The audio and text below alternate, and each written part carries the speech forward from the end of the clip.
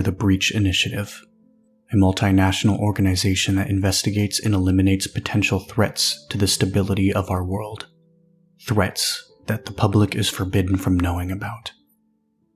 I come from a different opinion. I don't know what will happen to me for running my mouth about this, but people need to know what's really going on out there. Something big is coming, and I don't know if we're going to survive it.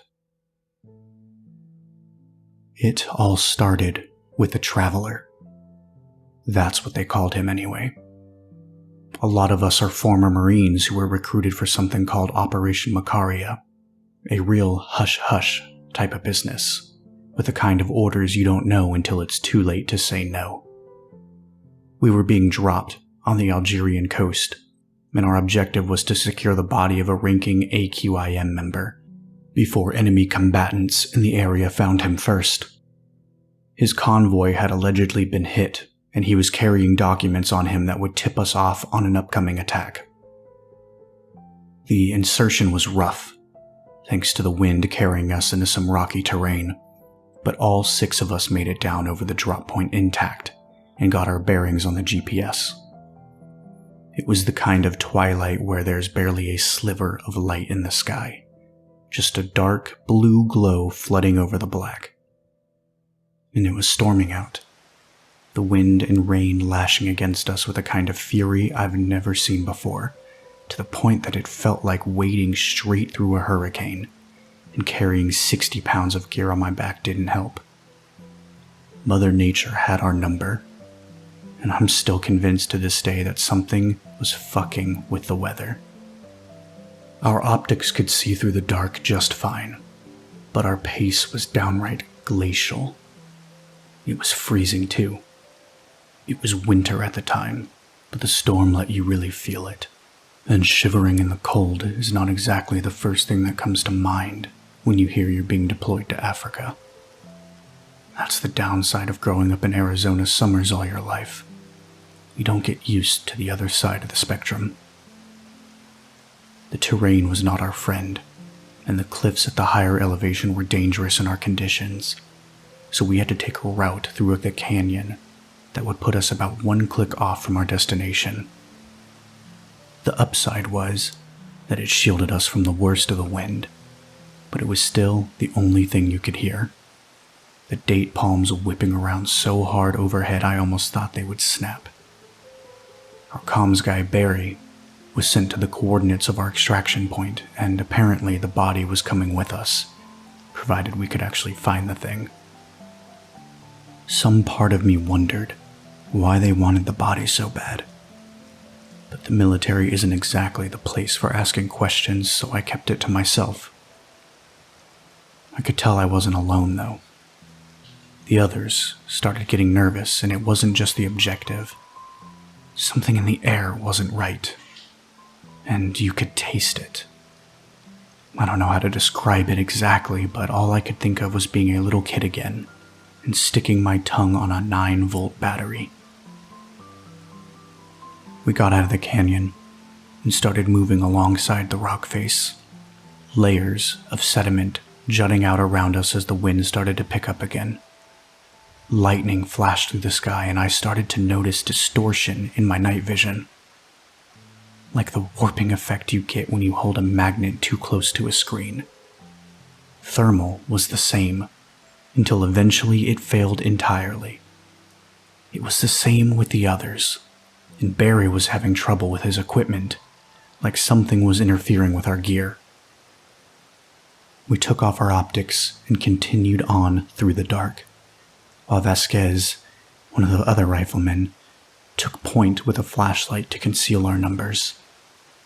We were nervous about him being spotted by patrols, but the twilight was history, and save for the occasional flash of lightning, it was pitch black out there. The terrain started to dip, and Barry let us know we were getting close to one of the main roads, and more importantly, our objective. Cue my relief. I was soaking wet and freezing cold and couldn't wait to be done, though we'd still have to drag a body for half a kilometer. Huh, said Barry. That's weird. We turned to him. What's weird? I asked. This guy was part of a convoy, but the coordinates of the body are way off the road. He probably crawled out there and died, said Jeffries, our sergeant. Keep moving. We took cover behind the palms as best as we could as we made our way down into an open valley, our goal on the other side of a rock formation up ahead. My legs burning with exhaustion, we turned the corner, keeping low behind the sparse bushes as Vasquez went ahead. That was when we realized that our op had nothing to do with the AQIM. The light illuminated the severed half of a man in what I could only describe as power armor. Black, angular plating covering every inch of his skin, and sliced clean across the midsection with his bleeding intestines hanging out in the rain. It was like he had been cut in two by a surgical laser, but his lower half was nowhere in sight. "What the fuck?" muttered one of the riflemen, the rest of us leaving our cover for a better visual. Looks like a goddamn space marine, said Barry. We've got prints, said Vasquez. I followed his eyes to the massive footprints embedded in the mud nearby, trailing off toward the main road, scorched black and glistening in the light, like it had been dusted with shards of obsidian. Jeffries ordered Barry and another to carry the body, and they lifted it up. Fuck, this guy weighs a ton, said Barry. And from the looks of it, it wasn't just the armor. Even if it was only half of him, the man's body was more than twice the size of a normal human's. Let's get out of here, said Jeffries, the wind and rain lashing against his face mask. There's something up with this place and I don't like it. The rest of us followed behind Vasquez, the trail of footprints continuing beneath us as we moved through the storm. Ahead, a light flickered in the darkness, quickly revealed to be the remains of an enemy patrol stricken across the muddy road. Final remnants of the fires burning out in the rain. The jeep looked like it had been sheared in two, the viscera of several men and their discarded rifles splattered across the ground, gaping, charred holes faintly growing in their mangled bodies, like something had blown straight through them. I couldn't see any casings on the ground, though, and those guys didn't even get a shot off. "They get hit by RPG fire?" asked one of the riflemen. Jeffrey shook his head. I think we all know this is a little above our pay grade, he said. Keep it going. Stay tight and eyes open. This couldn't have happened more than half an hour ago. We continued past the sinking road and moved down into a dark mountain pass, dirty rainwater spilling over the cliffs above and the rocks at our sides. Thunder rolled through the sky, and we paused to wait for Barry and the riflemen to catch up, the weight of the body clearly weighing on them. Equipment's starting to work again, said Barry, panting and out of breath. It's that place where we found this guy. Something ain't right with it. That was when I noticed that I could only faintly taste the electrical soreness on my tongue, like it was fading away the further we went, but something was still wrong. I started to feel like I was being watched. I kept a careful eye on my surroundings, but I couldn't see anything through the storm, and I could tell the others were getting paranoid as well. The pass opened into a shallow canyon, and a blur of motion rushed through Vasquez's light.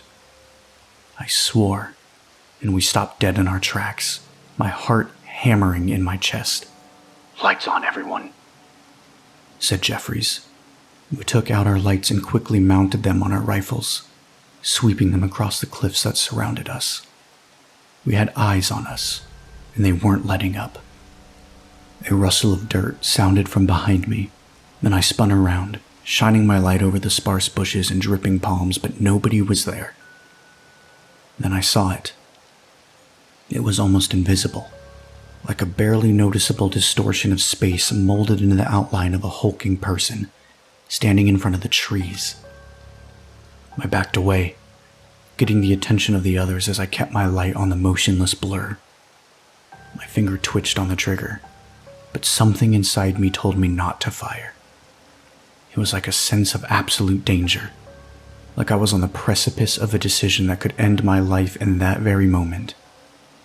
The blur rushed away, startling me as it passed into the darkness faster than I could track it. Stomping footsteps sounded from all around us, but none of us fired, remaining utterly still and paralyzed with fear in the invisible stampede.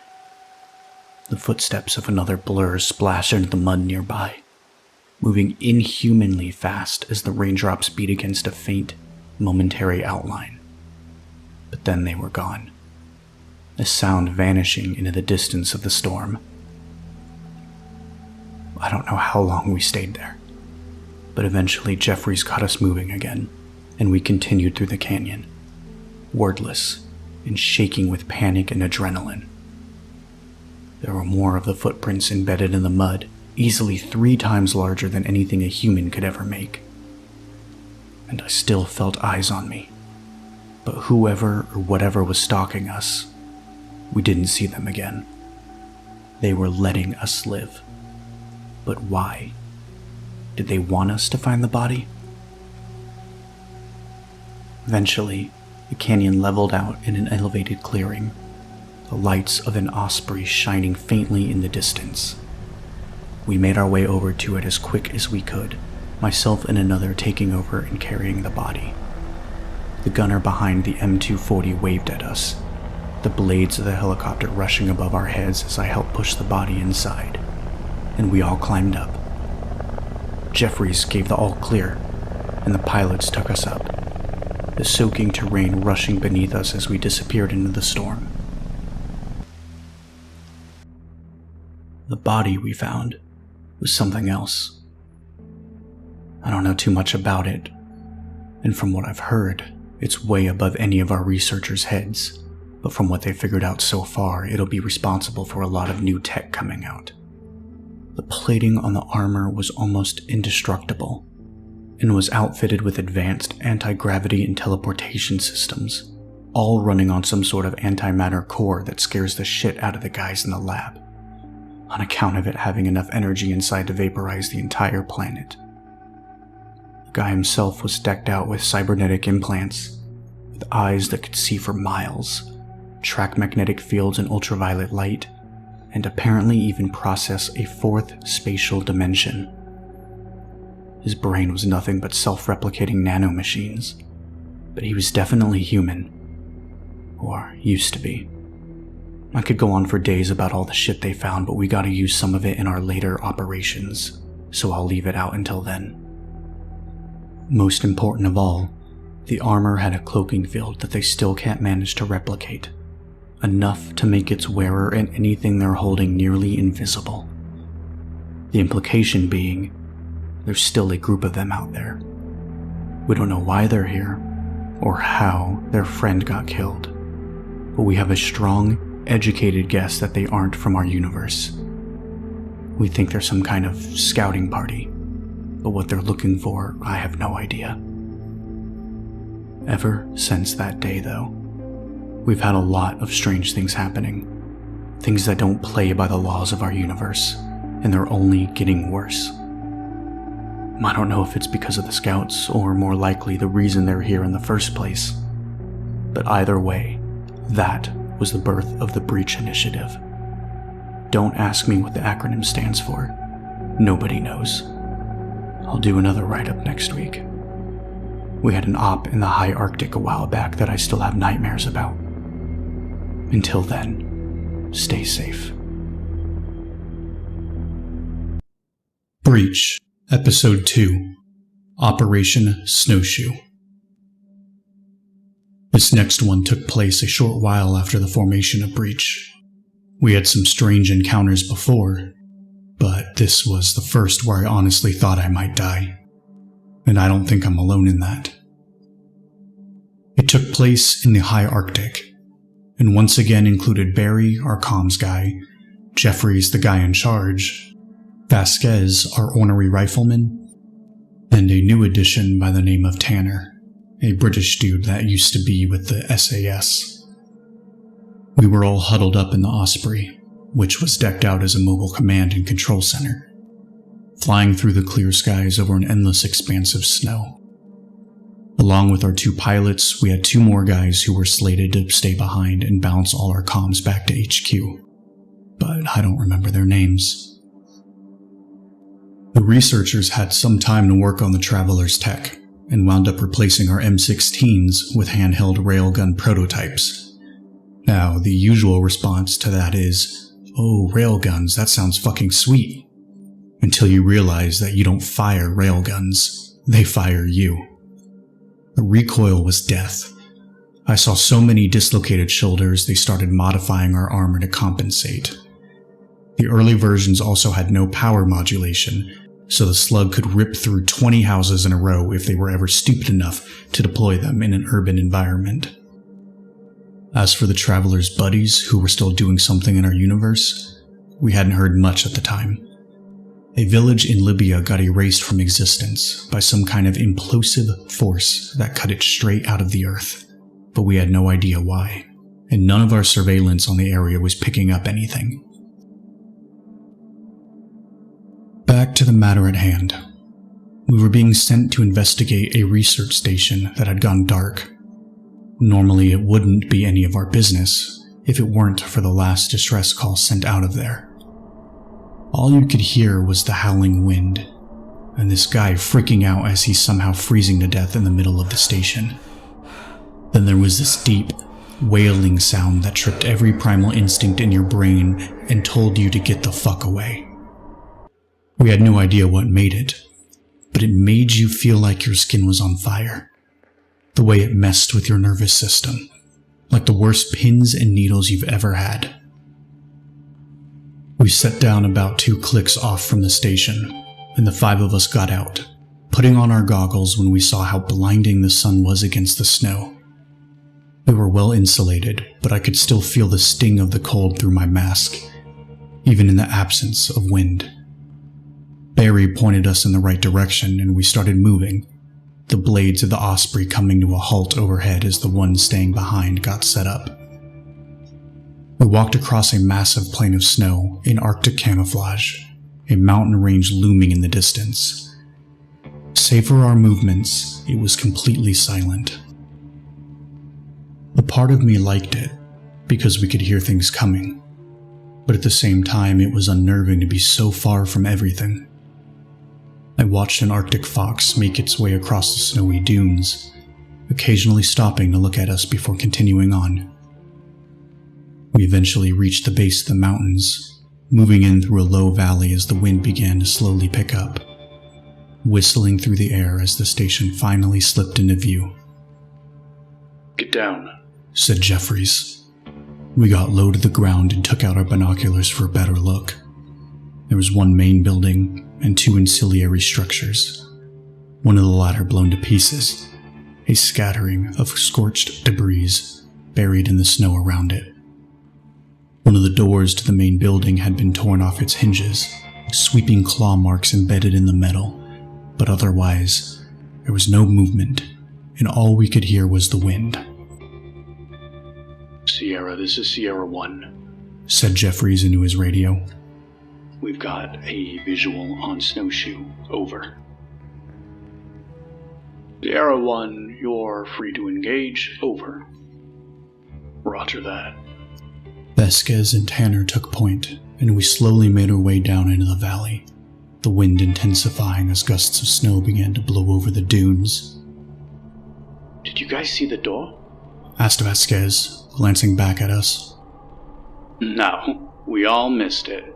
I said sarcastically. "What do you think did that?" "New quarry, I suppose," said Tanner.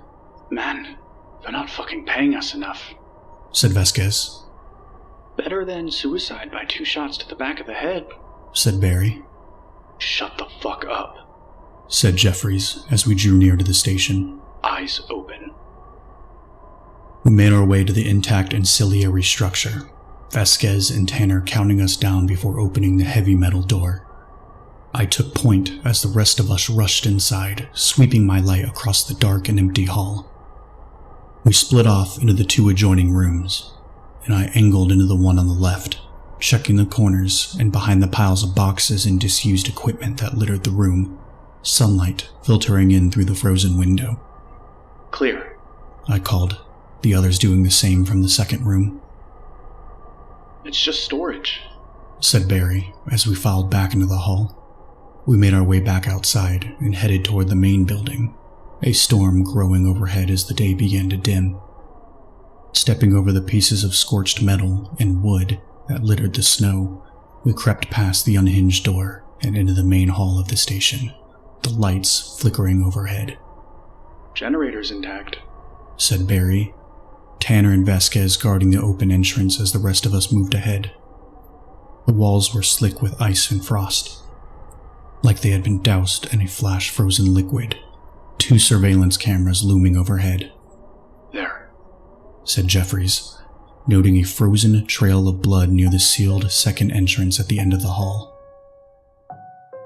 We cleared the rooms at our sides as we crept closer to it, passing a bathroom, a surveillance room filled with blank monitors and a chair on the floor, and a room full of frozen computers and communications equipment. The latter had 2 .357 casings on the ground and a splatter of blood stricken across the banks of electronics, but nothing else of note. We turned the corner, the trail of blood smearing across the ground into a ruined recreation room. Frozen gore splattered across the walls and the remains of a broken pool table. There were televisions shattered behind a small bar at the back. The air smelled like alcohol and blood. Broken bottles and glass from the bar littering the ground alongside several 308 casings. The fuck happened here? Muttered Barry, holding up the severed half of a Taika T3, the remainder in ragged splinters on the ground.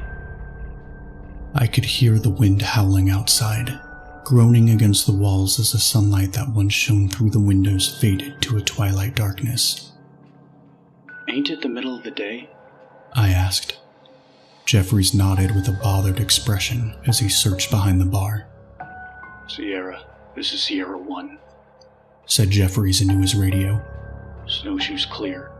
Looks like they got attacked by something. Over. Sierra 1, recover any surveillance footage and return ASAP. The storm's gonna make things difficult. Over. Roger out, said Jeffries, shaking his head as he looked over at the 2 of us. Weather was supposed to be clear today. This shouldn't be happening. I looked up and saw a surveillance camera frozen in the corner of the room, pointed at the entrance. Well, let's figure out what did this, I said. We made our way back out into the hall and turned the corner. Vasquez and Tanner were waiting inside near the broken entrance, a frigid breeze whistling through the opening. It almost looked like it was night out. Storm's a little harsh, said Tanner. We can't stand out there. It's fine, said Jeffries. We're heading out in a bit. Just need the surveillance tapes. The 2 of them joined us as we all filed into the surveillance room.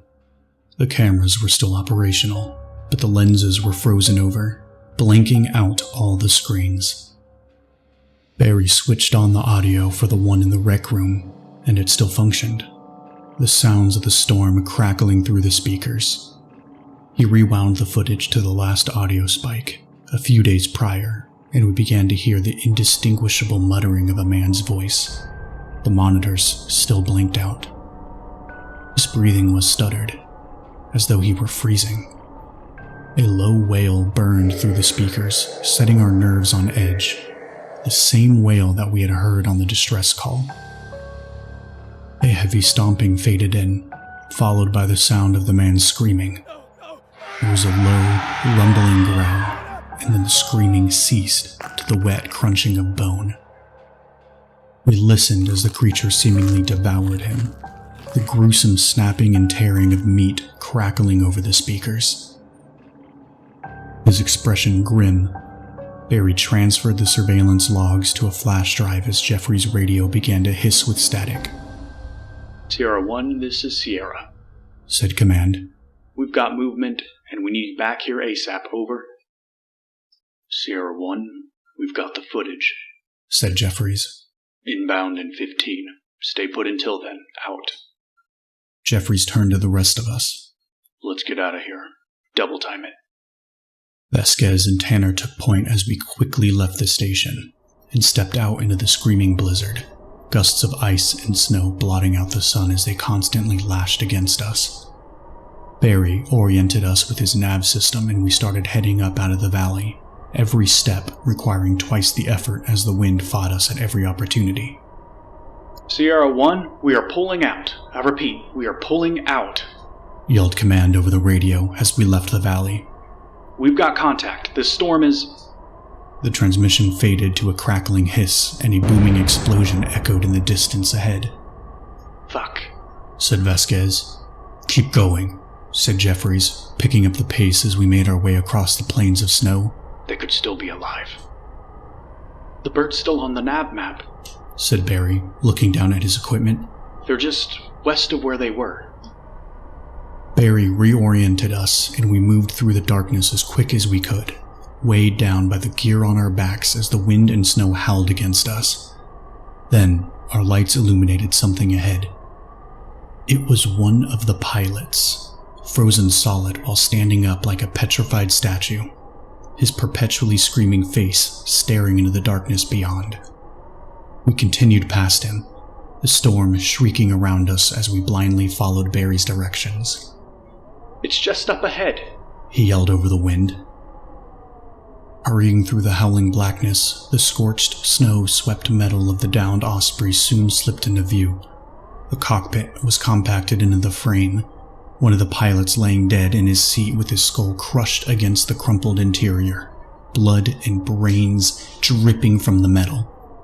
The other two were missing. There, said Tanner.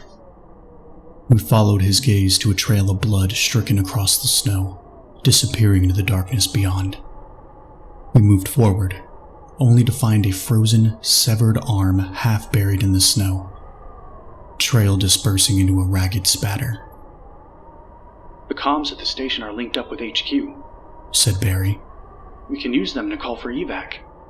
Jeffries quickly nodded, his eyes scanning the screaming shadows.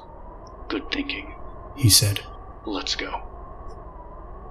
We retreated back the way we had come, the cold seeping through my layers as frost constantly clouded my sight.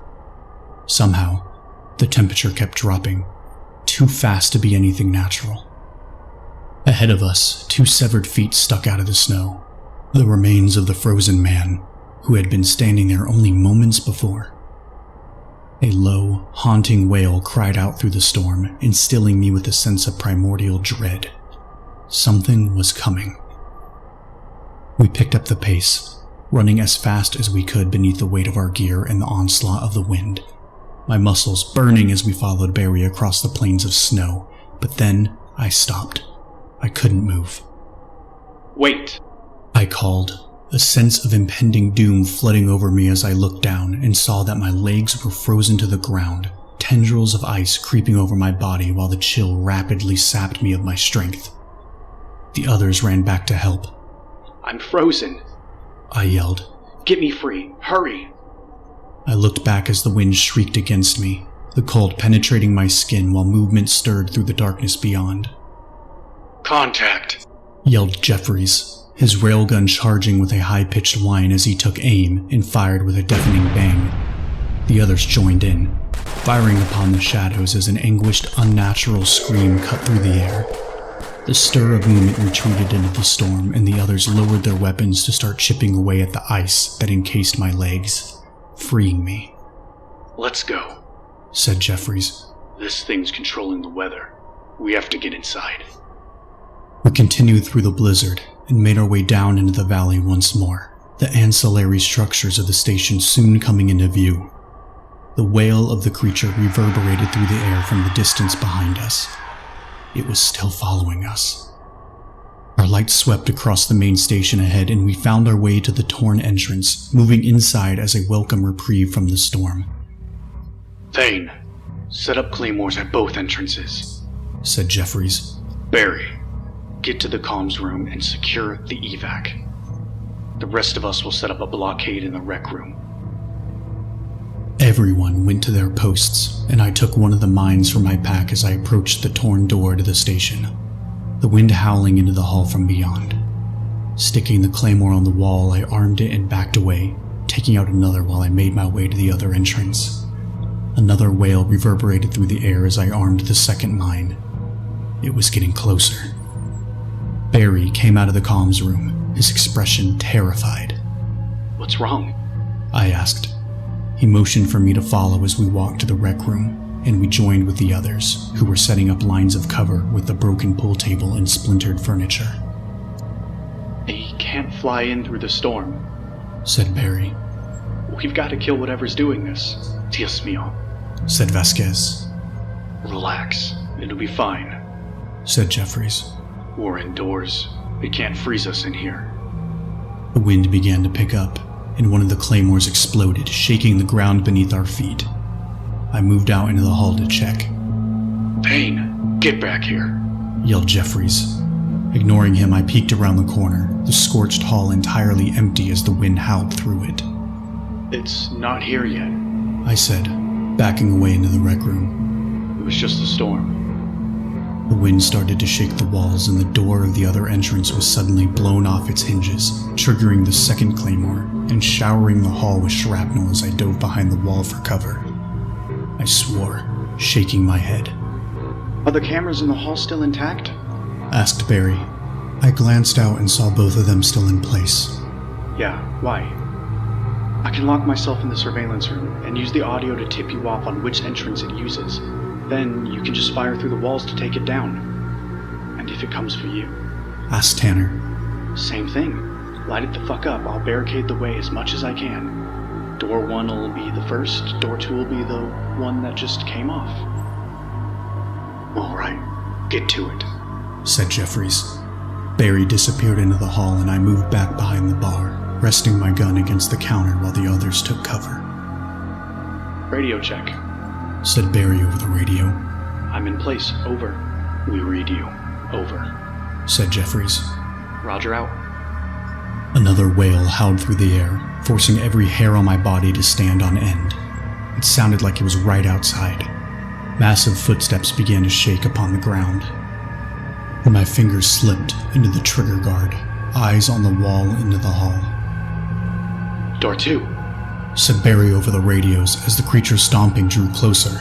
We all aimed our railguns at where the entrance would be, charging their capacitors with a high-pitched whine before firing in a cascade of deafening bangs, blowing a series of glowing holes in the wall. My ears were ringing, but I could still hear the pained shriek that followed, reverberating against my mind like a droning feedback. Vasquez peeked through one of the holes in the wall and immediately backed away.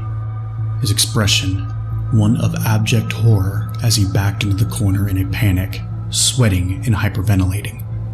Get it together, said Jeffries. Barry, is it still alive? I don't... The thundering stomps of the creature answered for us as it came lumbering into the room, and my blood ran cold.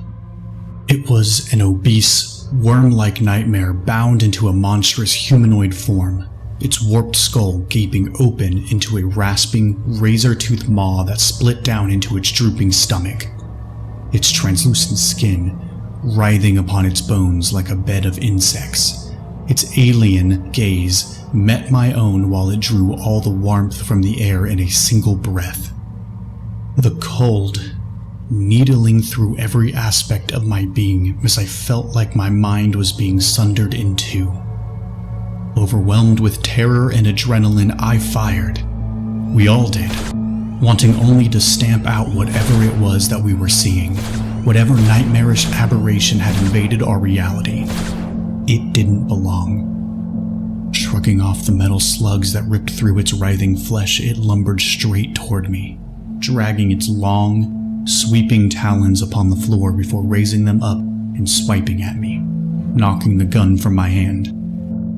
I backed against the wall, and it brought its talons down on me again, a white, hot pain cutting through my body as it ripped through my chest. I collapsed to the ground in agony, crawling out from behind the bar while the creature turns its attention to the others. It let loose a low, warbling growl that shook through my mind with a horrible unease. The wind howling through the open door, the horror lurched toward Vasquez, swiping its massive talons at him. He ducked at the last moment, only to get snatched up in the creature's other hand. Ignoring the shots that blasted through its drooping flesh, it swallowed half of Vasquez's screaming body into its gaping maw. And it bit down, messily tearing him in half. Blood and intestines spilling down from its jowls, it discarded Vasquez's severed legs as it swallowed the rest of him whole, turning to the others with a rumbling growl. Its footsteps shaking the floor beneath me. I pulled myself toward my gun and I picked it up, bracing it against my shoulder and taking aim while the nightmare lazily swiped at Tanner, who deftly rolled out of the way before unloading another shot into the creature.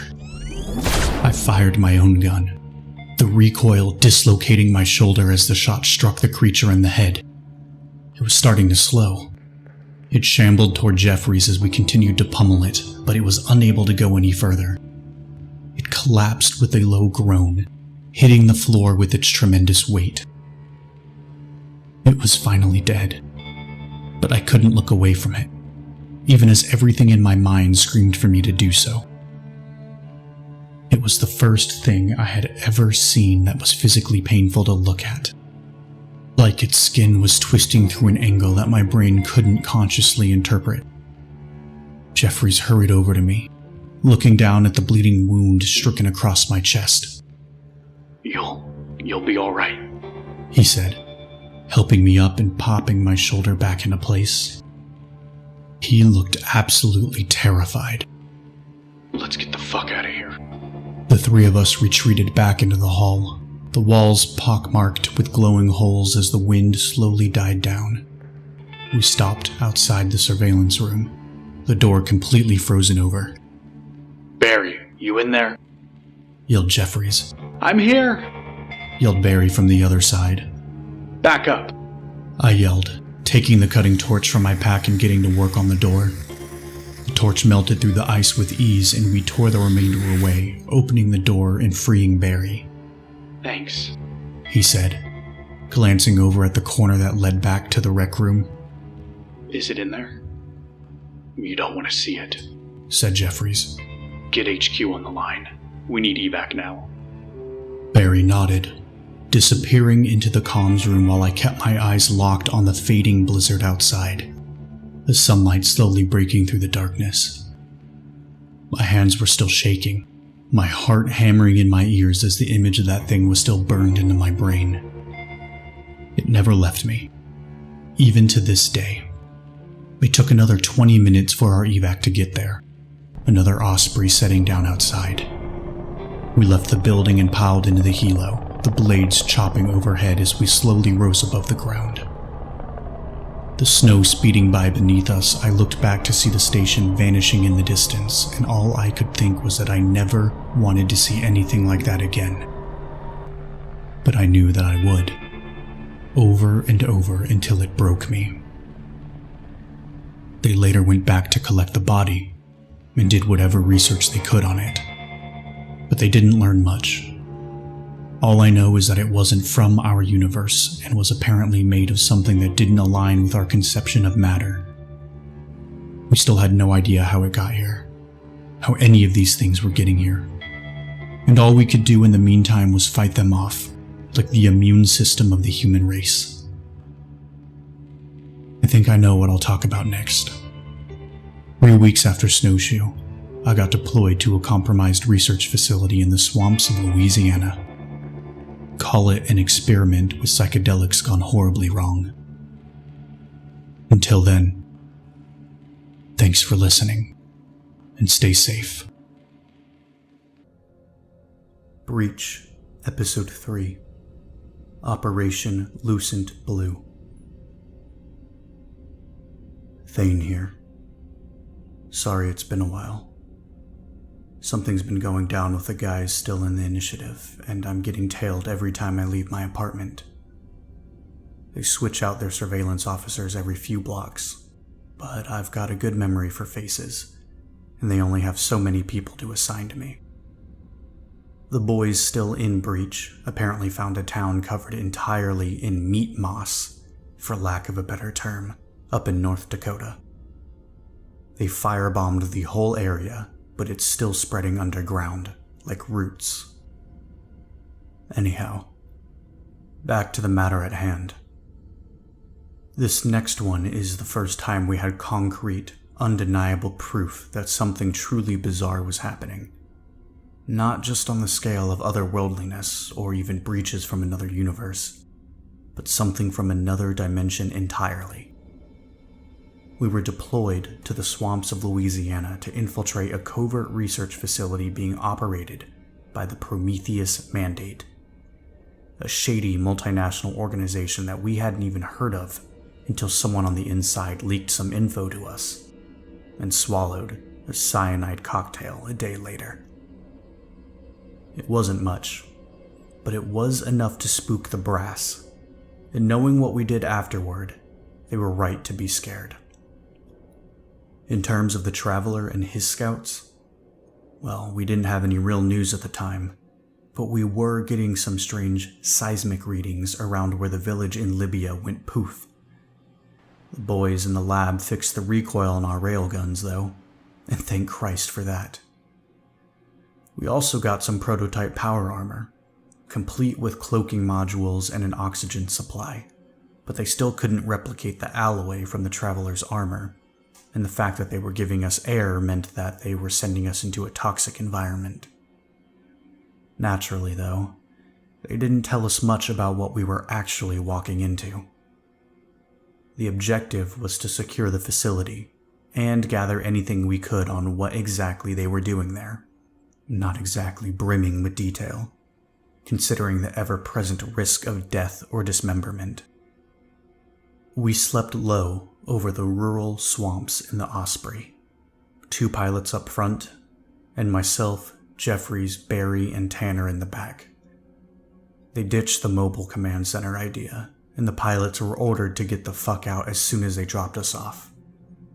I kept getting the impression that anybody who knew what we were actually walking into was scared shitless of it, but they wouldn't breathe a word of it to any of us, like we'd desert on the spot if we'd figured it out. The Osprey slowed, hovering over the bog, and Jeffries threw the rope out the door, the end disappearing into the trees below. Grabbing hold, he climbed out, and the rest of us quickly followed, an aura of wet decay radiating into the air the closer I got to the ground. Slipping through the cover of leaves and branches, I sat down with the others in the muck, my ankles sinking into the ground beneath me. The rope was wound back up, and the Osprey turned and went back the way it came, the chopping of the blades disappearing in the distance until only silence remained. That should have been our first red flag. Normally you'd hear something out here, whether it's insects, animals, or even the wind, but this place was dead silent. None of us brought it up, but I could tell the others were bothered by it. Barry got us oriented, and we started making our way through the swamp, the hot sun shining through the trees. Our armor made it easier to move through the muck, but one thing they didn't add was air conditioning or ventilation of any kind. So 10 minutes later, the only word I can use to describe the inside of my suit is moist. The really fun part, spoiler alert, is that they never fixed it. Every single operation from then on out, I had to bathe in my own sweat. You also couldn't take them off without help, so relieving yourself on any sort of extended op was a little slice of hell. In basic, that used to be the standard if you ever felt the urge in the middle of a run, but you never expected to keep doing it after you got your MOS, unless you eventually got suckered into Scout Sniper or some other recon. Apparently, you'd be wrong.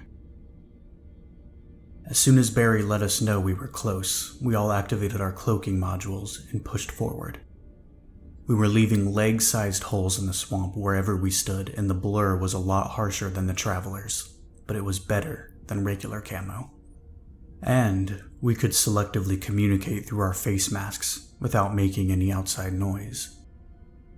2 o'clock, said Barry, stopping to look through the scope of his railgun. A short ways ahead, 2 men in ghillie suits were moving across a finger of dry land, camouflaged M16s in hand. Tanner, you're up, said Jeffries. Tanner moved ahead, leveling his scope on the men as they walked. I got the one in the back, said Barry, charging his railgun with a faint whine. Ready, said Tanner. On 1, 3, 2, 1. With a soft hiss, they fired 2 subsonic slugs at the men, and their upper bodies exploded, painting the trees with a splatter of blood and bone fragments. Clear, said Barry, lowering his gun and continuing forward. That was when things started getting strange. A couple of minutes later, I started to notice the sunlight getting paler, almost like twilight, but in the middle of the day. You guys seeing this? I asked. Oh yeah, said Jeffries, stopping to point up at the sun shining through the trees. It was like a blue eclipse, just a pale ring of ghostly light shimmering around a black disk in the sky. What the fuck? Said Barry, looking up at the bizarre sight. Let's keep moving, ordered Jeffries. You know the drill. We picked up the pace, and the further we went, the more the light seemed to bleed from the eclipse, dropping down from the base like a glowing seam in the sky that deepened by the minute, bathing everything in an indigo light. I was still getting chest pain from where that thing in the Arctic hit me, piercing through my ribs with every step I took, even with the armor assisting me. We got movement, said Barry.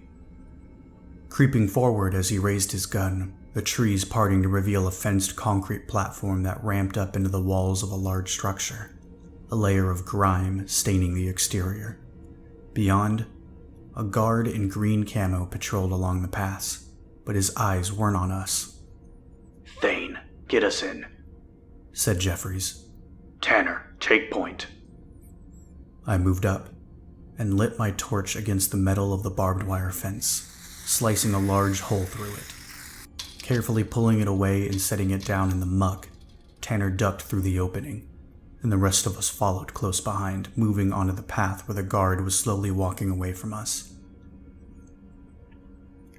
The trees had been cleared around the facility, and another guard was perched in a watchtower at the far corner ahead of us, looking out over the swamp with an AR-10. Wait here until he comes, said Jeffries, watching the guard on the walkway as we all took cover behind the structure. Tanner, you take him out as soon as he's near. Keep it quiet. Consider it done, said Tanner, the blur of him removing the knife from his belt, shimmering upon the air. After a couple of minutes of waiting, the footsteps of the guard drew closer to us, Tanner peeking out around the corner while the rest of us remained hidden. When the guard stepped out in front of us, Tanner grabbed him and covered his mouth, sawing open his throat as he dragged him back behind the wall. Holding him still until he bled out, Tanner propped him up against the concrete, hidden from sight. Move up, said Jeffries. Tanner took point and we made our way across the open concrete path, moving past the watchtower and around the corner, the front of the building glowing in the indigo light. The entrance was in sight. 2 guards posted out front, but they were both smoking and looking out into the swamp. Move past them, said Jeffries. Let's get inside. We slipped past the oblivious guards and entered the facility.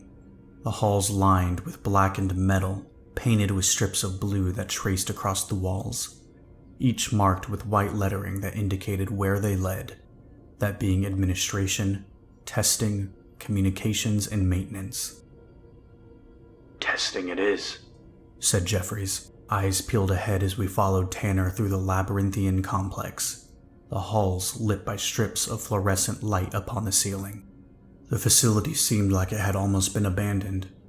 and though we heard voices from one of the other corridors, nobody crossed our path. Eventually, we were led to a large, open chamber filled with electronics, a sealed elevator booth in the center of it with its doors welded shut. 2 guards kept their eyes on the elevator. Their expressions were deeply uncomfortable, while a woman in a lab coat monitored a terminal nearby. Tanner and Barry, take out the guards, said Jeffries. Thane, keep the lady breathing, but keep her quiet. I've got some questions for her. I crept up behind the woman as the others took their positions, Jeffries setting up near the door to shut it. We each sounded off, and Jeffries started the count. 3, 2, 1. I grabbed the woman from behind and covered her mouth, dragging her back from her chair as the others slashed open the guards' throats and waited for them to bleed out. Jeffries quietly shut the door and disabled his cloaking module, walking toward me as the woman tried to scream through my fingers and struggle in my grip, but to no avail. Okay, a friend here is going to take his hand off your mouth, but if you scream or signal for help, you're going to die. You stay quiet and answer our questions. You get to walk out of this. Nod if you understand. She nodded apprehensively, ceasing her struggling. I slowly removed my hand but still held her in place. First question, what are you testing? The woman shook her head. I don't know, she said. They don't tell me anything, I swear to God. Hey Tanner, start peeling off her fingernails if she doesn't answer in 5 seconds. Tanner walked over in a blur of motion and grabbed the woman's hand, holding his knife to it as Jeffries counted down. 5, 4, 3... Wait, said the woman. Okay. Well, shit. I thought you didn't know anything, said Jeffries. I don't know a lot, she said, shaking in my grip. But they put me here to monitor the underground, to make sure nothing comes up while the station's being decommissioned. Beneath us is a tesseract, meant to keep something from passing through the walls. The fuck is a tesseract? A 4D cube, I said. And how exactly did this something get down there? I don't know. Honestly, said the woman. It's something to do with modifying kyanite to make contact with another place. Anything more than that is over my head. It's not my department. I'm just a tech.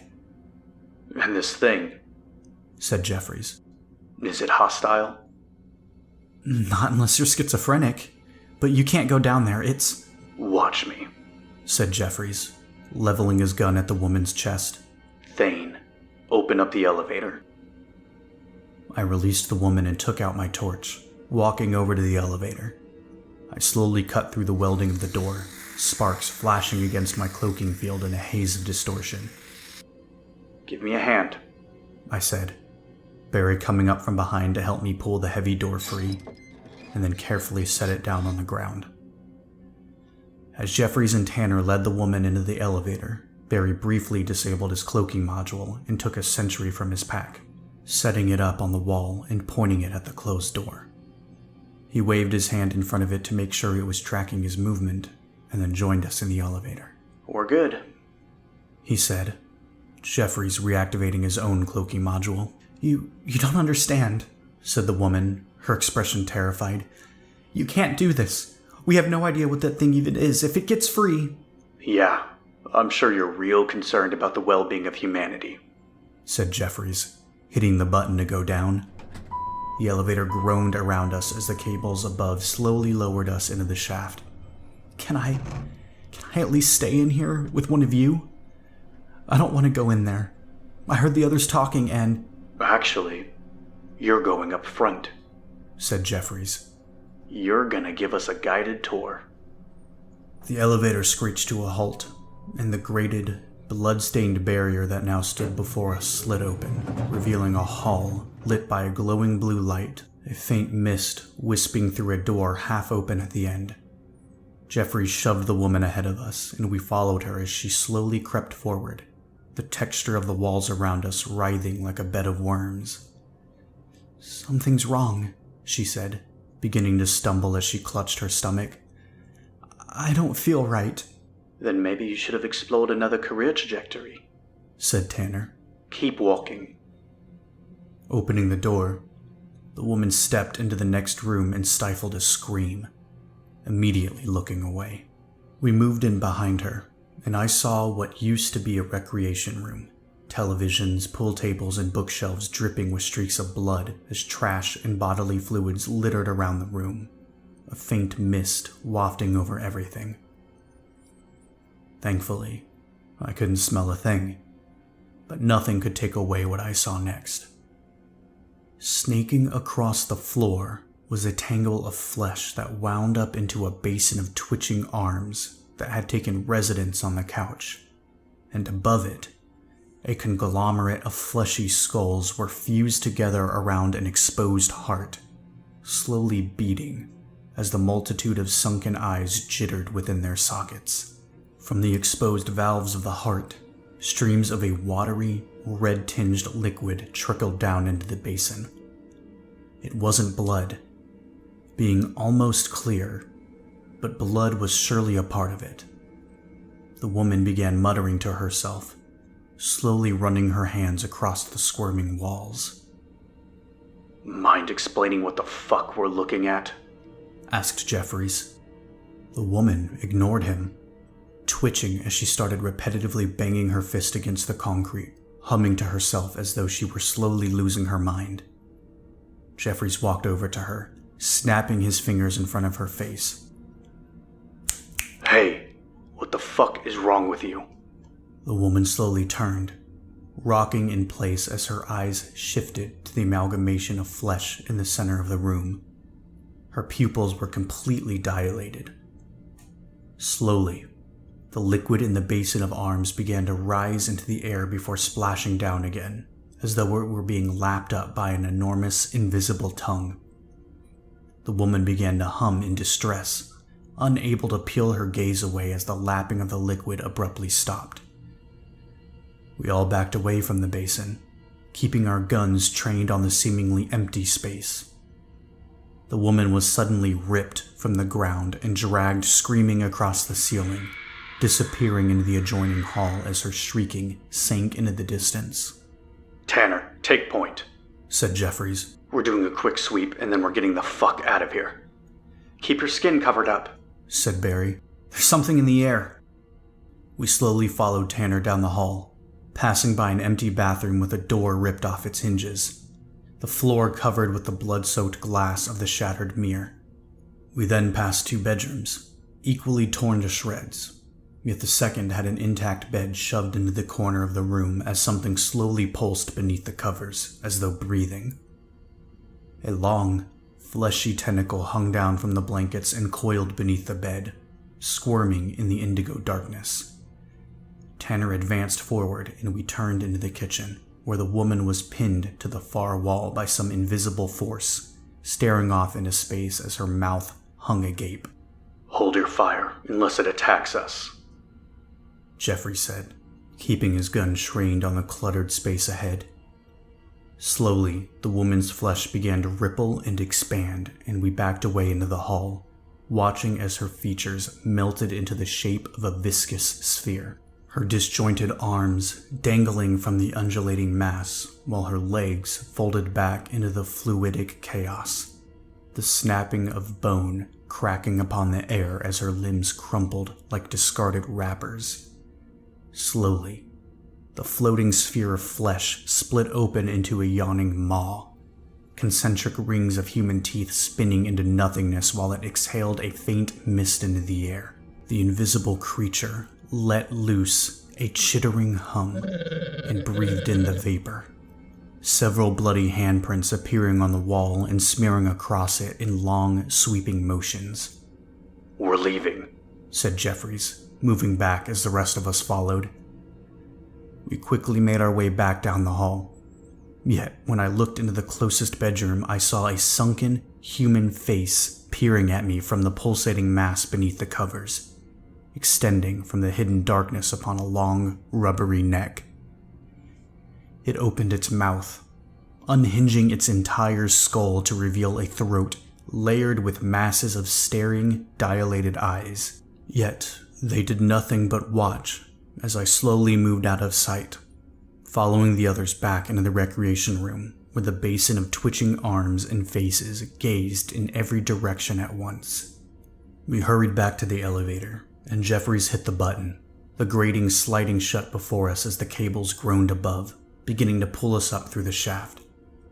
Just as the floor could slide out of view, I saw the long, turtle-like head of the thing that once lurked beneath the bedroom covers peek into the hall from the open rec room door, its sunken, dilated eyes watching me intently before it slipped from sight, the concrete wall of the shaft passing in front of us. We didn't say a word, the elevator bringing us to the surface once more as we filed out of it, and Barry dismantled the sentry, the dead body of a man in a lab coat riddled with bullet holes next to the open door of the chamber. We moved back down the hall and found our way out of the facility, Barry and Tanner wasting the 2 guards out front and dragging them inside before the watchtowers could spot us. We left through the hole in the fence out back, the body of the patrol still laying undisturbed against the concrete. As we made our way back, and Barry called for evac, the blue eclipse slowly faded into a pale, ghostly light once more, before splitting back into the familiar, blinding glow of the midday sun. It didn't take long for the Osprey to arrive, and we got out of there as quick as we could.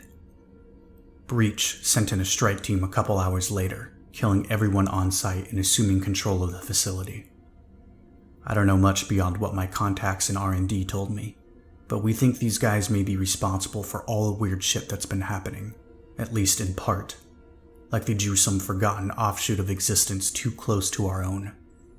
The strike team secured an encrypted comms record that the facility had with other Prometheus bases before the staff could wipe it, but nobody could figure out where, geographically, the messages were coming from, and anybody that wasn't killed by the team committed suicide on the spot. From what I've heard, the entire zone was created by the quantum entanglement of a kyanite sample with a cluster in another reality, prompting any wildlife to stay the fuck away from it. Why they chose kyanite, nobody really knows. The working theory is that it's the only thing our universe has in common with whatever we're bound to. They don't know what to do about the thing in the underground. They have no idea how the tesseract around the living quarters has been constructed, so they're apparently choosing to just let it be until they understand it better. Hopefully, they can wipe the whole thing off the map. Prometheus was recruiting people and locking them down there on the pretense of high-paying clinical trials, spiking their water supply with acid while that thing waited in the background. Now, everything that goes down there unprotected is transfigured into something that breathes and bleeds LSD, sustaining whatever it is that now calls it home, and any hostile action doesn't even affect it. Opening fire on it is like shooting at the air, and it won't even try to hit you back, unless you've been dosed. Even then, nobody can describe what they're seeing, because the human mind is only human, no matter how much you try to alter it. I'll get back to you soon. A while before I left, we got deployed to investigate something called the Cult of the Veil, up in the Northwest Territories. They somehow obtained an artifact that could summon lightning storms. Until then, stay safe, and avoid looking at the moon. I was watching it last night, and I swear it was looking back. Operation Thunderbird. Thane here. This one was a little strange, relatively speaking. It was myself, Jeffries, Barry, and Tanner again. The brass seemed to like keeping us together, even if we were smaller than a regular breach squad. So they started using us for the operations that didn't warrant a lot of loud noise and dead bodies. Results, as you'll see, tended to vary. We were being deployed at night to a remote location in the Northwest Territories. The black nothing speeding beneath the Osprey as the faintest tips of snow-covered trees glinted in whatever moonlight could slip through the clouds. By then, something had happened with the travelers. Those seismic readings we were getting from Libya were there for a reason, probably controlled detonations. We thought they were building some kind of underground outpost, and as far as I know, they still are. We sent UAVs and even some guys on the ground, and they couldn't find a way in. But that didn't necessarily surprise us. They were so far beyond us that anything we did was likely to just antagonize them. And there's only one thing you do to a mosquito on your arm. I heard people are getting paranoid, though, and are starting to consider more hostile options. I hope for our future that they don't. Before this recent operation, they made some minor improvements to our railguns, and some not-so-minor improvements to their scopes. Since we could selectively power our shots between subsonic stealth and blow through 16 city blocks and kill somebody's cat, we now had the ability to track movement through walls, provided they weren't too thick. Unfortunately, our shitty cloaking fields still made us look like discount predators, and our armor was truly uncomfortable. R&D was busy trying to counterfeit the self-replicating nanomachine tech from the Traveler, but stopped when they realized that their prototype nanomachines were about to turn the planet into nanomachines. For this operation, we were also given what we were pretty sure was a bomb, packed in a featureless, hexagonal cylinder with a little crease along the middle. It'd pop open with a hiss, revealing a keypad and the black metal that shrouded the internals. Barry pointed out that there used to be lettering on the inside, but it was intentionally scratched off.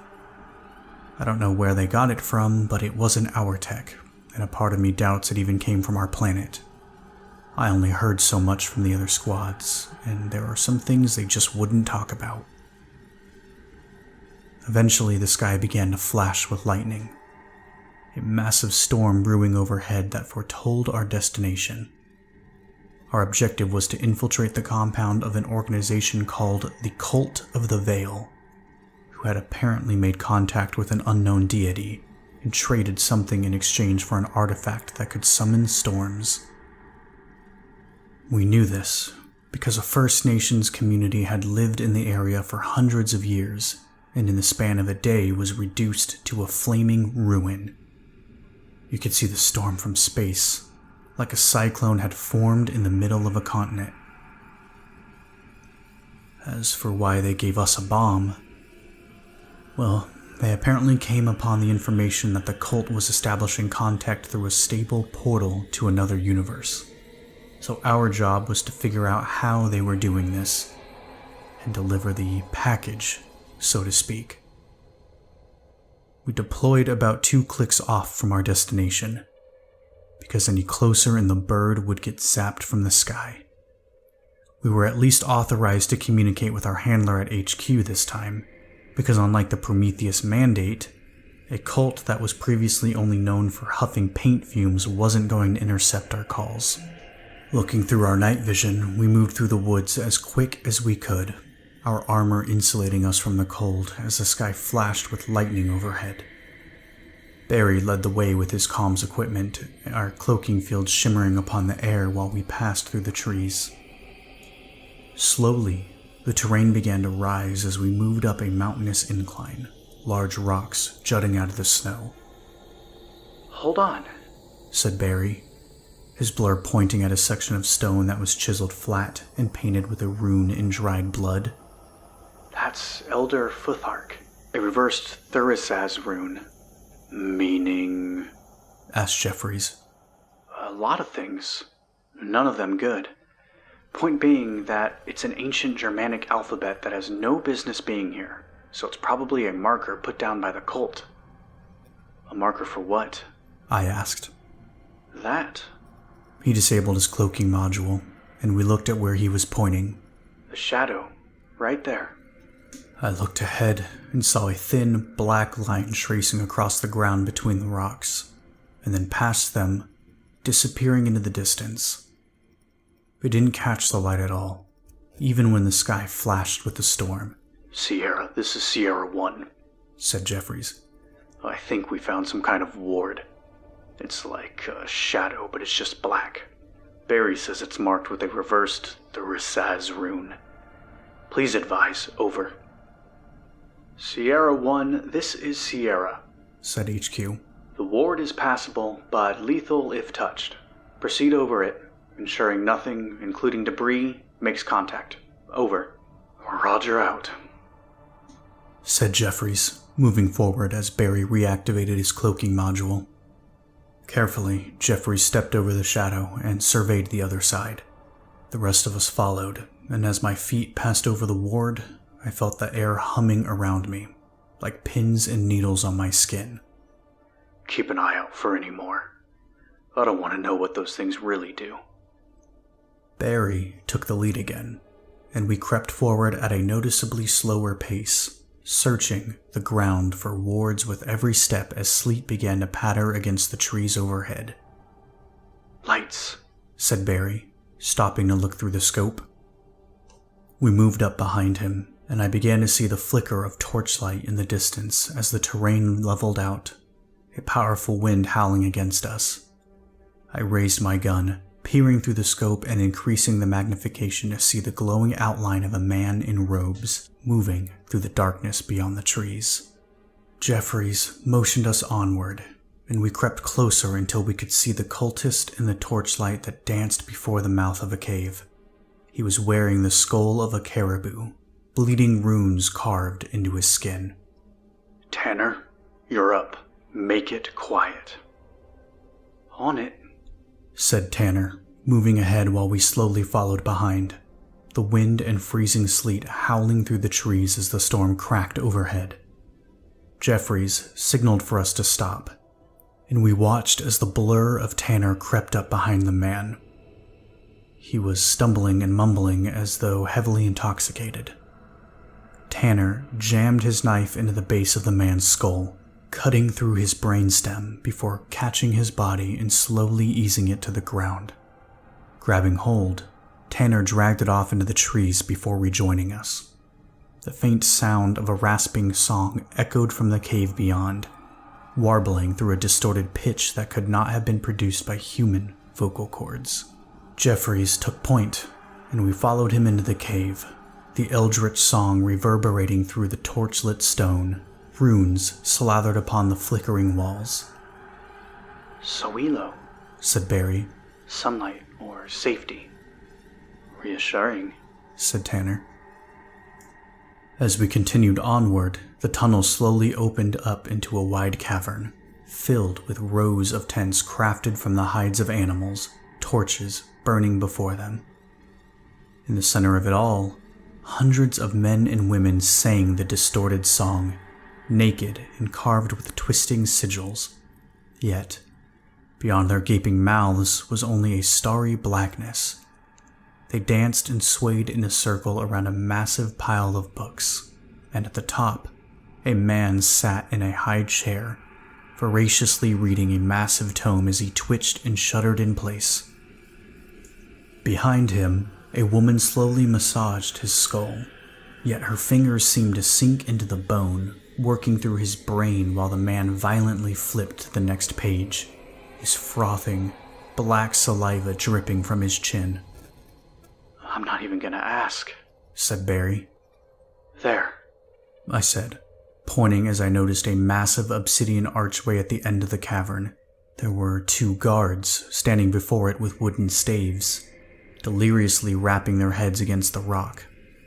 We're going around, said Jeffries as he carefully crept down the rock face. Keep it slow and stay behind cover. We don't want to catch their eye. We followed behind him, making our way down to the cavern floor and taking cover behind a tent. A writhing tentacled shadow stirred from within and began to cry like a human child. Wasting no time, we moved away, from tent to tent, slowly working our way to the end and then keeping low near the open archway. Look, said Barry, pointing at a massive ornate hammer that sat within the flames of a bonfire, its gleaming surface sparkling with electricity. I think that's it. Not our objective, said Jeffries. The cleanup crew will pick it up after the smoke's cleared. The man in the high chair started to yell something in another language, his barking intonation grating upon my ears. That's Danish, said Barry. Who the fuck are these people? What are they saying? Asked Jeffries.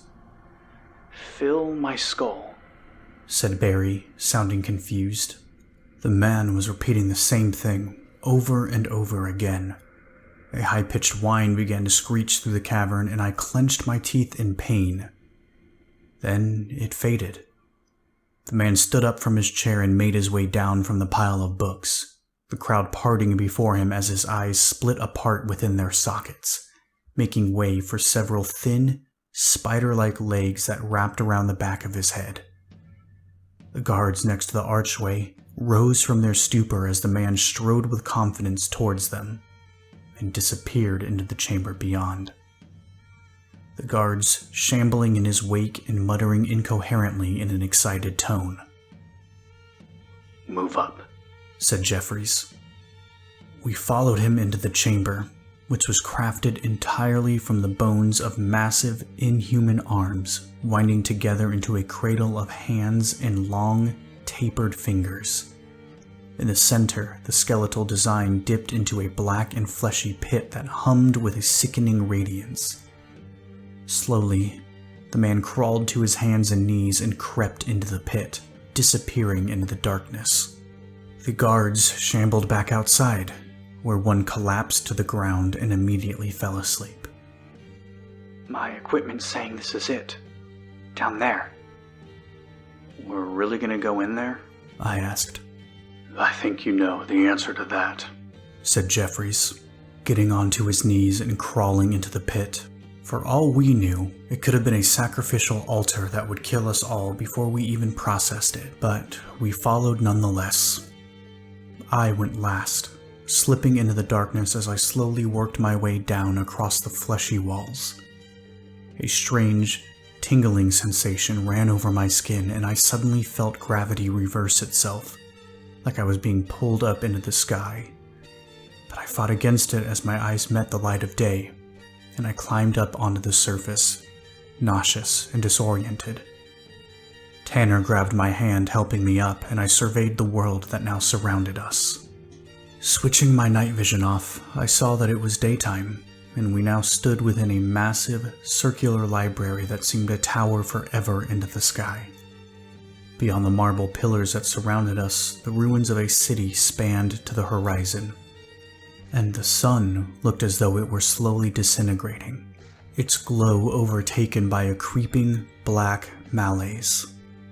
A spiral staircase wound upon the walls that were lined with books all the way to the top, and upon it, the man with legs jutting out from his eyes slowly made his way up the steps.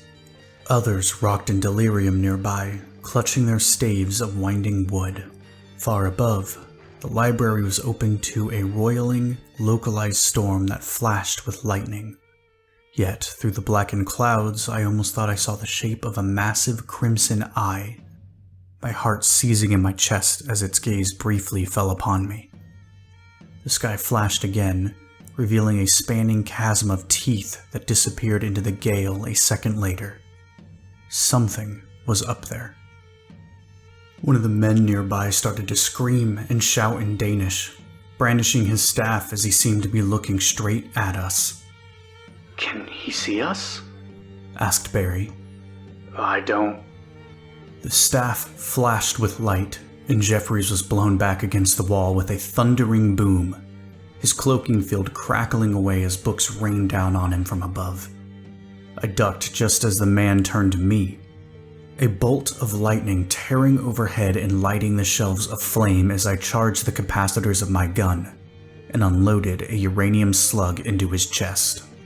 The man was bisected by the round, blood and organs splattering against the tomes as the cultist from the caverns began to run up the steps, nearing the top. A low growl reverberated through the air as Jeffries crawled to his feet, reactivating his cloaking module while it fizzled with distortion.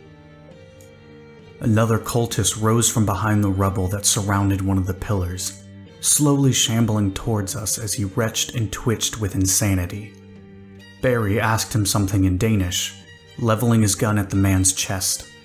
The cultist only continued forward, Barry repeating his question, until several long, spider-like limbs erupted from the man's mouth. Barry backed away while Jeffrey shot the cultist with his railgun, blowing him back in a splatter of blood.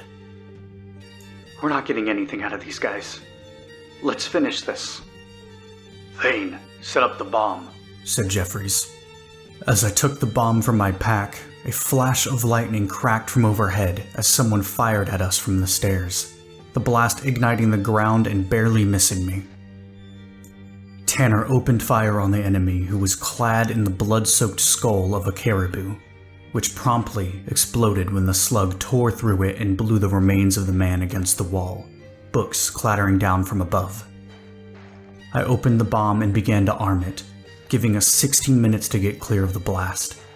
An inhuman scream cried out from above, and I looked up to see the man from the cavern being telekinetically lifted into the sky as a massive, suckered tentacle descended from the clouds. It latched onto the man's skull and bored inside, the fleshy appendage pulsating with hunger while it drank the knowledge from his mind.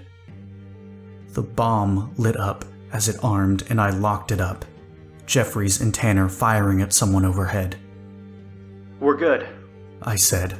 All right, get back, shouted Jeffries, firing again with a loud bang while an arc of lightning lashed against the nearby wall, flaming pages blowing through the air. An enormous, misshapen hand descended from the heavens above, coated with a black gangrene as its claws slowly reached for us. The others fired at it, forcing it to flinch back as its flesh was blown away, the sky rolling with thunder. I got onto my hands and knees and quickly crawled back into the pit as the others helped Jeffries fight back the claws of the eldritch deity, their gunfire booming from above while I sank into the darkness and switched on my night vision. Gravity reversed around me, and I eventually found myself crawling back up through the other side, rising to my feet in the cavern as Barry came through behind me. Tanner followed, and then Jeffries, his cloaking field malfunctioning from massive burns stricken across his torso, where the metal of his armor melted into his skin. Looks like we're getting out the old-fashioned way, he said, charging the capacitors in his railgun as I took a grenade from my pack, the song of the cultists still rasping from the cavern beyond while another man twitched upon the chair. Sierra, this is Sierra 1. We need evac ASAP. Over. Sierra 1, this is Sierra. Evac is inbound in 3 minutes. The coordinates have been forwarded to your navigator. Over. Roger out, said Jeffries. Got him, said Barry, looking down at his map. Then let's get the fuck out of here. Thane, you do the honors. My pleasure, I said. Ripping the pin from the grenade, I ran forward and tossed it into the ring of singing cultists as Tanner and Barry slit the guards' throats behind me. The grenade detonated, blowing several cultists to pieces as the rest were showered with burning shrapnel. The others opened fire with their railguns while we quickly advanced straight through the cavern, blasting glowing holes in anyone we saw.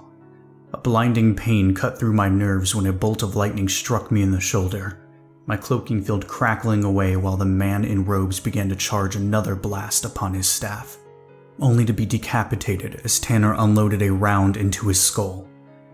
A woman ran towards us with a knife in hand, screaming in a deranged madness. I charged my railgun and fired at her, blowing her back across the cavern as her organs splattered against the tents that writhed with shadowy tentacles. Taking out another grenade while the others gunned down the cultist guards that fired upon them, I pulled out the pin and tossed it into one of the tents before whatever was inside could tear through the hide. It exploded, a piercing, childlike shriek echoing upon the stone as a flaming cacophony of tendrils and screaming mouths spilled across the ground, needling my mind with an aura of raw depravity as I struggled to keep my bleeding eyes on the nightmare. Contact right, I yelled, my vision blurring in delirium. The others turned, unloading their railguns into the shrieking aberration before it could close the distance, and blowing it back as it quickly burnt to death upon the rocks. Reaching the end of the cavern, we ran up into the narrow cave, a bolt of lightning bursting against the ceiling above and raining sparks on us. Slipping away, we hurried out of the cave as Barry took the lead, the sky flashing overhead while the storm of sleet lashed against us. We ran as quickly as we could, and I glanced back to see the flickering lights of the cultists in the distance, slowly beginning their pursuit. Barry stumbled to a halt and pointed out the ward that was stricken across the ground. Carefully, he stepped over it, and we did the same, just as a cultist wielding a massive knife came screaming out of the forest behind us, his face carved with bleeding runes. We didn't even get to fire before he stepped on his own ward. All I heard was a sickening crunch and a splatter of blood smacking against me as he was sucked into the shadow within a split second. Barry, when we get back, remind me to buy you a beer. Barry nodded towards Jeffries, continuing forward while the torches of the cultists drew closer in the distance. As we made our way down the incline, a light gleamed from overhead while the sound of the Osprey cut through the storm, hovering above us in the howling wind.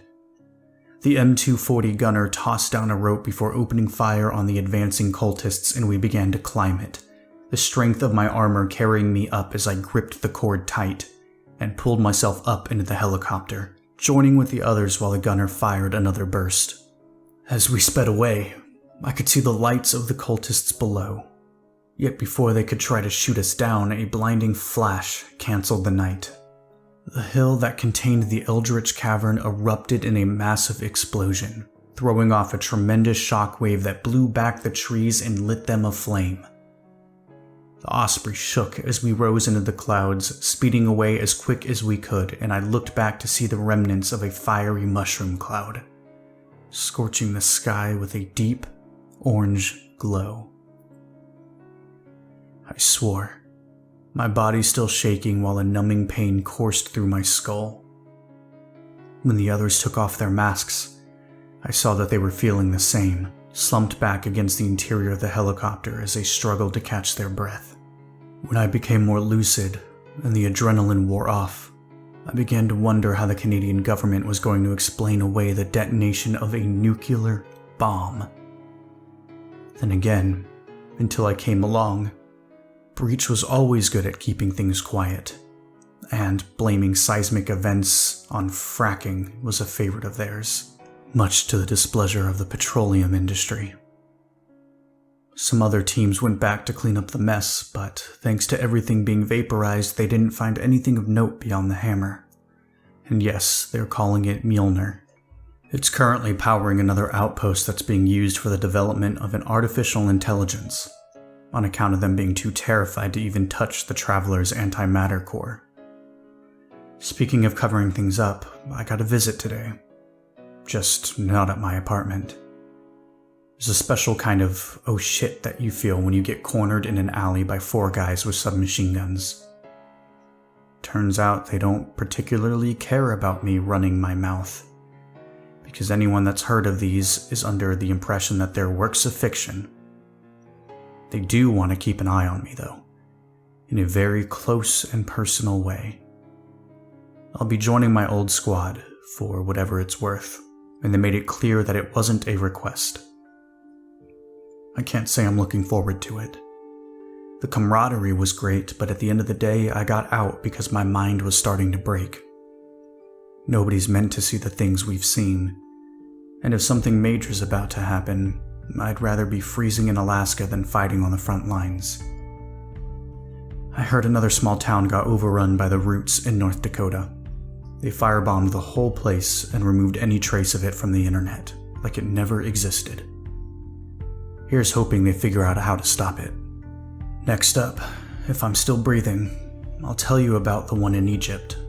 An archaeologist found a hidden passage in KV-62, or the Tomb of Tutankhamun, and it led to an upside-down version of Earth.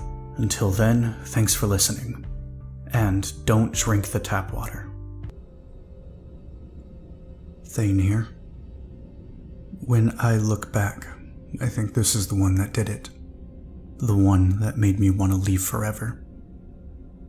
It's hard to think about, but I've come to learn that writing these down is an excellent source of therapy when nobody else will believe you or even understand. We were deployed to the Valley of the Kings in Egypt, where a stable breach to another world had been discovered in KV-62, or the Tomb of Tutankhamun. Flying in from our impromptu outpost in Luxor, it was myself, Jeffries, Barry, and Tanner, along with a new addition to the team, an artificial intelligence we called Sprite.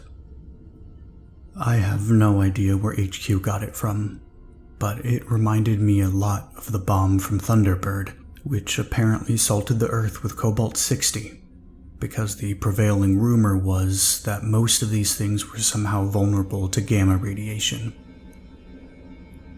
Anyway, Sprite was essentially a metal ball that floated. But it could split open and project wings from its sides to fly higher than its gravity propulsion would allow.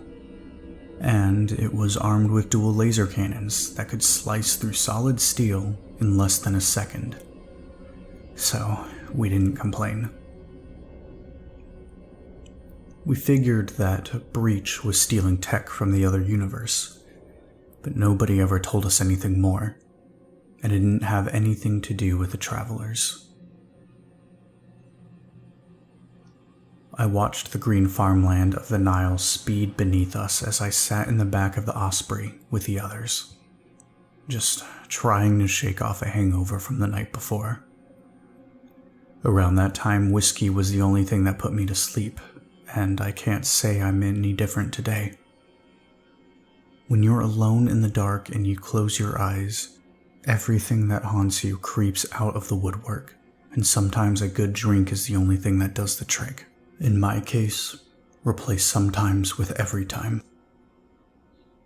For this op, they managed to reproduce some of the Travelers' anti-gravity tech and outfitted us with gravity boots, which essentially let us walk around on the ceiling. We didn't know why we would need these things, but we quickly found out. Our objective was pure recon, explore the breach, and get the footage from our masks back to HQ in one piece. We were to avoid combat at all costs until we better understood the connecting world. But by then we knew that was the least likely rule to actually apply to us. They also modified the optics on our masks to give us a limited perception of the fourth dimension. What we would use that for we didn't know, but we were told to switch to the new mode when we reached the burial chamber, and switch it off when we were through. Whatever the hell that meant. We flew over the valley, the Egyptian government cooperating with our efforts by sealing it off from tourists for the day. It was almost eerie, seeing so many tombs and ancient ruins completely abandoned in the desert. We sat down right before the tomb, the sandy stone walls of the walkways surrounding us as we hopped out of the Osprey, Sprite drifting in alongside Jeffries while the helicopter took off and left us to our work. Jeffries seemed to like Sprite, and treated it like a pet dog or something, even when it was probably 1,000 times smarter than any of us. It's funny how an inability to converse changes your perception of something, even among the familiar. Parrots and crows are smarter than human toddlers, but we don't see people locking their kids in cages. Much. Tanner, take point, said Jeffries, petting Sprite, who openly beeped in either satisfaction or disapproval. I never really figured it out. Tanner moved up, activating his cloaking module as we all followed suit, making our way down into the stony tomb and into the antechamber. We took a right and emerged in the burial chamber, the open sarcophagus laying in the center of the room with a pane of glass set over the top. Right there, said Barry, pointing at the western wall. It was painted with a grid of 12 baboons alongside several hieroglyphics. He stepped toward it and raised a hand to his mask, switching to the new mode. He swore, stumbling back as he looked up at something that only he could see. We followed suit, and as soon as I hit the switch, my vision went dark, a wailing noise howling through my ears like the feedback of an amplifier. In the pitch blackness, I could see the white outline of a door where the wall had been, shuddering and twitching in and out of reality like a skipping film. The shapes of the others briefly flashed into focus before fading out again, like blotches of white paint had been smeared over my sight, briefly conforming to their bodies before falling away into darkness. The shimmering mirage of Tanner disappeared into the doorway, sinking into the trembling shadow. The others followed, and I went last, stepping forward into the void as it passed over my armor like a viscous ink. I could hear one of the others speaking, but their voice was muffled and filled with distortion, blaring against my ears until it was painful to listen to. And then, everything was normal. I looked up to see Jeffries withdrawing his hand from my mask, having switched my vision back to default. We were standing inside a narrow and jarringly tall hallway, extending into the distance for farther than I could see, while only a solid wall stood behind us. The stone was completely lit, though no light source could be seen, and was painted with rows of golden, stylized ankhs, each inscribed with a dark, drooping sigil. Aminta, the underworld, and the setting of the sun, said Barry, looking up and down at the paintings. Tanner moved ahead, and we followed him in single file down the narrow hall as Sprite drifted above us, activating its own cloaking field that blended almost seamlessly into the background. I had never felt claustrophobic before, but if anything was to ever bring it out in me, that place was it. It seemed like the walls were slowly closing in on us, and I almost found it difficult to breathe, until the light of day began to shine from beyond. We picked up the pace until we reached the end, and Tanner stopped before what looked like a ledge, dropping down into an endless expanse of dark, thundering clouds. This job never ceases to surprise me, said Tanner. Above the sky hung a vast desert of ash, as though we were looking at an upside-down world. Rays of sunlight shone faintly through the storm, but what little could be seen of the sun itself looked like it was corroding to nothing, as though the world was slowly dying. Sprite drifted ahead, floating out into the void before looking back at us, a bolt of lightning flashing across the sky below. Turn your boots on, and whatever you do, don't jump. I reached down and turned on my gravity boots, which hummed to life as the ground beneath my feet suddenly felt heavier. We all began to walk up the wall until we were standing on the ceiling and looking at the world as it should be. Tanner cautiously took the first step, carefully easing a foot onto the ash before finally committing and walking forward. Bloody hell. You're not gonna like this. The others followed suit, and I went last, stepping out onto the lifeless desert. My blood immediately rushed to my head, and I felt like I was being yanked up into the sky by my pack.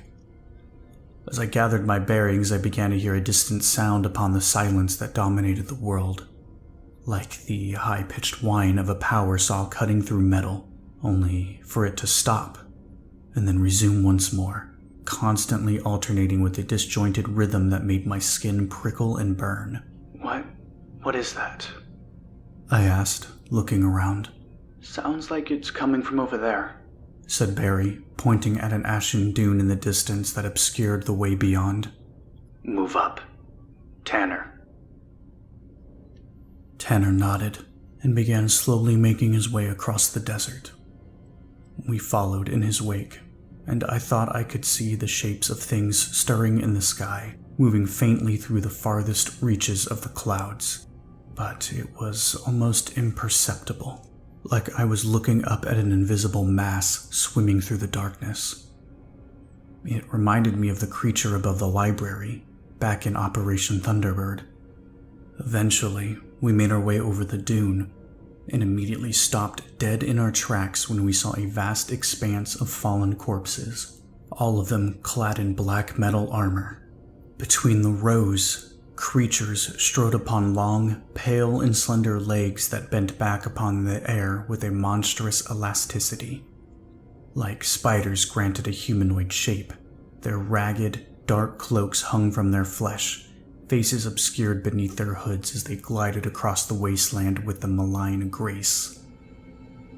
Withered, vestigial wings drooped from their backs, and within their claws, they each gripped a violin of bone, strung with sinew and rotting meat as they drew their bows across their vile instruments in unison. They produced the ear-splitting sound that reverberated against my mind like a painful feedback. Beyond them all, in the center of the deathly plain, stood a narrow, black pyramid of obsidian surrounded at each corner by tall, rune-marked obelisks.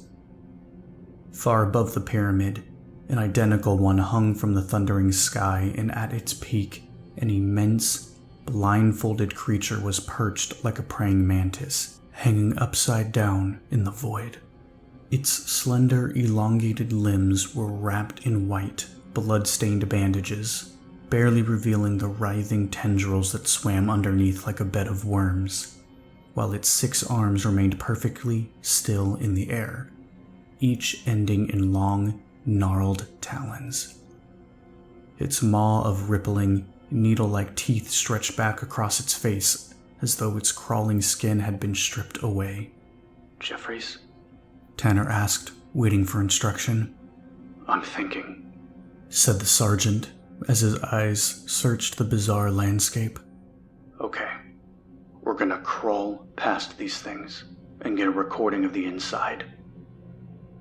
When we get to the bottom, keep it low and spread out so the trail isn't obvious. Boots in contact with the ground at all times. If somebody gets spotted, we abort. Understood? He said, noting the dark entrance at the front of the pyramid. We all agreed and fanned out across the dune, carefully making our way down the incline before it leveled out onto the field of bodies. I dropped to my hands and knees with the others and slowly inched my way forward, trying to leave as little a trail as possible.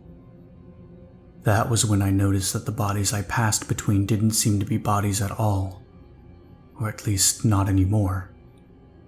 They were just empty suits of black armor, like a demonic legion had shed their carapace and left it abandoned in the ash.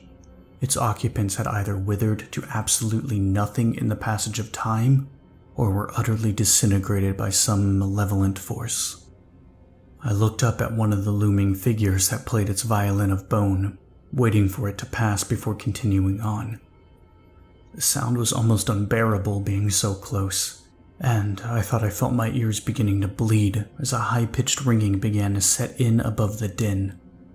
Our face masks had noise modulators that filtered the report of our guns, and of any explosive charges, but the grating scrape of the macabre instruments didn't seem to register. I'm almost there. Where are you guys? Barry and Jeffries responded that they were close.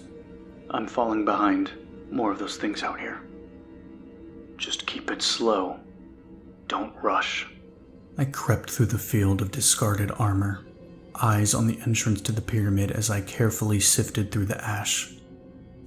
Then I heard the stomping of footsteps nearby, looking to my right to see one of the tall, cloaked horrors surveying the area, drawing the bow across its violin while it sniffed the air. I held perfectly still, my vision locked on the impenetrable shadow beneath its hood as it seemed to be staring right at me. Then, it turned away, continuing on its aimless path across the barren wasteland. I waited for a moment, and then continued onward, moving slowly through the ash until I joined the others at the entrance, their blurs shifting against the nearby terrain. I'm here, I said, briefly glancing up at the immense, blindfolded creature that hung from the sky above us. Move up. Tanner, take point. We rose to our feet and quietly entered the black complex, moving down the rune-marked hall, which was plated with dark, hexagonal tiles. The corridor ended at an intersection of 2 stairways, both looping down to somewhere beyond and set astride a sigil of weeping willow engraved in the obsidian. We moved down the left-hand path, the steps beneath our feet following a chaotic rhythm of spacing as though designed for something that spontaneously generated new limbs for every step it took. We then emerged within a vast, pyramidal chamber, 4 runic obelisks surrounding a circular panel of blood that seemed to tug at my mind, lulling me into a hypnotic trance. Barry, Sprite, get a recording of each pillar. They'll want to try and decipher these ruins. Barry and Sprite moved ahead, looking the obelisks up and down as we cautiously approached the pool of blood. Almost looks like more hieroglyphics, just wrong somehow. I could hear a whisper then, rasping upon the air as I felt myself slip into the trance once more. I could feel myself walking, but I wasn't there, lost in the darkness of my own mind as a sense of overwhelming danger suddenly overtook me. Thane! Yelled Jeffries.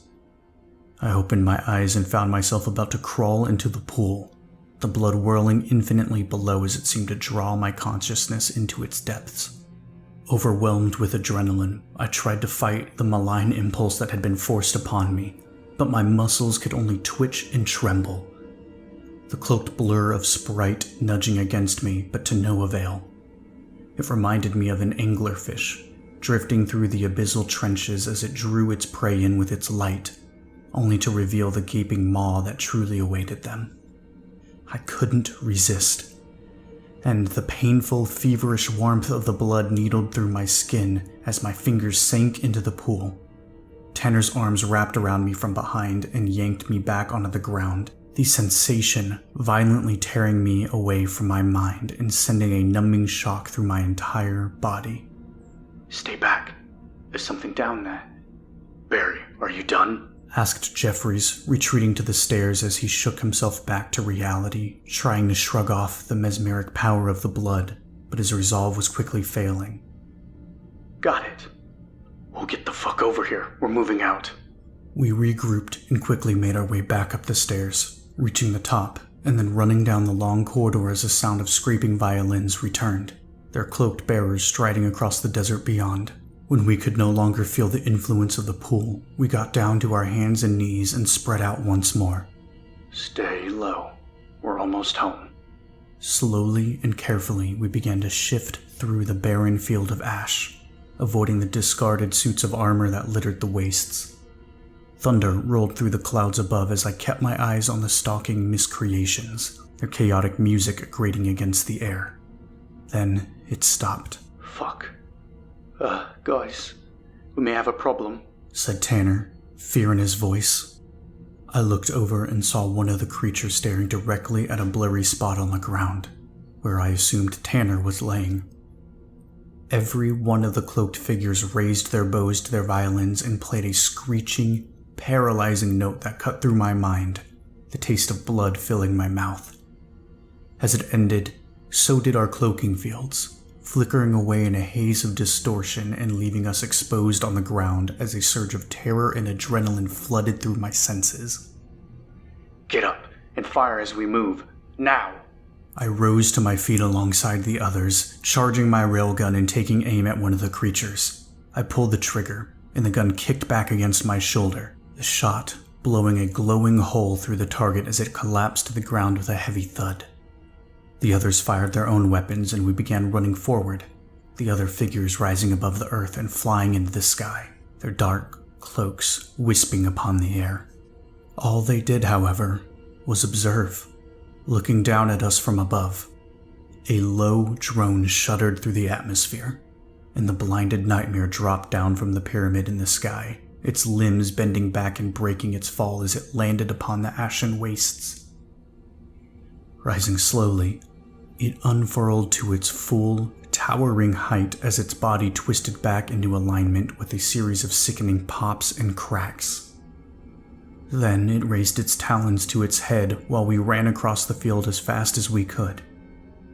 We charged our railguns and turned to unleash a volley on the looming horror, our shots cracking through the air. but failing to even affect our target. The slugs warped through its writhing bandages in a distortion of space. Slowly it raised its blindfold, revealing 2 empty, black sockets and a third eye embedded upon its forehead that glowed with a burning light. The eye flared with a seething radiance, and the sky darkened to the shade of pitch, crimson shadows coursing through the ash as all the colors of the world grew vivid and sharp. Then, I was gone. I was a child again, my life flickering through my mind as I witnessed every terrible moment buried within my memories. The death of my dog, the friends who betrayed me, the parents who kicked me out onto the streets, forcing me to join the Marine Corps when I had nothing else in my future but a bullet to the head. I saw the people I met in basic and beyond, and saw the moments when I learned that they were dead, killed by IEDs, or martyrs strapped with explosive belts and tins of shrapnel. I felt absolute despair in that moment, and wanted nothing more than to die. But then, I heard a voice calling me back, Barry screaming my name over the comm system. I began to feel my own skin again, my consciousness flooding back to me as tears of blood dripped down my cheeks. A terrible, numbing pain radiated against my brain while I stared into the glowing third eye of the abomination. And I felt my eyes beginning to swell and bleed. Then I heard a scream, and a cry of desperation. I looked up just as Jeffries lost his footing in his delirium and immediately fell up into the sky. Tanner and Barry lunged to try and save him, but they were too late. Their fingers passing through only air as Jeffries screamed and plummeted into the storm above.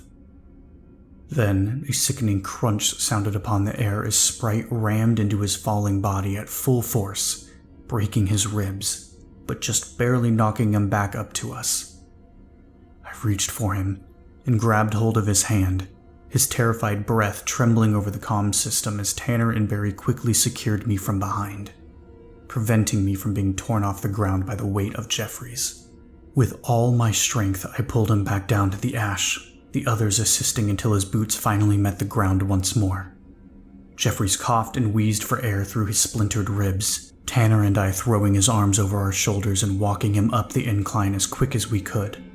As the looming nightmare observed our escape, the cloaked figures rushed across the sky, lashing tendrils of black shadow through the air that struck my back with a burning hiss, searing through my armor and nearly toppling me to the ground. But I fought through the pain and continued on. Barry charged his railgun and opened fire on the drifting horrors while Sprite soared up into the sky, its wings expanding out from its shell and firing their twin lasers at the creatures. The beams and slugs cracked against the flickering barriers that now protected the flying nightmares, flashing with bursts of spark and flame, but failing to penetrate their shields. We reached the top of the hill, the hall to the tomb now coming into view as we hurried across the wastes. Another tendril of shadow whipped overhead, burning the ash like a sliver of acid while the sky flashed with lightning. We quickly took shelter in the hall and Barry kept firing behind us, buckling over in pain as the cloaked aberrations slashed through his armor with their eldritch magic. We quickly made our way down the corridor, overwhelmed with adrenaline, but I pushed through the pain and carried Jeffries to safety as Sprite soared overhead, Tanner staggering in much the same way as his burns melted into his armor. "We got company," said Barry from behind, his voice pained and weak. I glanced back to see one of the cloaked nightmares drifting down into the mouth of the hall, watching us intently from the darkness beneath its hood. Its cloak swept aside and its body unfurled like a flower of meat and writhing worms as I felt its presence assault our minds, a numbing pain thrumming against my skull. We reached the end of the hall, and Barry fired at the rippling horror, but to no avail, his shot exploding against its shields with a thundering boom. We activated the fourth dimensional mode on our masks and did the same for Jeffries, the world falling dark as the white outline of the door shivered before us in the void. Gripping Jeffries tight, we moved through the screaming shadows, emerging upon the ceiling of the burial chamber as Barry and Sprite followed behind us.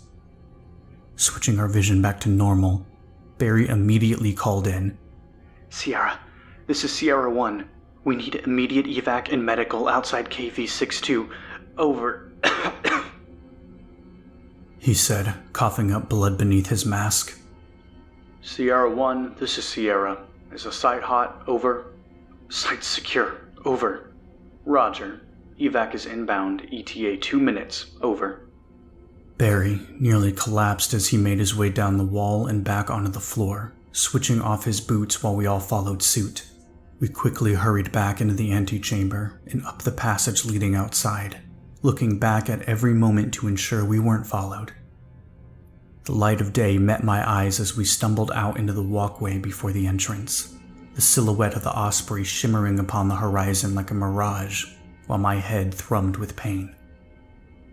Still managing to stay on our feet, we backed up as the Osprey dove down and slowly landed upon the weathered stone, its dual blades chopping overhead. We piled inside, the gunner keeping his eyes on the tomb, and we took off once more, the desert sands rushing beneath us. That's the last thing that I remembered. I woke up in medical, back at HQ, doped up on morphine as I tried to figure out what had happened. It almost felt like a dream. We were apparently all suffering from a collective stroke and had to be rushed in for surgery to stop the bleeding in our brains. Jeffries had his ribs reset where they could be and was practically in love with Sprite after that. We were all covered in chemical burns, and they treated them as best as they could, but I've still got the scars to this day. I didn't realize how many times I'd been hit, but then again, that's usually how it goes when the adrenaline's flowing. They deciphered some of the runes from our video footage, which were an analog of ancient Egyptian, and all they roughly said was this: "Born in blood, we give of the blood, and resurrect our Lord Borgeth, the flesh that walks." As for what's happening now, they're considering hitting the travelers with a nuclear strike, and I don't think I need to tell you what a colossally bad idea that is. I can only hope that they don't go through with it. Barry told me that another breach squad found a guy that they think is from the other universe, but he's not connected to the travelers, or anything else we've run into. They were allegedly interrogating him with hydrofluoric acid to the point that his skin looked like it was rotting off its bones. He was already pretty messed up, though, and all Barry could tell me was that he kept saying something about a Project Atlas and some sort of void between universes. But there was never anything about a Project Atlas on record, and all of his knowledge regarding current or past events was completely scrambled, like he came from another timeline. Our handlers telling us that we're being deployed with several other breach squads to that town in North Dakota that they first firebombed, in a full-scale assault on whatever it is that's still alive there. People in neighboring communities were apparently cutting and mutilating themselves, walking blindly toward the town like they were caught in a trance, and any that were captured were completely incoherent no matter what we did to them. The footage from our UAVs show them crawling into the old manholes that led into the sewer, but they never came back out. So we think that whatever's causing the roots of meat moss is taking shelter down there. In a way. I'm hoping I don't come back, but if I do, I'll give you all another update. In either case, thanks for listening. And if you think they're watching you, they probably are.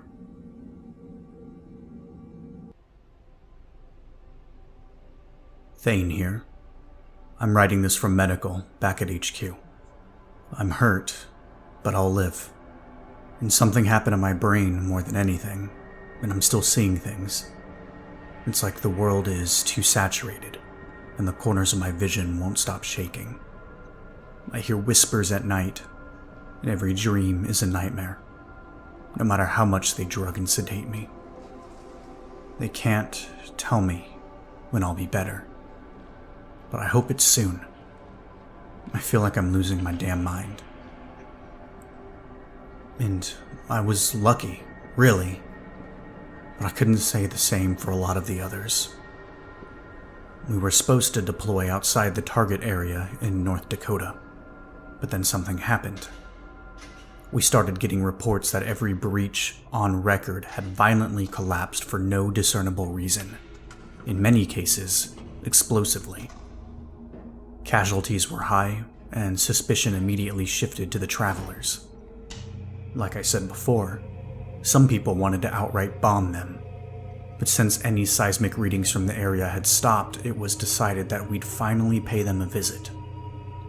My squad wasn't a part of this, but the people that were used the tech from our new scopes to form a rough image of the topography out in Libya, and as expected, found a structure buried deep underground. It didn't have a way in, so they had to bore straight through the earth until they hit metal and breached the structure. The team scouted it with a drone before sending anyone down. I'm told it was dark and completely offline, like everything had been dismantled. The travelers were nowhere to be seen, and the teams found the remnants of the machine that they think was used to create an artificial wormhole, almost entirely disassembled and missing every one of its key components. Every other machine that was still recognizable had been seemingly devoted to a single purpose: the construction of a bomb the size of a building. This is the part that I'm not supposed to know about, but rumors spread in here like wildfire, and it isn't right to keep this under wraps, even if something happens to me for writing this. The bomb, thankfully, had been disarmed, and it was locked to prevent tampering. Nobody, save the travelers, could even detonate it if they tried. The part that has everyone worried, however, is what this bomb would do if the travelers were to return. The current consensus is the complete annihilation of our universe. We think the travelers were from somewhere else entirely, somewhere other than the universe that the Prometheus mandate had fused to our own. It seems they were planning on getting rid of our universe before the other could fully invade it, like they were cutting off an infected limb. But wherever we were connected to, something happened there. Something that severed its link to us. So, the travelers had no other reason to be here, and left all their world-destroying garbage behind like the good Samaritans they were. What an invasion from the other universe would have entailed, we're not entirely sure. But this next operation gave us more than a few ideas. Whatever happened over there, we were very, very lucky. But that wasn't the only thing that was bothering people. We have an insignia for breach that we wear on our armor. It looks a lot like two interlocking scythes. Tanner likes to joke that it looks like a biker tattoo. Barry, though, he showed me a brief clip of an empty supply crate they found down there, which his buddy in another squad sent him. And the first thing I saw was a white emblem emblazoned upon the metal. It was essentially our own insignia, only with a cybernetic skull printed over it that matched the dimensions of the dead traveler we found in Algeria. There are a lot of theories, but nobody really knows what it means. And when Barry's friend tried to ask anybody in charge about it, they pretended like it was nothing. We think the brass knows something, but what that is anyone's guess. In any case, for Blood Siren, 6 breach squads were unified into the Pathfinder section, and we were split into fire teams. It was myself, Jeffries, Barry, Tanner, and Sprite. And our objective was simple: infiltrate the sewers beneath the ruins of the town and eliminate all resistance. We knew by then, however, that it's the simple ones that are usually anything but, and the fact that they were sending over 20 of us down there meant that they expected one hell of a resistance.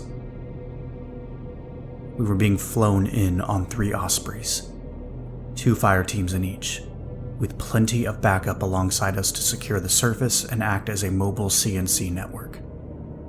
That network would assume control of the Grey Eagles we had on loan from the US Army, on account of them being on a need-to-know basis with Breach, and that would clear out any of the people that had been hypnotized into wandering toward the town. We were all given a low dose of LSD which was allegedly supposed to protect us from some mind-altering hazard. Having my first psychedelic experience in the middle of a high-stakes operation was not exactly my idea of fun, but it didn't affect me much. I remember sitting near the M240 gunner, looking out the back of the Osprey as we flew over the woods, seeing all the colors of the world growing vivid and weighted. It reminded me, in the most uncomfortable way, of when I stared into the third eye of Borgeth, that blindfolded thing in Operation Osiris.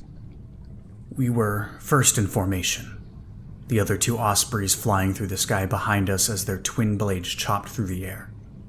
We started to descend and the others got ready. The first thing I noticed were the streaks of violet that started to span across the midday sky, gradually subsuming the clouds as we drew closer to our destination. I hadn't seen the other fire team much, sitting across from us in the purple glow, but I knew they were the strike team that cleared out the facility in Lucent Blue after we had left, and they had 2 more men than we did. For this op, Jeffries and Barry had their railguns, and Tanner had a flamethrower, but every combat engineer was given something special.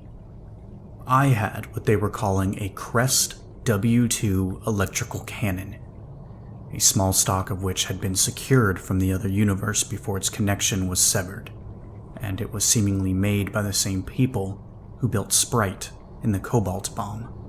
It had a large, hexagonal barrel lined with electronics, and almost looked like a futuristic grenade launcher, made with a dark metal alloy that was painted with streaks of red. It probably weighed over 40 pounds, but thankfully my armor helped with that, and I somehow doubted that it was even meant to be carried by an unassisted human. I never got a chance to actually fire it before the op, though, so all they told me was to stand back when I finally did. I had a pet theory that whoever it was that was making these things were the same folks who put the breaches out of commission. Like they were caught in some sort of cosmic war, but none of the squads ever talked about actually seeing one of these people. The most I ever heard of was an old bunker they found in a world covered entirely in ice, half destroyed by some massive explosion that had apparently vaporized an entire ocean. Anyway, I'm rambling, so back to the op. We set down on a decommissioned highway, a short ways out of town, and poured out of the Osprey as the others landed nearby. The sky was a rolling miasma of violet clouds, churning and writhing like a living organism as the sun burned with a crimson glow. The road was badly damaged, and was stricken with fissures and gusts of ash, while in the distance, the ruins of a small town were visible through the burnt-out tree line. It seemed odd, though. Most of the scorched trees still stood upright, except for one part, where the forest had been somehow flattened in a wide, sweeping path that led straight into town.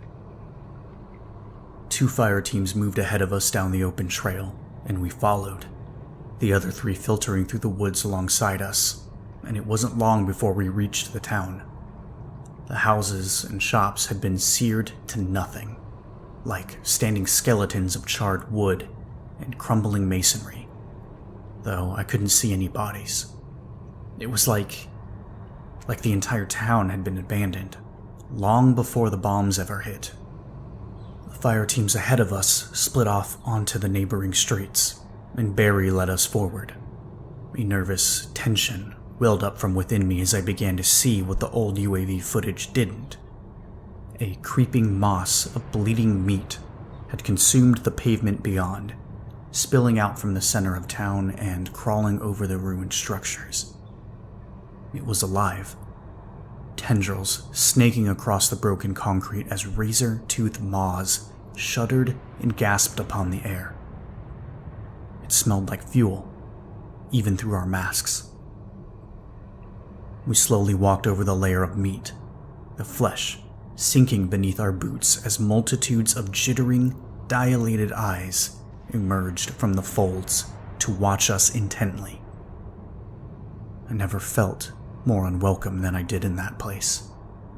Like the environment itself wanted us dead. Barry led us to an open manhole overflowing with a mottled skin that snaked around the ladder, Sprite hovering close to Jeffries as Tanner looked up at a ruined police station at the far end of the road. "This is ours," said Barry. The boom of an explosion echoed in the distance. We turned to see a plume of smoke rising from far off in the woods. "Pathfinder to all fire teams," said Command. "Disregard drone fire and check in when you're at the entry point. Over." "This is Pathfinder 3. We're in position. Over," said Jeffries. I looked down into the darkness of the fleshy pit as the other fire team slowly sounded off, another explosion booming in the distance. "Pathfinder to all fire teams. You are free to engage. Out." "Tanner, take point," said Jeffries. Hesitating for a moment, Tanner enabled his cloaking module and lowered himself into the hole, gripping the blood-slicked ladder as he carefully descended into the depths. We followed suit, my cloaking field humming to life around me while I blurred into the background and crawled down into the open hole. I could hear a sucking, squirming sound as the darkness swallowed me, and I turned on my night vision before setting down in the tunnel with the others. A bed of hands and spanning fingers had subsumed the ground, crawling and twitching as they caressed our boots, while the passage beyond wound into a bleeding chasm of clenched teeth and horrifically elongated limbs, spun together upon the walls as they pulsed and writhed with movement. Tanner slowly advanced, and we followed, a horrible unease lingering in the back of my mind as the bones of the hands crunched beneath my boots. I felt like I was walking through the intestines of a living being, throbbing and breathing through the walls of flesh. Tanner motioned for us to stop, aiming his flamethrower at something in the distance. "Someone's alive." We eased forward, and the shape of a man slipped into view, naked and shivering in seizure upon the ground. "Cut his throat and move up. Nobody lives." Tanner crept forward, drawing his knife, only to stop and peer ahead. I followed his gaze as I walked, and saw the countless others that were sprawled out upon the widening corridor of meat. A writhing layer of men and women littered the bed of twitching hands, once locked in a vile orgy of blood and depravity, yet now only seizing in a deranged madness as their flesh slowly fused to the walls. It was like the entire place was short-circuiting. "Pathfinder to all fire teams. Be advised that hostiles have been encountered. Stay alert. Out." "Would it really kill them to offer a little more description?" said Barry. A loud crack echoed through the air, and we turned our focus to a seizing woman in the near distance, whose flesh began to quiver and roil as her bones expanded and broke beneath her skin. We backed away as the others around us started to violently shake in the same manner, and I watched in horror while their bodies began to separate. Arms, heads, and torsos sprouted hundreds of long, finger-like limbs and pulled themselves free from the hull, splitting into shuddering pits of deformed teeth that screeched upon the air.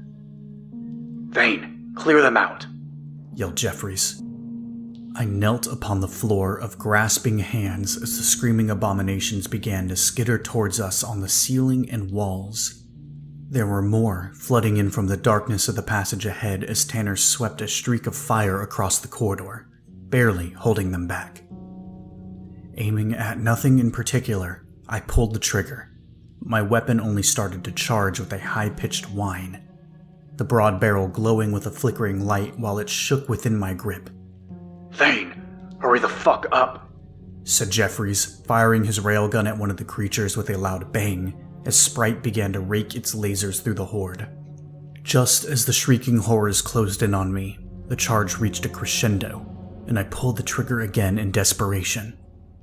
A flash of blinding light canceled the darkness with a thundering boom as the weapon in my hands discharged a tremendous electrical shockwave, disintegrating every creature in a rippling avalanche of gore that tore down the corridor and seared the meat clean from the walls. Fire and smoke was all that remained. Blood and splattered remains dripped from the ceiling and running down the walls. Even the floor of hands had been blown back into the scorched brick of the sewer. Jeffries let out a sigh of relief, and Sprite beeped with alleged approval as Tanner moved up. Crawling to my feet, I followed Tanner alongside the others, slowly moving through the burnt-out passage. Gunfire echoed in the far distance, and I could only assume that another team was fighting something of their own. The moss of creeping meat gradually resumed as we reached a fork in the passage, stepping back onto the bed of hands that rubbed against my boots like they were trying to get inside. Thane, clear the left. Tanner on the right, said Jeffries, more men and women seizing upon the ground in the other corridors. Tanner swept his flamethrower across the passage on the right. The writhing clusters of people screaming in pain as they slowly burned to death and tried to split into individual creatures. I knelt upon the bed of squirming limbs, bracing the electrical cannon as I prepared to fire down the corridor on the left. Tanner swore, and I looked back to see him prying away a disembodied hand that had leapt onto him, whipping it against the wall and unloading a swath of flame onto it. Looking back down the left, I pulled the trigger, and the weapon began to slowly charge. I thought I could hear footsteps coming from just ahead, though I wondered if it was only my imagination. Do you guys... A stabbing pain shot through my body as I was knocked onto my back, my weapon tumbling across the ground. A long icicle had impaled me through the chest, blood gushing out of my armor as my cloaking field flickered away. Contact left, yelled Jeffries, firing his railgun at something in the darkness while Barry quickly joined him. A hulking man emerged from the shadow, standing well over 7 feet tall and wrapped in an armor of blackened plating and blood-stained razors, like he was wearing the carapace of a demonic knight.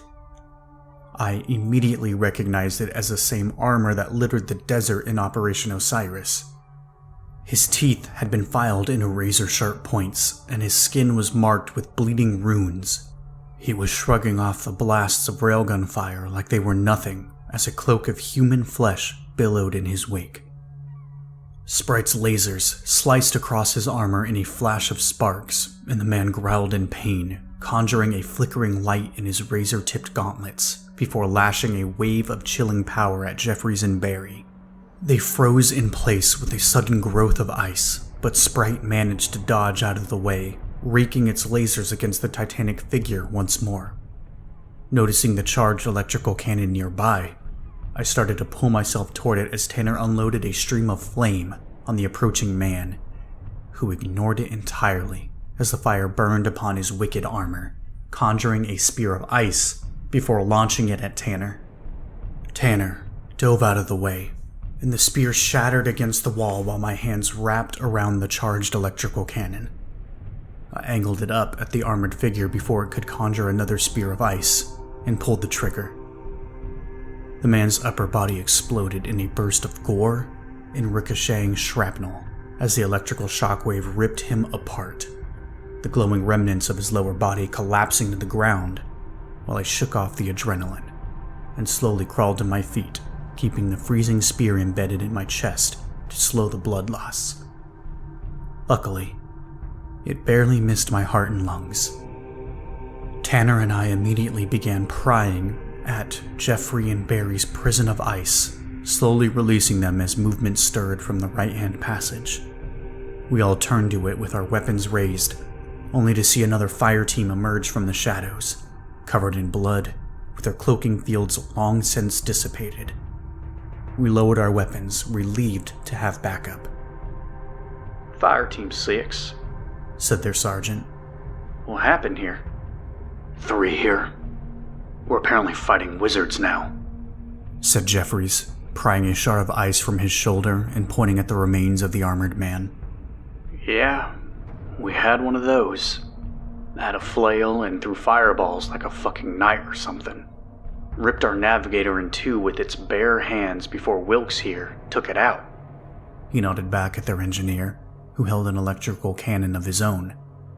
We're gonna make those fuckers pay. I won't argue with that. Let's go. Tanner, you're up. Tanner slowly moved ahead through the left-hand corridor, sweeping a streak of fire over anything that still moved. Even with the extra support, I still felt a sense of dread building upon the air, like we were heading towards something terrible. It felt like the walls were breathing around us, a rattling wind coursing through the flesh as the sound of a heartbeat thumped with a chaotic rhythm. Tanner stopped and pointed ahead.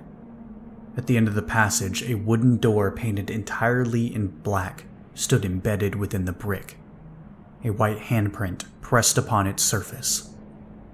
I could feel something beyond it that I had never experienced anything close to.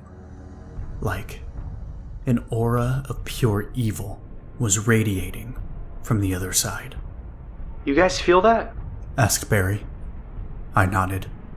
Pathfinder, this is Pathfinder 3.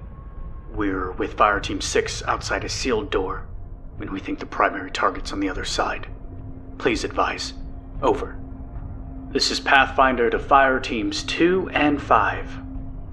Converge upon Fireteam 3's location and proceed after rendezvous. We forwarded a marker to your navigators. Out. We lost 2 teams already?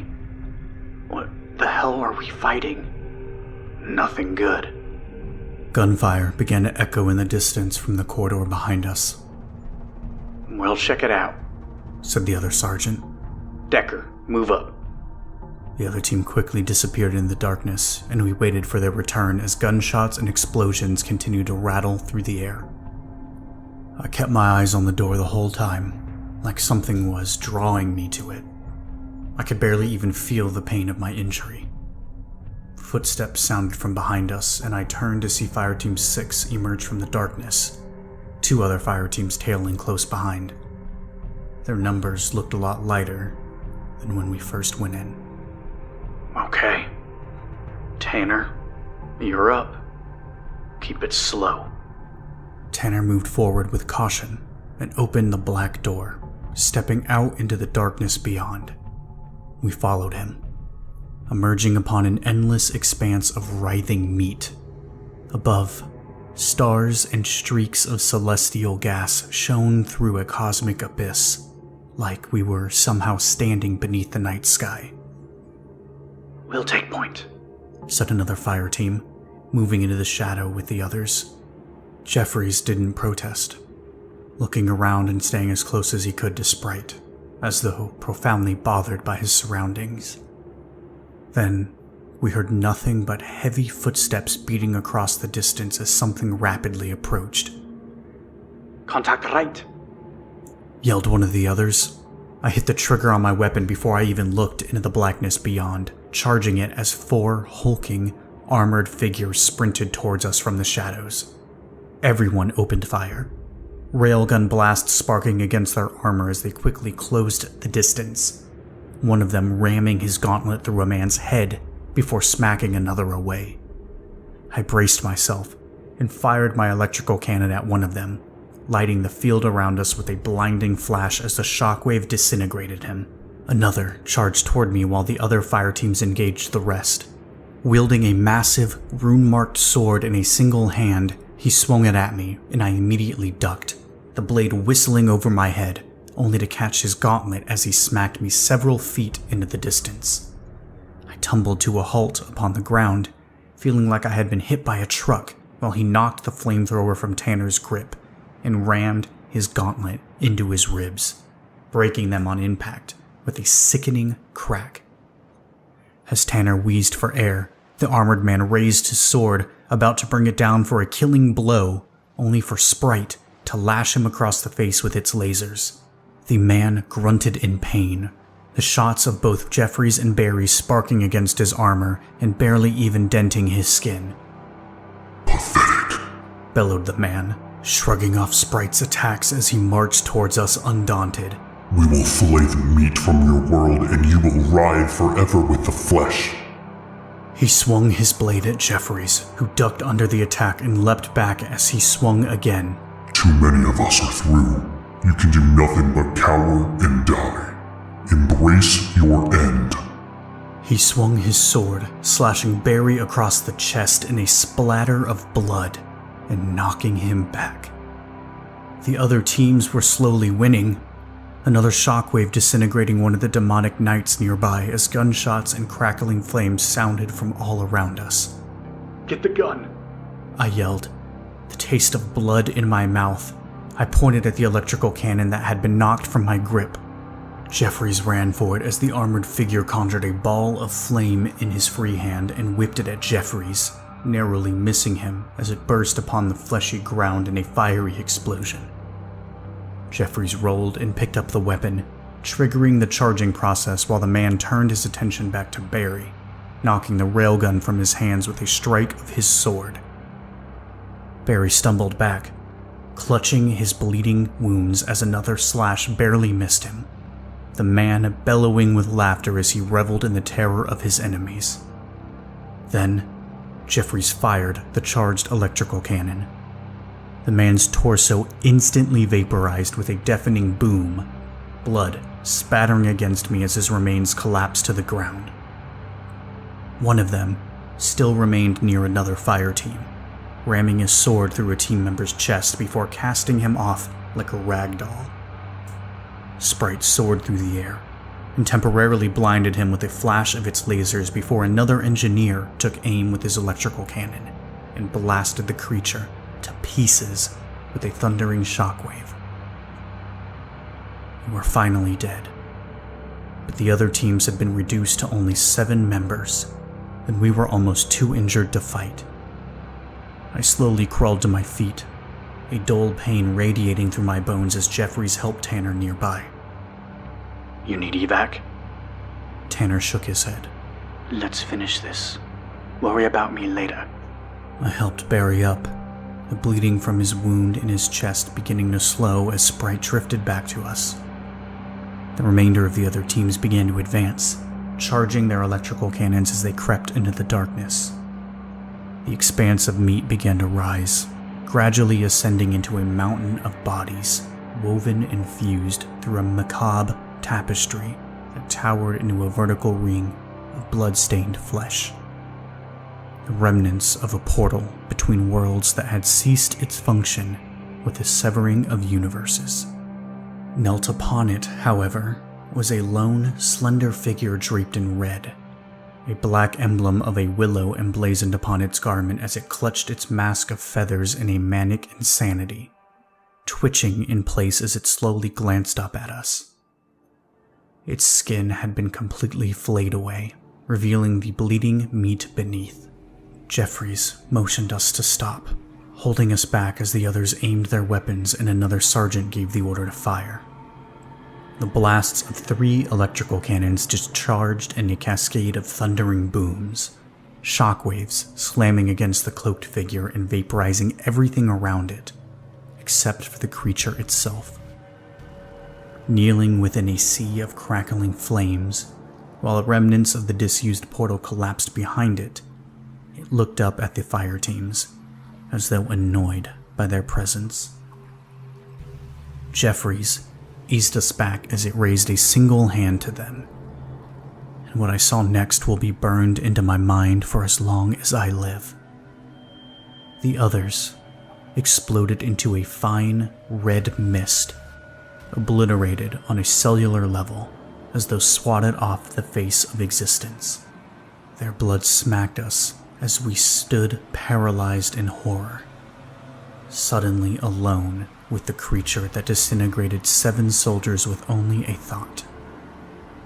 It looked up at us and removed its mask, revealing only an inky void beneath.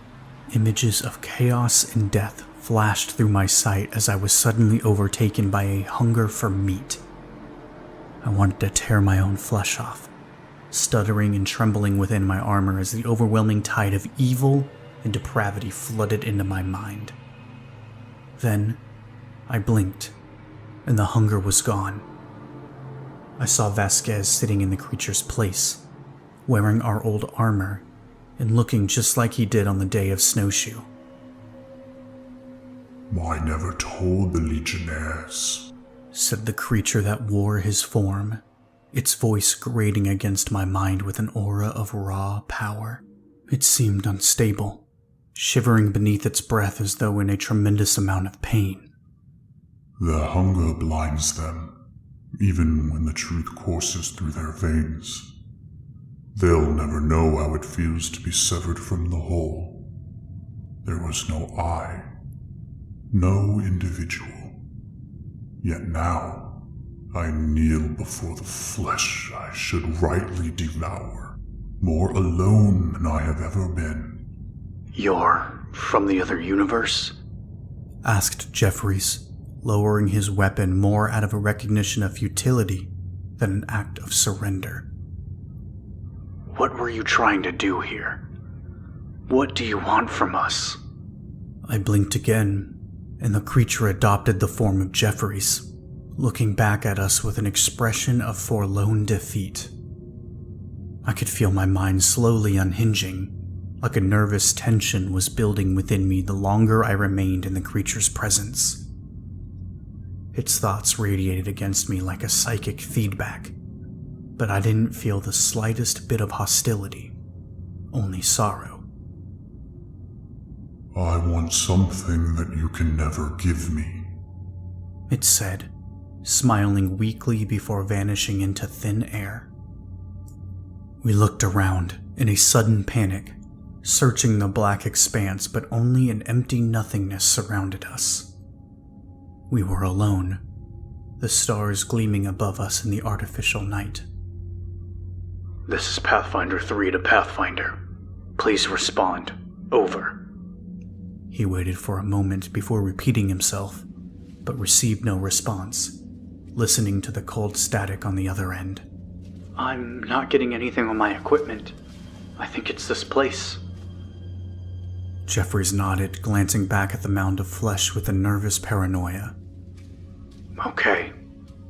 Let's clear out.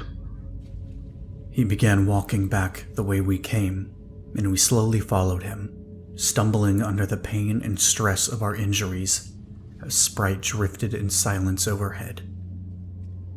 We found the black door and made our way back through the scorched tunnels, a sense of utter emptiness stuffing the darkness as we finally arrived at the ladder and climbed it to the surface. The purple skies had begun to disperse, breaking away into the blue light of day as a welcome sunlight shone against us. Jeffries called in, and one of the ospreys flew in overhead to take us out of there. We didn't realize how injured we really were, and were apparently on the verge of death when they got us to medical. Adrenaline worked its magic once again. We don't know what we faced down there, but whatever it was, it seemed to have left of its own volition. People stopped being drawn into the sewers, and the flesh died off in short order. Breach sent in another sweep of the area a day later in the hopes of capturing one of those Legionnaires in black armor, but they couldn't find anything left down there but a few starving people. The alloy they recovered from the fragments of their armor confused them even more than the travelers, and all they really discovered was that it was partly organic. Any scraps of their skin were just as tough, shrugging off bullets like it was solid steel. Whatever they were a part of, we think they were planning on assimilating our world until something on their end cut them off and left them stranded on Earth. Now we can only hope that it stays that way. Breach isn't going anywhere, but all of us need some time to recover. Our numbers are hurting, but even without a direct link to the other universe, plenty got through in the meantime. We still have a job to do, and provided I survive long enough to record these things, I'll be back with more. The others started reading these while they heal, by the way, and are amazed that I haven't been executed. But in any case, thanks for making it this far. And Pluto isn't a planet. It's something much, much worse. Hey guys, Thane here. It took us a while to get healed up, even with the medical tech at HQ, but we're back in action until further notice. I get muscle spasms from where the Legionnaire stabbed me with a magic icicle, but otherwise I'm trauma-free on the physical front. We all went under the knife in a bid to replicate some of the Traveler's cybernetics, and our bones are now reinforced with a titanium foam, so every breach squad will be a lot more difficult to kill. No nanotech brains just yet, but our cerebrospinal fluid was replaced with a sort of gel that better cushions the brain from impacts, kinda like how a woodpecker's tongue is wrapped around its own, as the surgeon put it. This meant that, even in plain clothes, we were a force to be reckoned with. There's been no word from the Travelers, or whatever was controlling the Legionnaires, but seeing as the invading universe punched more than a couple holes in our own, we've had our work cut out for us, even after the connection was severed. Our numbers were decimated after Blood Siren, so Command has been pushing recruitment from the main branches of every NATO member, with an emphasis on special operators who can keep their mouths shut. Why I'm still alive, on the other hand, I have no idea. Like I said before, I guess it's not a problem if only one guy's doing it, and the shit we do is so unbelievable that it practically does its own OPSEC, hiding in plain sight and all that. Well, for this next stop, we were deployed to Italy. Castel Madama, to be specific, a municipality about 20 miles inland of Rome. It was being used to house an underground fighting ring that pitted random dopes that wouldn't be missed against the kind of monsters we were vaporizing on a daily basis. It was attracting some heavy hitters on the world stage, and got a little too popular for its own good. It wasn't long before the brass got wind. Only thing is, this would normally be a low priority case for us, given the comparative threat level, but an informant gave us a hint that got everyone real interested. The arena staff were used to small game, stuff that could tear a man to shreds for the pleasure of the audience, but would buckle under gunfire or electrified restraints. Apparently they got brave and picked something else up, something that was a lot more deadly than they were equipped to deal with, but it didn't go on a rampage and waste everybody like you'd expect. Instead, it willingly decided to stay there. It liked it, so long as the bodies kept flowing. Going off the description, Command thought it was a bona fide Legionnaire, so we were being dropped in to interrogate it as best we could and kill anything that got in our way.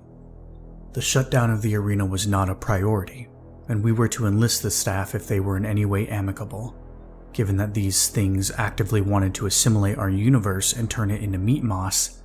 Command was not thrilled about the prospect of any remaining on Earth. So they were hoping to figure out where the thing's controller went. Nuclear arsenal on standby. We flew in from an outpost on the coast of Croatia, packed into a UH-60M with all our gear from Blood Siren. It was myself, Jeffries, Barry, Tanner, and Sprite. The others had their railguns, but I got to keep my electrical cannon. The boys in R&D even made some improvements, installing a desperately needed safety and making it accumulate a passive charge, so all I had to do was pull the trigger every 5 seconds and a small army would cease to exist. We hovered near some farmland east of the town and rappelled down into the cover of the trees, Sprite drifting overhead. Barry got us oriented with his gear and the bird flew off, leaving us to it. It's underground, just past the highway. We can get in outside the cemetery. Peachy. Lead the way, said Jeffries. We activated our cloaking fields and made our way through the trees. The cover broke into a small empty road, cracked pavement splitting beneath our boots as the land began to dip into the highway beyond. There were green hills rising across the cloudy blue horizon. Jumping over a fence and moving down the hill through what looked like a small orchard, we made our way over the grassy highway underpass, keeping out of sight as the sound of cars rushed upon the air. Cutting through the trees and past another road, we moved between the buildings of crumbling masonry and pale pastel shades of concrete, the sun shining brightly through the clouds. It was almost pleasant compared to our usual destinations, and seeing people moving through the distant streets was a welcome reprieve, even if I knew it wouldn't last.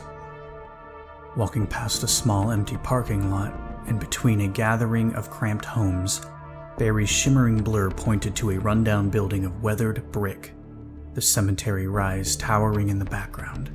It almost looked abandoned, and a rusted metal fence ran the perimeter of the property, overgrown weeds shifting around me as I followed the others up to the building. There was a door out back that almost looked like a boarded-up entrance, but it wasn't. It was only made to look that way. There was a white handprint smeared in paint upon its center, like the door in the sewers of Blood Siren. Barry counted us down and gently pushed it open with a whining creak, railgun aimed into the darkness it revealed. Beyond the door, a staircase led beneath the structure, extending down farther than we could see. "Tanner, you're up," said Jeffries. Gun at the ready, Tanner descended into the shadow, and we followed closely behind. A dim light soon flickered in the distance at the bottom of the stairs, and as we reached it, we stepped into a long, disused hallway, a steel blood-stained door standing at the far end. Broken fluorescent bulbs blinked and hummed overhead, lighting the dirty, molding concrete that surrounded us, and offering the only semblance of noise in the otherwise silent catacomb. I would have thought that an underground fighting ring would be louder. Sprite beeped, flying ahead of us to stop Tanner from going any further. It decloaked and shook back and forth as though warning us off. "You see something we don't?" Sprite bobbed up and down in the air as though nodding. "Will it hurt us?" Sprite remained still for a moment. And then shook to say no. Jeffries examined the walls ahead as he thought to himself. Kneeling, he picked up a small stone and tossed it down the length of the hall. Nothing happened. "Barry, is this the only way down here?" As far as I know. Jeffries nodded. "Okay. This is gonna suck. Sprite, hang back and keep an eye on us. When they take us, follow in and figure out how to spring us loose. Don't get caught, and call for backup if you have to. God knows we should already have another team down here." Sprite cloaked once again and flew off back the way we came. What do you mean, when they take us? I asked. They'll knock us unconscious, and then take us in. Couldn't have said it better myself. Ain't that jumping to conclusions, sir? Jeffries laughed. "I'll bet you 100 I'm right." Barry shrugged, and we all followed closely behind. As Jeffries stepped forward. As if on cue, iron gates slammed down from the ceiling in front and behind, boxing us in as the walls around us slid up with a mechanical hiss, revealing smooth, reflective planes of intricately traced runes, each slathered in glowing blood. As the runes flared with light, a ringing blared through my ears, and I began to feel faint. Losing control of my body, I collapsed to the ground, and the world around me faded to darkness. I woke up in a cold sweat, to a horrible screeching sound. It was coming from somewhere in the near distance.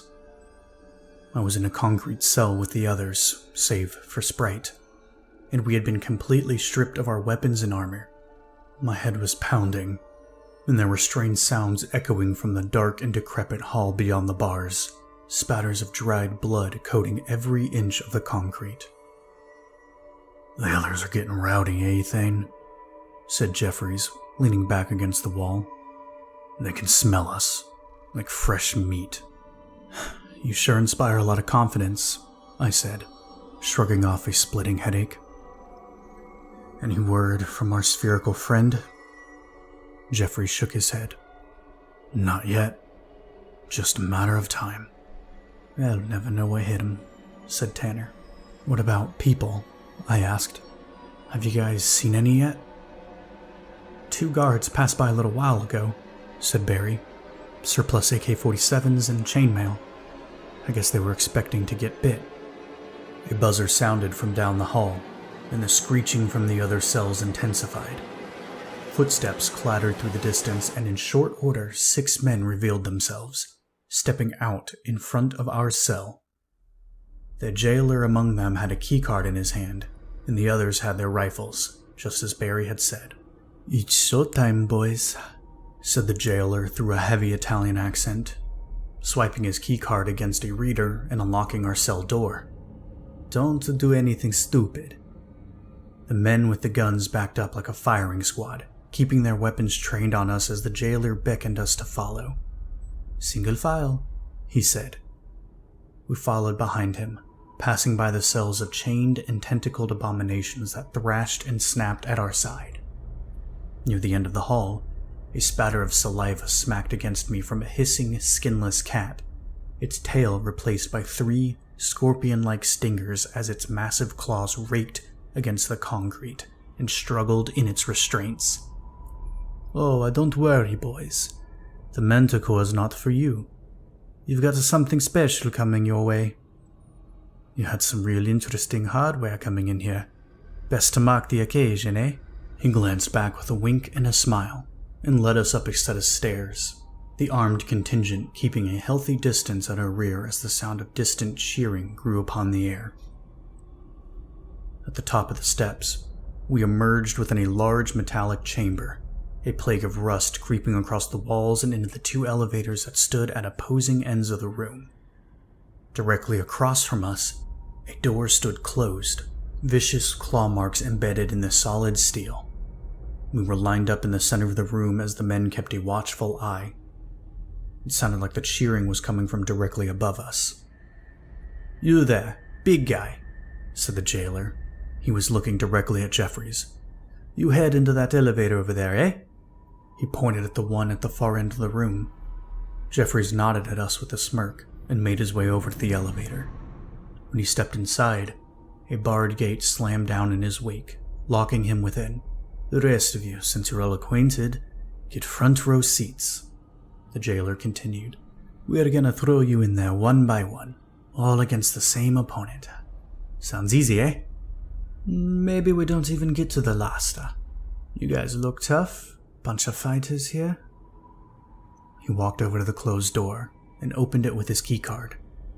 From there, we were led down some sort of research block. The rooms at either side filled to the brim with expensive electronics and supercomputers, where men and women pored over tabled maps and whiteboards scrawled with intricate designs. One of the rooms, to my lack of surprise, had my electrical cannon, which looked like it was being scanned by a large X-ray machine. This didn't look like any backwater operation. They were being funded. I'm guessing you boys already know where you are, eh? Coming prepared like that? Said the jailer, beckoning us to follow him up a long ramp where the roar of the unseen crowd grew louder with every step. I'll save you the song and dance, then. At the end of the ramp, a large metal gate stood closed, decaying scraps of flesh splattered at its base, with a security camera watching us from above. The gate slid open, revealing a large, sandy arena and the roaring crowd that surrounded it, cheering in adulation upon the bleachers as we were led between them and ordered to stand before a row of 6 pillars. The 3 of us were each shackled to our own, facing the arena, which was protected by a humming force field that shimmered upon the air with a low hum, a rim of glowing arcane runes surrounding the blood-stained pit. You boys have a good time, eh? Said the jailer, patting me on the shoulder before walking away with his guards. On either end of the arena was a sealed gate, each linked to what I assumed were the elevators below. Without Sprite's intervention, I had no idea how we were going to get out of this. My eyes searched the men and women that observed from the stands, each dressed in elegant fineries and drinking the supply of absinthe that was endlessly served to them, in stark contrast to their dirty and blood-stained surroundings. "Ladies and gentlemen," boomed an unseen announcer from the speakers overhead. "This evening we have a great treat for you. It turns out that a certain insidious group of men planned on shutting down our fine operation. Where are these men now, you ask? Well, chained to the pillars and awaiting a chance at glory in our arena." The crowd booed at us, the nearby patrons splashing us with their drinks. I swore, the alcohol stinging my eyes. The gate on one side of the arena slid open and Jeffrey stumbled out, shielding his gaze from the blinding lights. When he regained his sight, he looked up at us, giving the thumbs up as though completely unconcerned. The speakers whined overhead as the announcer resumed his introduction. "One by one, we're gonna educate them on the finer points of what exactly we do here, as they face off against a crowd favorite, Astrogoth, the Destroyer of Souls." The gate on the other end slid open, and a towering legionnaire stomped out of it. He had been deprived of his weapons and armor, though he was still a 7-foot wall of muscle, marked by bleeding runes that were carved through every inch of his body, and a sigil of a weeping willow that was sliced across his chest. So much for the interrogation. The legionnaire grinned sadistically, his sharpened teeth glinting in the light as he looked down at Jeffries with an unrelenting cruelty. "Captured in Portugal, off the Atlantic coast by a team of no less than 20 men. Astrogoth was a force to be reckoned with, but he has cast aside the call of the sea to slaughter and kill for your entertainment. Let the battle begin." The legionnaire summoned a ball of fire in his hands and whipped it at Jeffries, who rolled out of the way as it burst against the sand in a flash of searing heat. Jeffries deftly rose to his feet, and the legionnaire charged toward him, his thundering footfalls thumping upon the sand as he recoiled and readied a mighty blow. Just as he swung, Jeffries ducked and rolled between the legionnaire's legs, coming up behind him and kicking him hard in the back of the knee. The legionnaire buckled off balance, enough for Jeffries to roundhouse him in the back of the head, his shin cracking against the Titan's skull. Growling in annoyance, the legionnaire turned just as Jeffries was about to throw a spinning back kick to his stomach. The legionnaire caught his foot and ripped Jeffries off the ground, swinging him overhead before hurling him across the arena like a rag doll. Jeffries slammed against the metal walls, collapsing to the ground as the crowd roared around him. "What in the bloody hell is he doing?" muttered Tanner. "He should wait it out." Jeffries crawled to his feet, grinning through the blood in his teeth while the legionnaire slowly advanced toward him and threw a hard blow at his head.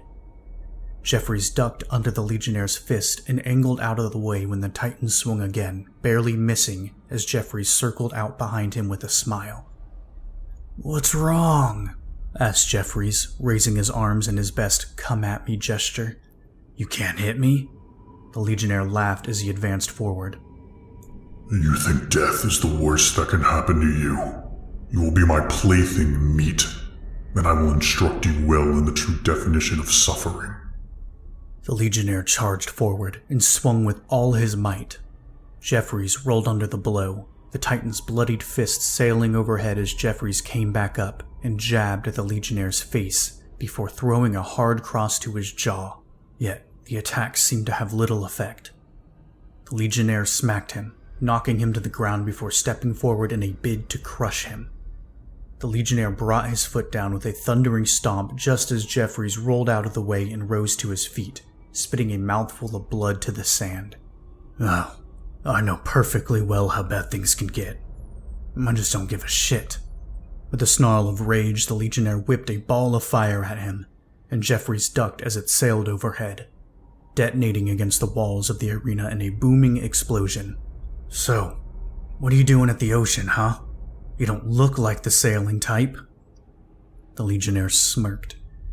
You expect me to stand before you and spout some villain's exposition?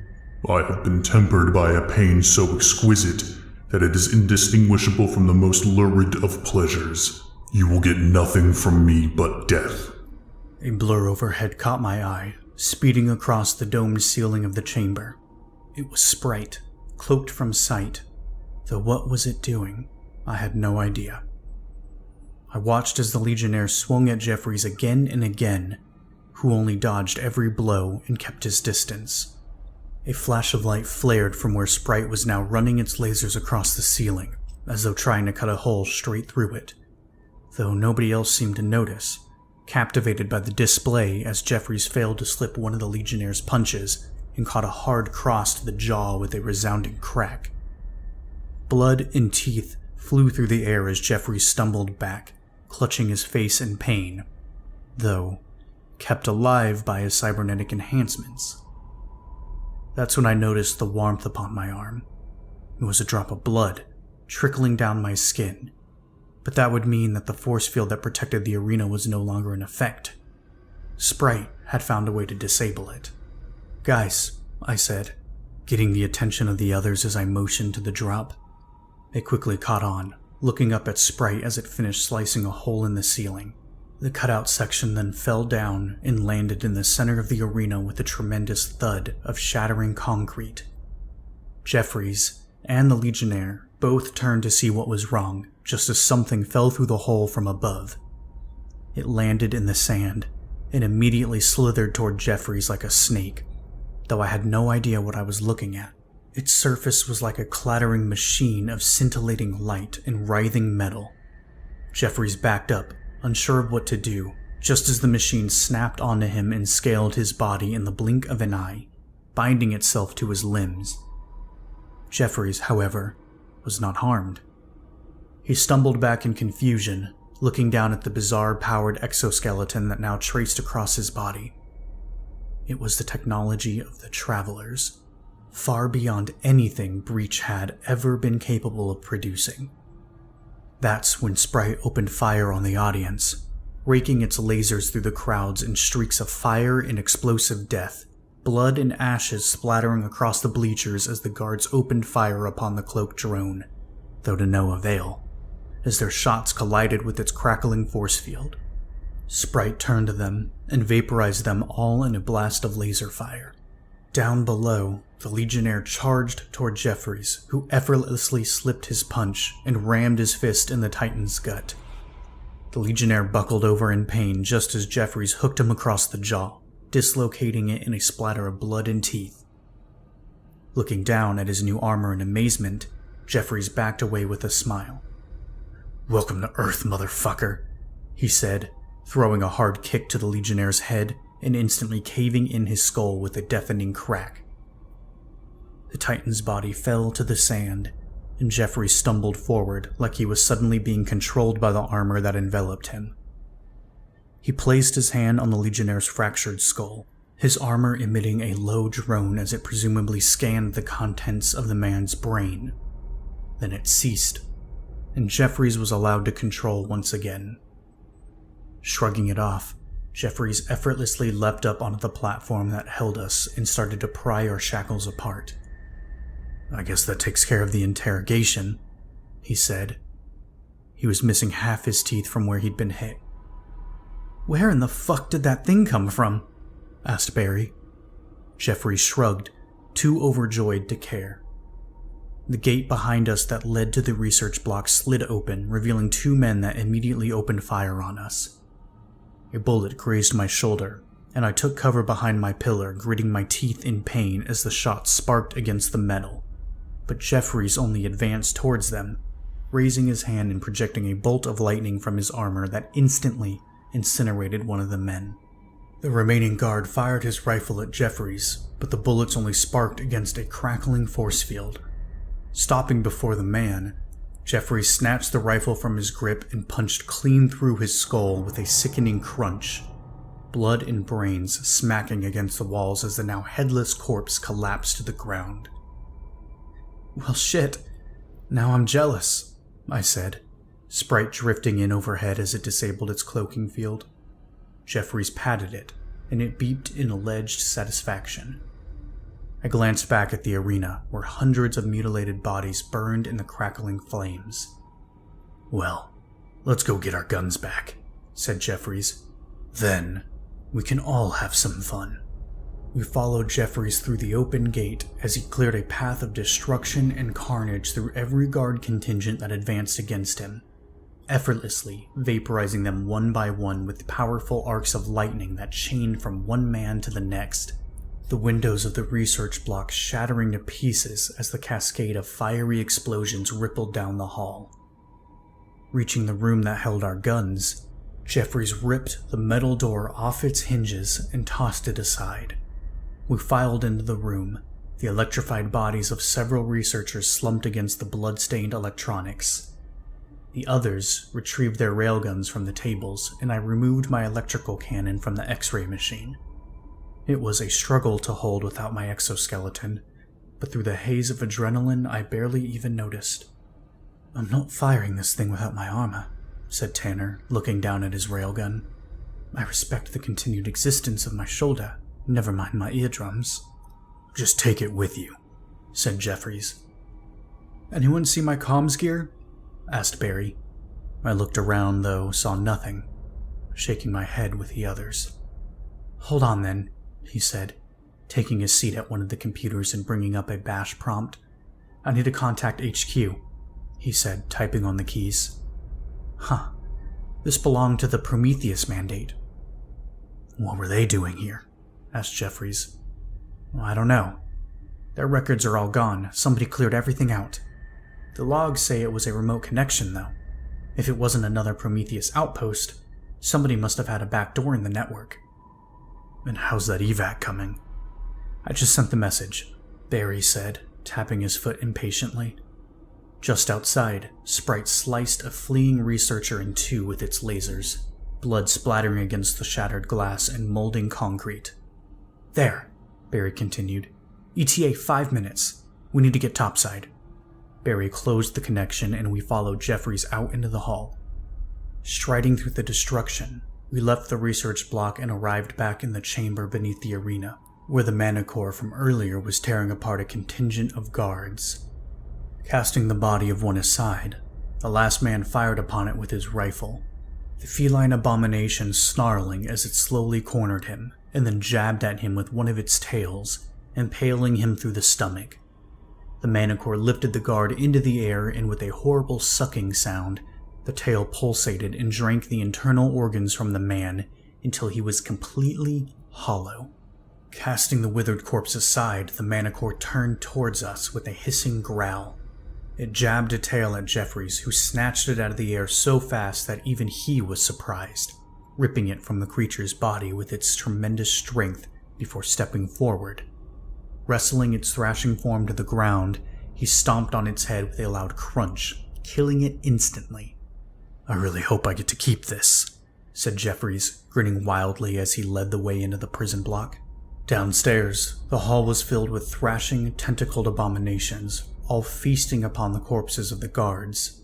Someone had opened all the cells, giving the nightmares free reign of the complex. Barry, did you do this? No, said Barry, shaking his head. Thane, you do the honors, said Jeffries. I nodded, kneeling down as I braced the electrical cannon against my shoulder. Just as the creatures began to take notice of us, I pulled the trigger, and the weapon kicked back with a thundering boom, loosing a shock wave that ripped down the entire length of the hall in an explosive surge of vaporizing gore. Rising to my feet, I looked down the corridor with a demented grin, the ceiling and walls dripping with blood and smoking flesh. My ears were ringing and my shoulder felt like it was on fire, but I didn't even care. Jeffries continued forward, and we followed close behind, making our way past a security checkpoint where an undulating mass of black, oily tendrils slathered its tongues through the intestines of the dead jailer, drinking his blood with a ravenous hunger. Jeffries fired a bolt of lightning at it, and it loosed a piercing scream that cut through my mind and bled my ears, shifting and thrashing as it smeared its necrotic blood across the monitor banks and finally collapsed in a smoking heap.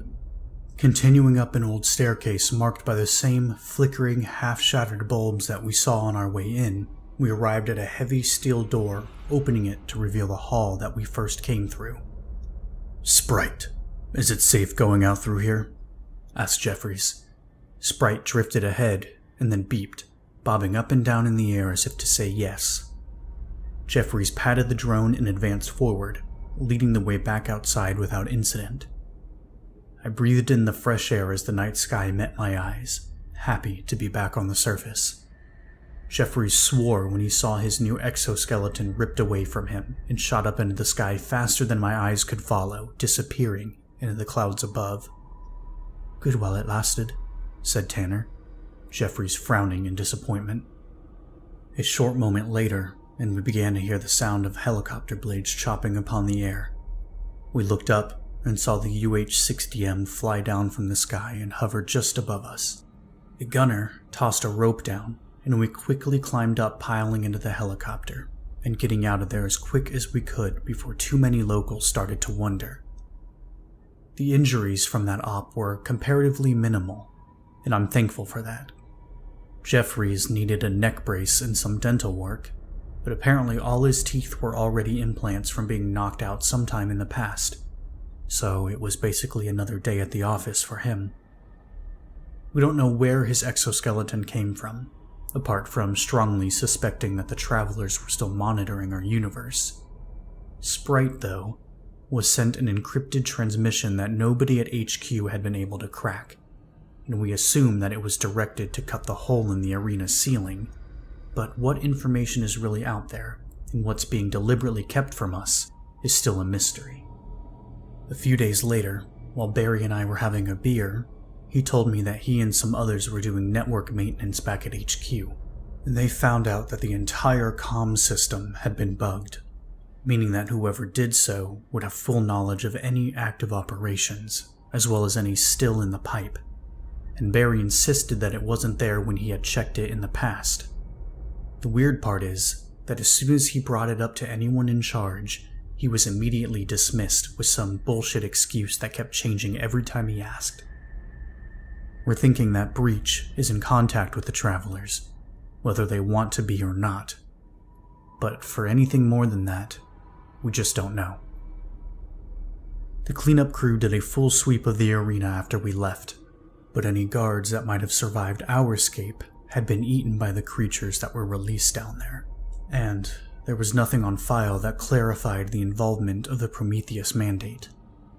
Barry's current theory as to what went down was that the travelers heard people talking about a Legionnaire on comms, so they sent their exoskeleton to gather information from its brain, probably the exact information that we were looking for. But we did get something out of it. The announcer mentioned the Atlantic Ocean, and while that doesn't exactly narrow it down, it at least gives us a place to look. And ever since we found that out, Breach has been pouring all its resources into doing exactly that. Anyway, thanks for sticking with this. Word is that we're being sent to China next, where the bodies of more than a couple farmers have been turning up half melted or half eaten. I'll update you guys after we've deployed.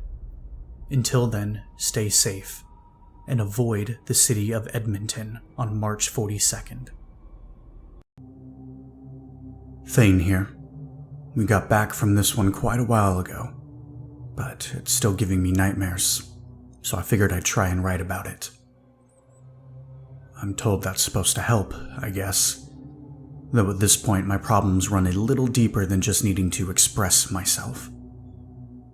No news from the travelers or Legionnaires, but Breach has been searching the Atlantic Ocean with the aid of FVEY intelligence agencies and their satellites.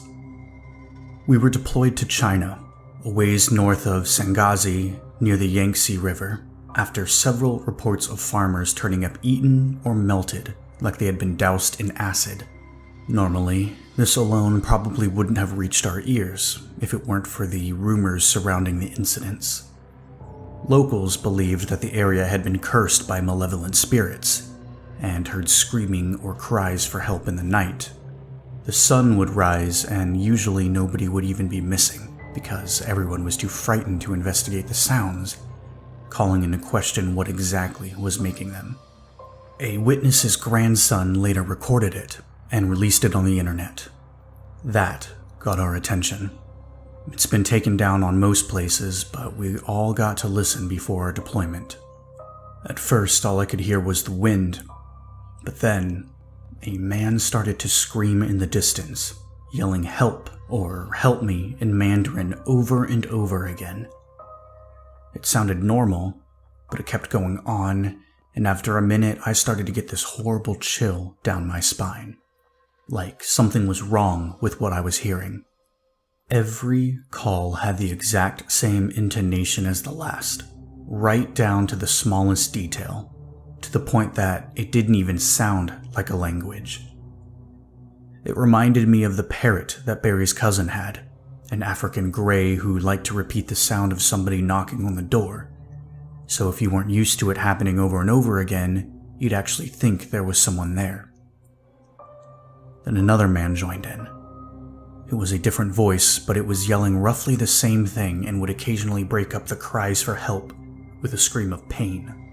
Only, the scream would sound exactly the same every time. It was probably one of the most disturbing things I had ever listened to, just because of how unnatural it sounded. And I wasn't alone.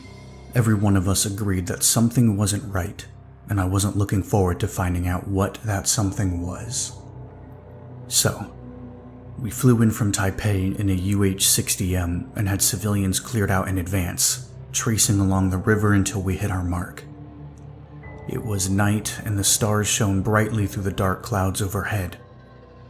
It was me, Jeffries, Barry, and Tanner, since Sprite was busy being analyzed in R&D and we were armed with 3 railguns, power armor, and my favorite electrical cannon, which I took to calling Vera. We weren't equipped with our usual cloaking modules, because according to command, we were there to draw out the enemy, whatever that enemy turned out to be. When we arrived, everything was shrouded in a dense fog, billowing over the land below in the pale glow of the moon. We rappelled down into the mist and landed in the middle of a rice paddy with a splash, the muddy water coming up to my shins. The bird flew off, and we were left alone in the humid darkness, switching on our night vision. The terrain was dead flat, and you couldn't see much beyond a couple of lights way off in the fog. Barry took out his nav equipment and got us oriented. That way. He said, motioning ahead. About 600 yards. Tanner, take point, commanded Jeffries. Tanner moved forward, and we followed, creeping through the mist that swallowed us. Save for the stirring of water in our wake, it was completely silent, and even with our heavy equipment, I felt a sense of vulnerability in the back of my mind, like I could be attacked at any moment, and we would be dead before the others could even react. We crossed over a watery gap between the fields and continued on to the next. Tanner raised his hand, motioning for us to stop, and pointed his firearm at something in the water. I crept forward with the others and saw that it was half of a bisected corpse, his innards strewn between the stalks. His face had been melted into his skull, as though sprayed with a powerful acid. A sense of dread washed over me then, and I could feel the presence of eyes watching me. Something that I couldn't see, but could surely see me. The others shifted with unease, and I knew that they felt the same thing. Tanner advanced through the night, and we followed closely behind, my fingers slipping into the trigger guard as the wind began to howl upon the air, rustling through the rice that swayed between us. The feeling of being watched slowly intensified, and I glanced back at every opportunity, expecting to see the horror that stalked me, but it was never there. It only watched and waited, lurking in the shadow of the billowing fog. I heard something, far off in the distance, screaming. An old man yelling for help, repeating himself again and again, but the cries were getting closer every time, until they almost sounded like they were directly in front of us. Tanner stopped, finger on the trigger while he peered into the howling mist. Other voices began to shout, coming from all around us. It was like we were surrounded by a crowd of invisible onlookers, but they all repeated themselves with the same terrifying, unnatural cadence. I heard a piercing scream from directly behind me and spun around in a panic, yet nothing was there. Every voice ceased at once, and the air fell to a deathly silence. Paralyzed with fear, I lowered my gaze to the water and saw a man's face looking back at me, his dead, sunken eyes peering up from a skull of pale, drooping skin, like the flesh of a drowned corpse. Slowly, it rose above the water, standing upside down on its unnaturally long, slender arms as the other half of its enormous body revealed itself. Looming above me was only a dripping, vertical maw of sword-like teeth that split down into the creature's yawning torso. All I could hear were the drops of water that fell from its horrifying frame, and the quickening heartbeat that drummed in my ears. Before I even knew what was happening, it snapped down on my arms with a vicious crunch and ripped them clean from my body. A blinding pain tore through my senses and I collapsed to the ground, screaming in agony as the blood gushed from the ragged stumps where my arms used to be. A cascade of deafening bangs cracked through the air, the others opening fire on the creature with their railguns and blasting it back in a spatter of blackened blood. Yet as soon as that blood struck my armor, it only hissed and bubbled, eating straight through it and sinking into my skin in deep, penetrating welts. I writhed in horror and pain upon the ground, trying to pry the smoking armor from my body, but to no avail. The joints melted together, trapping me inside and leaving me to the mercy of the nightmare's acidic blood. A chorus of hissing and snapping growls sounded from all around us as more of the creatures emerged from the mist, dashing towards my squad mates on their long, spindly arms, while their gaping maws flailed above them. Most were blown back by the barrage that followed, but two flopped into the water with a splash, shuddering and recoiling as their terrifying mouths opened wide. They lunged forward, vomiting projectiles of corrosive bile that struck Barry and Jeffries, who could only scream in pain as the acid rapidly ate through their armor. Jeffries ripped his chest plate and mask off in time, but Barry wasn't so lucky, and his armor fused to his skin with a bubbling hiss, forcing him to his knees while he shrieked in absolute suffering. Tanner ducked as another glob of bile just barely missed him, and unloaded a shot into the oncoming horror that spat it, splattering the area with its acidic blood. Jeffries picked up his railgun and rejoined the fight, bisecting one of the nightmares with a deafening boom. I was beginning to lose consciousness from the blood that gushed from my severed arms, but all I knew in that moment was adrenaline when another of the creatures rose from the water just ahead of me, slowly advancing towards me as its gaping maw dropped before it. I yelled for help, scrambling back, but the others were too busy fending off the rest of them. Looming above me with a shuddering rasp, the otherworldly terror snapped toward me as I fell back into the water, its massive teeth scissoring shut inches from my face. I kicked the horror off of me, knocking it back into the muck, spitting the blood and water from my mouth as it leaked through the melted remnants of my mask. I crawled away on the ragged stumps of my arms, desperately pushing myself forward with my legs, but I could hear the nightmare advancing from behind, its hissing growl stuttering through the air. The boom of a railgun cracked overhead, and a white-hot pain burned through my skin as my back was spattered with the creature's blood. The dizziness began to overtake me, and darkness crept into the corners of my vision, my blood gushing into the water around me. Too weak to hold myself up, I collapsed and felt my mind slip into the void. That was the last thing that I remembered. I woke up for a moment in the helicopter. Jeffrey's looking down at me overhead, but so much morphine was running through my veins that everything was just a haze of color. The pain was so unbearable, even through the drugs. And when I realized that my arms were still gone, I tried to scream, but Jeffries and Tanner only held me still. The pale light of the full moon shining from beyond as I slowly slipped back into oblivion. I can recall flashes and images after that, but nothing coherent enough to describe. I woke up again 2 days later, in the medical wing at HQ. My entire body was wrapped in bandages, and I was restrained so I couldn't move. I was in an unimaginable amount of pain, and no matter how many times I hit that morphine button, it really didn't make much of a difference. Barry laid in the bed next to me, his torso wrapped in bandages from where he had been burned. I don't remember how long I was there for.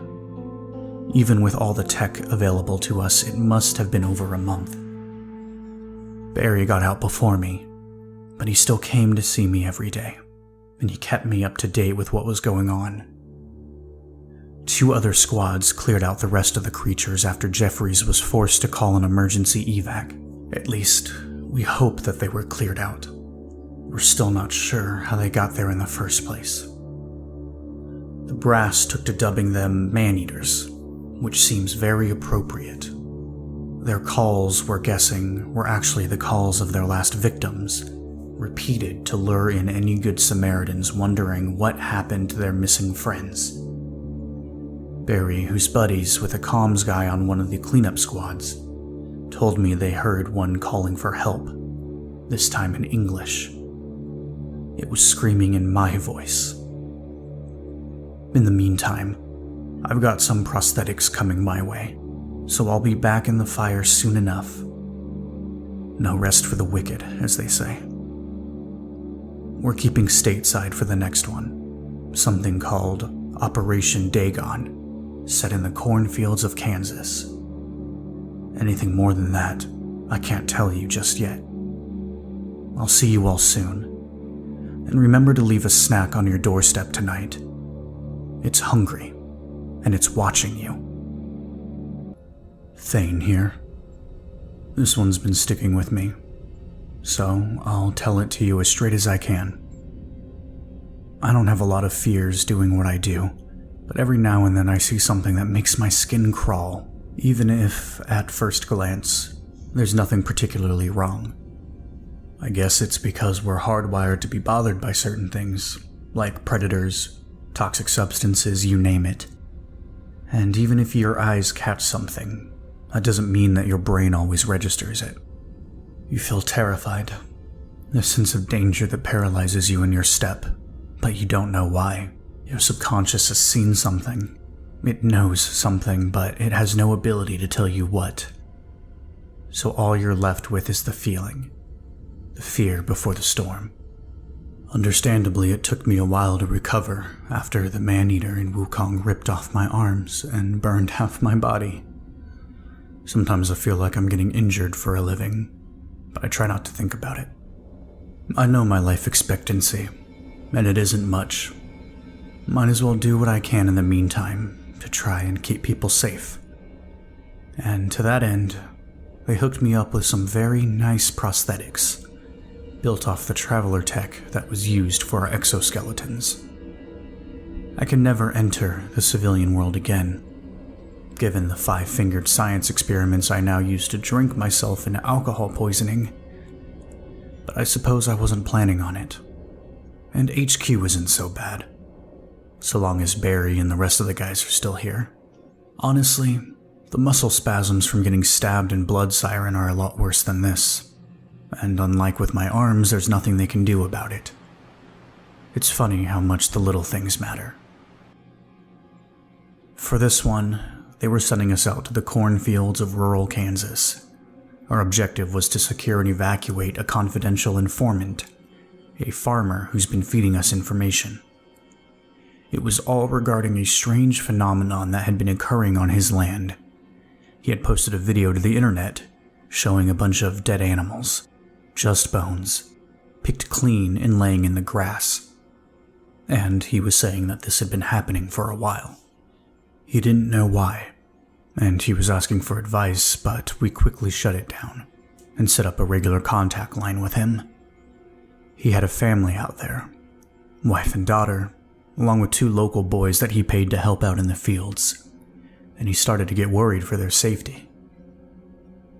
During our contact with him, he kept finding more and more animal bones in the woods out back of his property. All picked clean, just the same.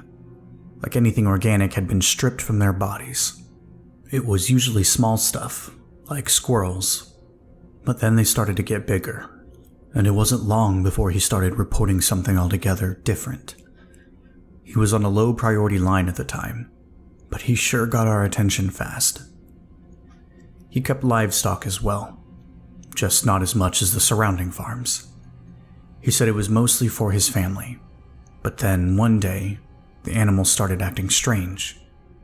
The cows and hens would just stare at him, never moving.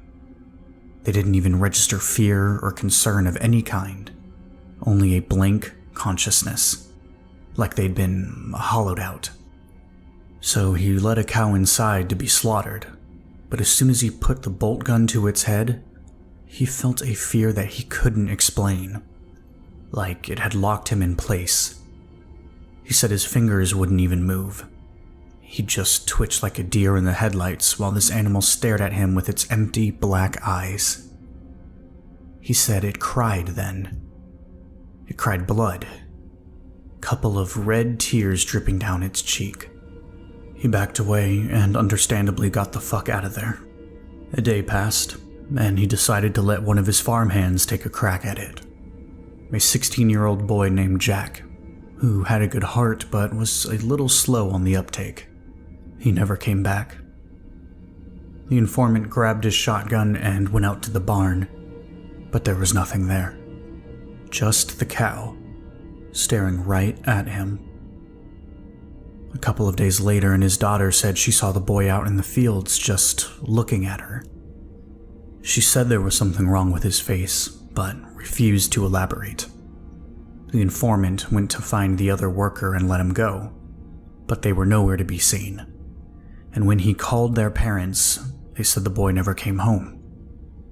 Ever since then, he barricaded his house and kept his wife and daughter locked inside while we mobilized a team, our team, to get them out of there.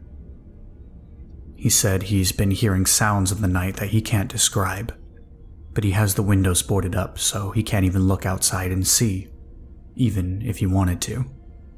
I would hear that sound too soon enough, and ever since I can still hear it in my head, in my dreams, and I just wish it would stop. Anyways, it was myself, Jeffries, Barry, Tanner, and Sprite who finally got back from R&D, much to the delight of Jeffries.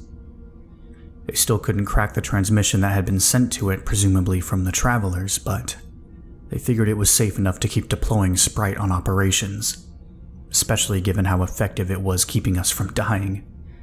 And in the meantime, they had the universe-destroying bomb on full lockdown. We were strapped into an Osprey with an ancillary team, which would function as our mobile CNC for the op.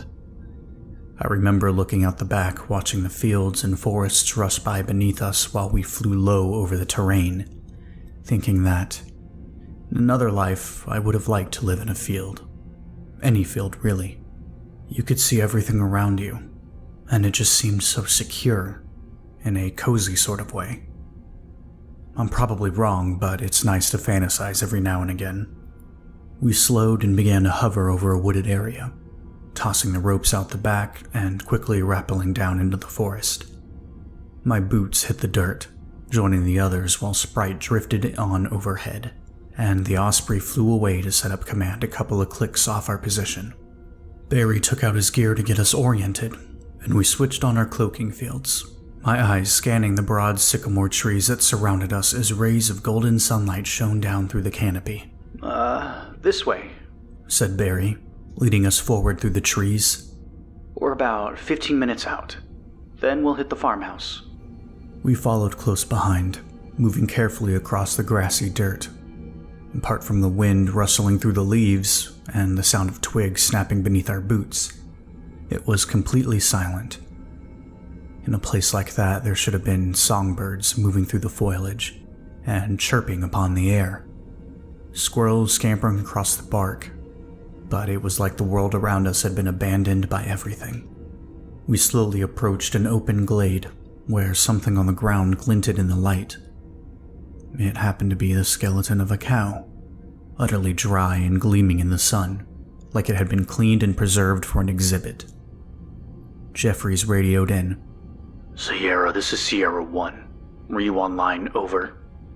This is Sierra. Go ahead, Sierra 1. Over. We've got bones inside the exclusion zone. Recommend setting up a perimeter with HQ. We may have a containment breach. Over. Acknowledged. We'll bounce your request. Over. Roger out, said Jeffries, kneeling to examine the bones more closely.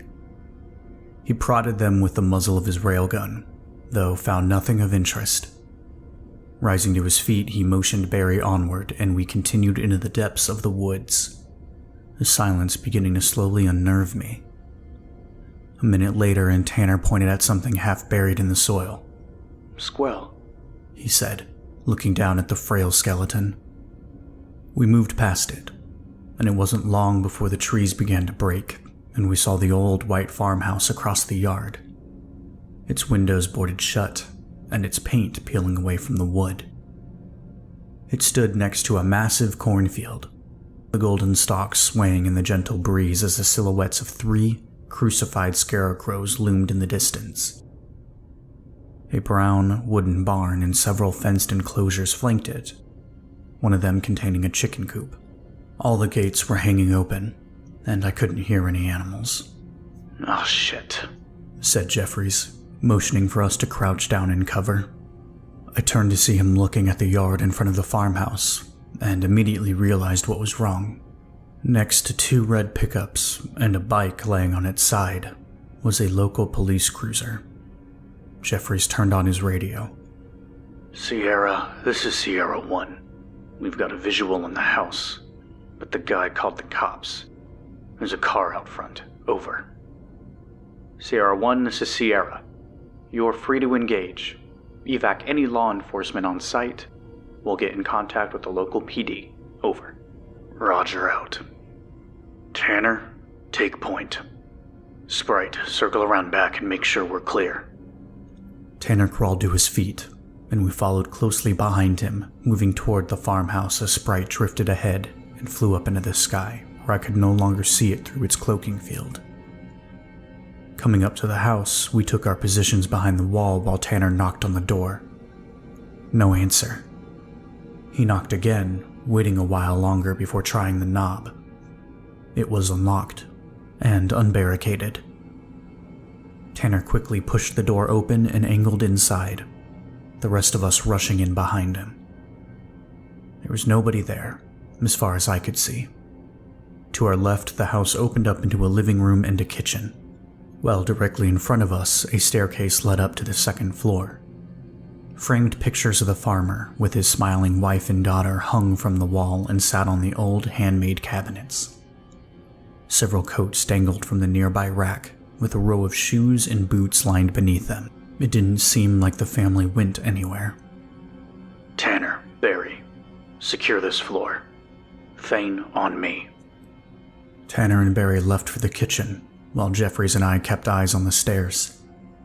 Everything was completely silent. My vision wavered to a large paper diorama seated on the cabinet next to the staircase, colored with crowns and depicting a smiling man in overalls driving a red harvester over a cornfield, while several poorly drawn cows grinned in the background. His daughter must have put it together for school. Clear, said Tanner, him and Barry rejoining us at the stairs. There was some old breakfast sitting out in the kitchen. Looked like they were interrupted by something. A robotic beep sounded from behind, and the cloaked outline of Sprite drifted in next to us. Jeffries patted it, looking back up the stairs. Hello? This is Sergeant Jeffries, Opco Dagon. We're here to evacuate you and your family. No response. Sir, are you home? Something shifted from upstairs, like somebody was just waking up. Hey there, yelled a man's voice. Thank you so much for coming. I don't know what I was gonna... Make yourself comfortable. I'll put on some tea. He sounded strangely upbeat, though something was off, like he was trying to hide the fact he was worried. Sir, that isn't necessary. Can you please come downstairs? We need to speak with you. Sir, I would make to speak with yourself. Put on some tea, said the man, his words beginning to slur. No, it's just, I'm fine. Headache? We looked at each other in confusion. A distant skittering sounded from all around us, like something was crawling through the walls. We immediately raised our weapons, a cold chill running down my spine. Jeffries motioned us onward and Tanner moved up the stairs, leading us onto the second floor and across the balcony. We entered the adjoining hallway, passing by 2 open bedrooms and a bathroom, all of them empty. A single closed door remained at the end of the corridor. There were 2 bodies. Daughter, said the voice from behind the door. He was starting to sound increasingly deranged, altering the pitch and cadence of his speech like he had forgotten how to talk. Oh, don't mind me. I swear. They were right, officer, sir. We need to speak with you. Jeffries counted us down, and on one, Tanner kicked open the door, aiming his railgun into the room, though he didn't fire, only paused as several flies buzzed out into the hall. We drew closer, and for the first time I saw what had become of the family. The floorboards were smeared with blood and filth, clouds of flies humming through the air. A woman's bones laid sprawled upon the ground, like she was trying to get away from something. Bits of rotting flesh still clung to her skeleton, while in the corner of the room, the decaying corpse of a little girl lay curled up in a ball, pools of vomit smeared beneath her. Most of her skin and organs were missing, and it looked like something had been eating her. Upon the bed, a bloated shape squirmed beneath the blood-soaked blankets, the arm of a man hanging down over the side as he began to gurgle and moan with pain. What little flesh we could see was horribly bruised, like it was bleeding underneath. What's that sound? He murmured through his spit, muffled by the blankets that obscured his form. As soon as we stepped forward, a wet, tearing sound echoed throughout the room, and the man's dangling arm dropped free from the hole, hitting the ground with an awful smack. Blood and pus gushed from the severed limb while several black otherworldly centipedes began to crawl out of it, their forms twisting and collapsing into themselves like they existed within an angle that my mind could not perceive. They had so many legs that they breached the realms of physical impossibility and were covered in a scourge of black, soulless eyes that shifted across their bodies like liquid, paralyzing every muscle in my body with their maddening alien gaze. The adrenaline quickly overwhelmed the fear, and I raised my electrical cannon, aiming at the writhing mass of insects that was slowly unfurling beneath the covers of the bed. I pulled the trigger, and the weapon kicked back against my shoulder, throwing off an electrical shockwave that vaporized everything in front of me in a cloud of blood and acrid smoke. The ruins of the bed had been knocked back against the wall, and within the flames that now swallowed the entire room, I could see the surviving insects writhe, burning to death as they loosed a screeching, soul-destroying whine that needled through every sense I had. We're leaving. Tanner, take point. Double time it. We followed Tanner back down the hall as the sound of skittering shifted from all around us, coursing through the walls that groaned and strained with the insectile horrors that now pulsed within them. Contact right, yelled Tanner, aiming down from the balcony at a middle-aged man in a police uniform who stared up at us with a vacant expression. His skin was heavily bruised and he seemed to be stumbling. Sierra insert, opcode Dagon. Identify yourself. The officer gurgled, like something was caught in his throat. Identify coffee. Well, officer. What the fuck is love? Yourself? No, thank you. Right away, Sherry, get your mother and go. Jeffries fired his railgun at the man with a deafening bang, blowing off his shoulder and half his face. The officer only stumbled back, centipedes writhing free from the shattered gore of his injuries. His arm fell from the tattered scraps of his shoulder and he loosed a haunting, chittering wail that burned through my mind with a numbing pain, overwhelming me with a sense of raw, existential fear. Don't look back, he slurred, continuing to stumble toward us. Sprite lashed his lasers across the few insects that tried to get closer, slicing them in two in a flash of sparks. Hold your fire. Thane, clear it. Snapping back to reality, I shouldered my electrical cannon and fired at the officer, the shockwave disintegrating his body in an explosion of flaming gore. Move up. Thane, check our 6. Tanner rushed down the stairs and we followed close behind. The screaming aberrations flailing in the blood-drenched fire all around us. A snapping sounded from behind and I briefly turned to see the wall at the top of the stairs crack open, a wave of centipedes pouring out onto the floor. I fired another shockwave to cover our escape, burning them back if only for a moment, and we quickly fled from the house, running out into the sunlit yard. That's when I looked out at the cornfields and realized that 2 of the scarecrows were missing. We've got more of them, I said, pointing out at the field. The scarecrows. 2 are gone. Jeffries swore, turning on his radio just as the body of a teenage boy slithered free from the corn, his mutilated corpse twisting across the ground like a bloated snake. Sprite immediately fired at him, slicing his body in half with its lasers, but the boy only wailed upon the ground as several new insectile legs cracked free from his severed torso. I saw it in the fields, he slurred, choking on something in his throat. Crawled inside. Recoiling, his jaw unhinged from his skull and he vomited a stream of shrieking centipedes at us. We all dove out of the way, scrambling across the grass while we tried to get clear. Sprite fired again, decapitating the creature, whose body began to rapidly swell and expand with gas, before exploding with a thundering bang, throwing hundreds of centipedes through the air.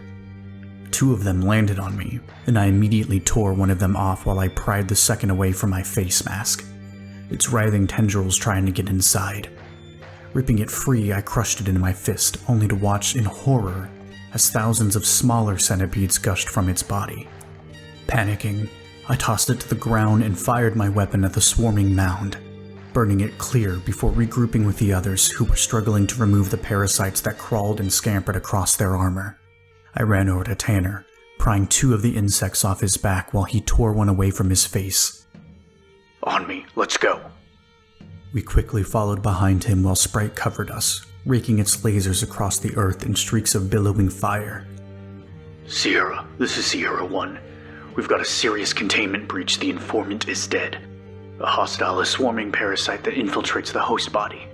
Requesting airstrike on the exclusion zone. Authorization Mercury. Over. Sierra 1, this is Sierra. Airstrike is inbound. Clear the area. Over. Quarantine every farm in a 5-mile radius, and sweep the woods with thermal. Nothing gets in or out. Over. Acknowledged. Evac coordinates have been forwarded to your navigator. Over. Roger out. Barry, get us out of here, said Jeffries, disabling his cloaking field while the rest of us followed suit. Barry took out his nav equipment while Sprite and Tanner held back another wave of parasites, which were beginning to spill out from the front door of the house. Barry began running ahead, and we quickly followed him to the tree line, entering the woods just as a sonic boom cracked overhead with the roar of a jet engine. A B-1 Lancer tore through the clouds above us, a cluster of bombs falling in its wake that detonated above the cornfield in a cascade of brilliant explosions and showered it with 1,000 trails of white phosphorus, ghostly ribbons of smoke shooting into the sky behind us.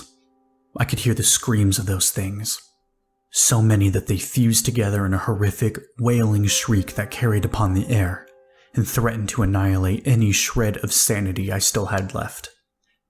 Barry led us further into the woods, and another sonic boom cracked through the sky, followed by a series of shuddering explosions as the farmhouse and yard were reduced to rubble. Streaks of white smoke erupting over the forest canopy. Contact! Yelled Tanner, firing at something I couldn't see. The rotten corpse of a cow unfurled from above, its hooves wrapped around one of the branches like a prehensile limb as its entire body split open down the middle, unfurling to reveal a gaping sphincter of flesh that vomited a giant thrashing centipede. As it lashed toward us, the others opened fire with their railguns, blasting it back in a spatter of gore. It fell from the tree, only to immediately upright itself with a monstrous elasticity and stand up in its back hooves, like the flailing parasite was using the bovine corpse as a pair of legs. The others backed up, and I fired at it, vaporizing the upper half of its body and splattering the trees with dripping viscera. Its shredded lower half collapsed to the ground, and swarms of smaller insects immediately slithered free from it, creeping towards us through the grass. Jeffries urged us to keep going. Barry continued forward while Sprite lashed its lasers across the ground in our wake, creating a fiery barrier to cover our escape. Soon we heard the sound of the Osprey overhead, and we quickly ran over to where it was hovering. The M240 gunner tossed the ropes out the back, and we grabbed hold, pulling ourselves up into the aircraft as fast as we could and piling inside. While we strapped ourselves in, I looked back to see the wall of pale smoke that had consumed the farm. Another bomber tore through the sky behind us, loosing another payload that burst upon the air and bathed the woods in streaks of white phosphorus. I hate bugs, I said. When we arrived back at HQ, we were immediately met by a hazmat team, and everyone on the Osprey was quarantined until they figured out that we were all clean. Breach locked down the area as best as they could, though they were honestly not sure if any of the parasites got out in advance, and the fact that they could hijack the central nervous system and ride around like a regular person for a while was rather disconcerting. Every nearby town is being closely monitored, and thankfully, no new cases have popped up. Where they came from originally, on the other hand, we have no earthly clue. We have to assume it's the other universe that was severed from us, but there had to be a breach somewhere for that to happen, and we don't know where that would be. We haven't heard anything from the travelers, and our search of the Atlantic still hasn't found any Legionnaires. Turns out the ocean is rather large. We know we're looking in the right place, though, because we've been getting a ton of reports about missing sea life and tangles of bloody meat washing up on shorelines. Hopefully whatever they're doing isn't taking place underwater, because if it is, then we're shit out of luck in terms of detection. Next in the pipeline is Operation Bushido. They're sending us to Japan, believe it or not. Barry says we're taking out a necromancer, whatever the hell that's supposed to mean in real life.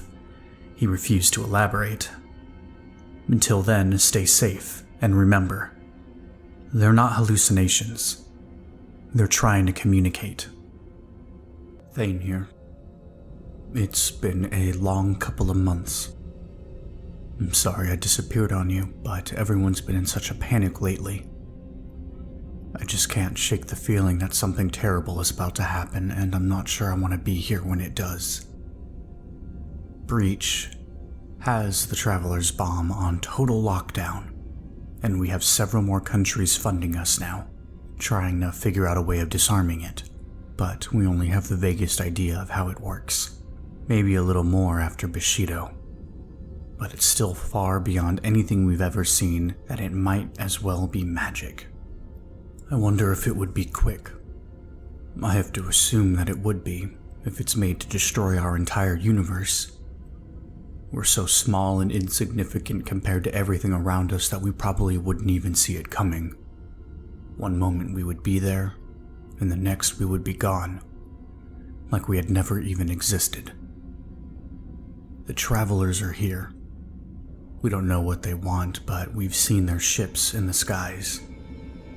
A fisherman off the coast of Morocco recorded a video on his phone and posted it to the internet. Breach had him killed, along with everyone he knew, and wiped everything they could before it managed to take hold and spread. They were always quite good at that. The video showed something decloaking in the sky, all the clouds rushing away from its design like they were somehow frightened to be near it. It almost looked as though it were half alive, spines trailing down from this bizarre angular ship and riding the wind like liquid metal, throwing off a low-frequency sound that made your ears bleed, even through the recording. Barry said it reminded him of a broadhead arrow, but I never saw the resemblance. We could barely even stand to look at it without a dose of acid. There are at least 3 as far as we know, and they're only ever seen over the ocean. Maybe they're looking for the Legionnaires. I couldn't say. Maybe I should be grateful, because if they thought we were doomed, they'd just detonate the bomb. It's not like we could stop them. All the real bullshit started with Operation Bushido, and I have to say that I didn't see it coming. It was just some dumb routine op in Japan. A necromancer from the parasitic universe was supposedly summoning and devouring the souls of the dead, according to HQ. I don't know how they figured this out, but the operative word to keep in mind is a soul. None of us know what that really means, or if it implies there's any sort of afterlife, but the way it was explained, our bodies are like vessels, an interface for the soul, the seat of consciousness, to interact with the physical world. We later got the impression that was exactly why Breach was so interested in the necromancer, because it turned out that souls were what powered the bomb, and Command knew it, long before we were ever deployed. According to the books that we recovered after the op, the level of energy they could output was beyond anything we had ever thought possible, and with enough control you could somehow use them to manipulate reality, change things, create something out of nothing, or unmake an entire universe. It just depended on the will of the wielder, should they actually have the power to use them. Humans do not, but Legionnaires, their controllers, and presumably the Travelers absolutely do. Our destination was in the Akaishi Mountains. I'm not allowed to say anything more than that. Our objective was simple: kill the necromancer. Afterward, I remember finding it odd that they didn't want him captured alive at all costs, given what he could potentially know about the bomb, but no. For some reason they wanted him dead. Either way, things don't always work out the way you plan them. It was me, Jeffries, Barry, Tanner, and Sprite, packed into the back of a UH-60 modified for stealth operations. Our packs holding all the equipment in the world that we never actually used, because every single operation was so quick and violent that camping out was never an option, save for 1 or 2 times. Maybe I'll tell you about them someday. The others had their railguns, and I had my electrical cannon, courtesy of whoever the fuck the Crest were. We still didn't know, having been cut off from their frozen bunkers in the other universe, but we sure did appreciate their gear, and Sprite was always a welcome addition to the crew. We hovered off the side of a mountain just before sunrise, an expanse of trees blanketing the range as far as I could see. Everything we could make out in the faint pale light of the morning was green, except for the summit, which was barely exposed and covered in snow. And that was exactly where we were headed. We said our goodbyes to the gunner and rappelled down from the helicopter, Sprite following just behind us as our boots hit the ground. The ropes were pulled back up and the bird got out of dodge while Barry took out his nav gear to orient us. Well, I hope you guys are ready to climb, he said, taking the lead. We all activated our cloaking fields and followed him up the ever-ascending incline, grass and twigs crunching beneath my boots in the near darkness that lurked under the forest canopy. I switched on my night vision, revealing the steep rock face that waited for us at the top of the hill. Sprite, move up and scout for us. Don't engage, only report. Sprite did as he was told and floated ahead. Is it just the one guy? Asked Tanner. This isn't a job that keeps its promises. Best to be on guard. We dropped to our hands and knees when the incline became too great to stand, crawling up the mossy earth until we hit the towering rock face. Thane, you're up. I took the grappling gun from my pack and loaded it with a charge, Holding the gun against my cheek, I took aim up at the mountain, searching for a spot that looked stable enough to hold our weight. When I found it, I pulled the trigger, and the hook shot up at the target, the rope trailing behind it before it hit its mark and projected an anchor into the rock with a soft thunk. I detached the gun and put my full weight on the rope, testing its strength. We're good. Ladies first, said Jeffries, nodding at me. I nodded, grinning inside my mask. I pulled myself up onto the rope and attached it to my pack as a precaution, letting the strength of my exoskeleton carry me as I quickly climbed 30 feet up the rock face and set down on the broken ridge that flanked the mountain. There were a few sparse trees jutting out from the mossy cavities that lined the entire way up. I waved. Sprite beeped an inch away from my face, nearly giving me a heart attack. I could never see him like our own cloaking fields. I gave him a pat as the others slowly followed, making their way up to us. When they were all with me, Barry led the way around a narrow ledge that snaked over a 100-foot drop, staying as close to the rock face as possible. When we passed it, we continued up a ragged incline where it looked like a landslide had taken a chunk out of the mountain, massive, jagged boulders impeding our path at every opportunity. The snow was starting to make itself known, streaks of white carrying down the nearby pass until our own boots started to crunch upon it, our armor insulating us from the biting cold. The wind was picking up, but Barry said we were almost there. Right up ahead, he said, pointing at a cliff about 20 feet up. I loaded the grappling gun with another charge and shot it just above our target, the hook slamming into the wall of rock beyond it. I detached the gun, put it away, and tested the strength of the rope. I climbed up as quick as I could, Sprite flying just ahead of me, and pulled myself up onto the snowy cliff. Scanning my surroundings, the others made their way up the rope. We were getting closer to the summit, the ledge winding up into a narrow rocky path obscured by 2 columns of stone that almost appeared to be man-made. It was getting brighter out, and the sun would soon follow. The others climbed up next to me, and Barry pointed at the pillars. Should be right through there. No more heights as far as I know. Jeffries nodded. Tanner, you're up. Tanner moved ahead. We followed him between the pillars and up the winding path before we emerged upon a small, snowy clearing surrounded by looming cliffs, the summit towering just overhead, and beneath it, the entrance to a dark cave yawned open before us. Something about it gave me a sense of foreboding. The way it lurked in the pale, blue light of the morning, gray rocky spines jutting around it like a pair of teeth ready to snap shut upon its prey. Jeffries called in. Sierra, this is Sierra 1. We've got eyes on the cave. No contact yet. Over. Sierra 1, this is Sierra. You're free to engage. Over. Roger out. Tanner advanced towards the entrance, and we followed close behind, slipping into the darkness of the cavern. We emerged upon a small ledge that led down into a placid river of blood, stalactites hanging from the ceiling like 100 spears ready to fall. Following the rocky trail through the shadow, we sank into the stagnant pool, our cloaking fields flickering as it wavered around our passage. Just ahead, it ran through an archway of stone like a fetid blood gutter, and with our guns at the ready, we followed it into a larger chamber. The sounds of motion stirred ahead, echoing faintly upon the broken walls until we arrived at a path that led up to the bizarre, hexagonal ceiling of a ritual chamber, inscribed with a massive sigil of a stylized sun. I recognized the 4 runes that surrounded it from what Barry had told me after Operation Thunderbird. They were a part of the Elder Futhark, but I wasn't sure what they meant.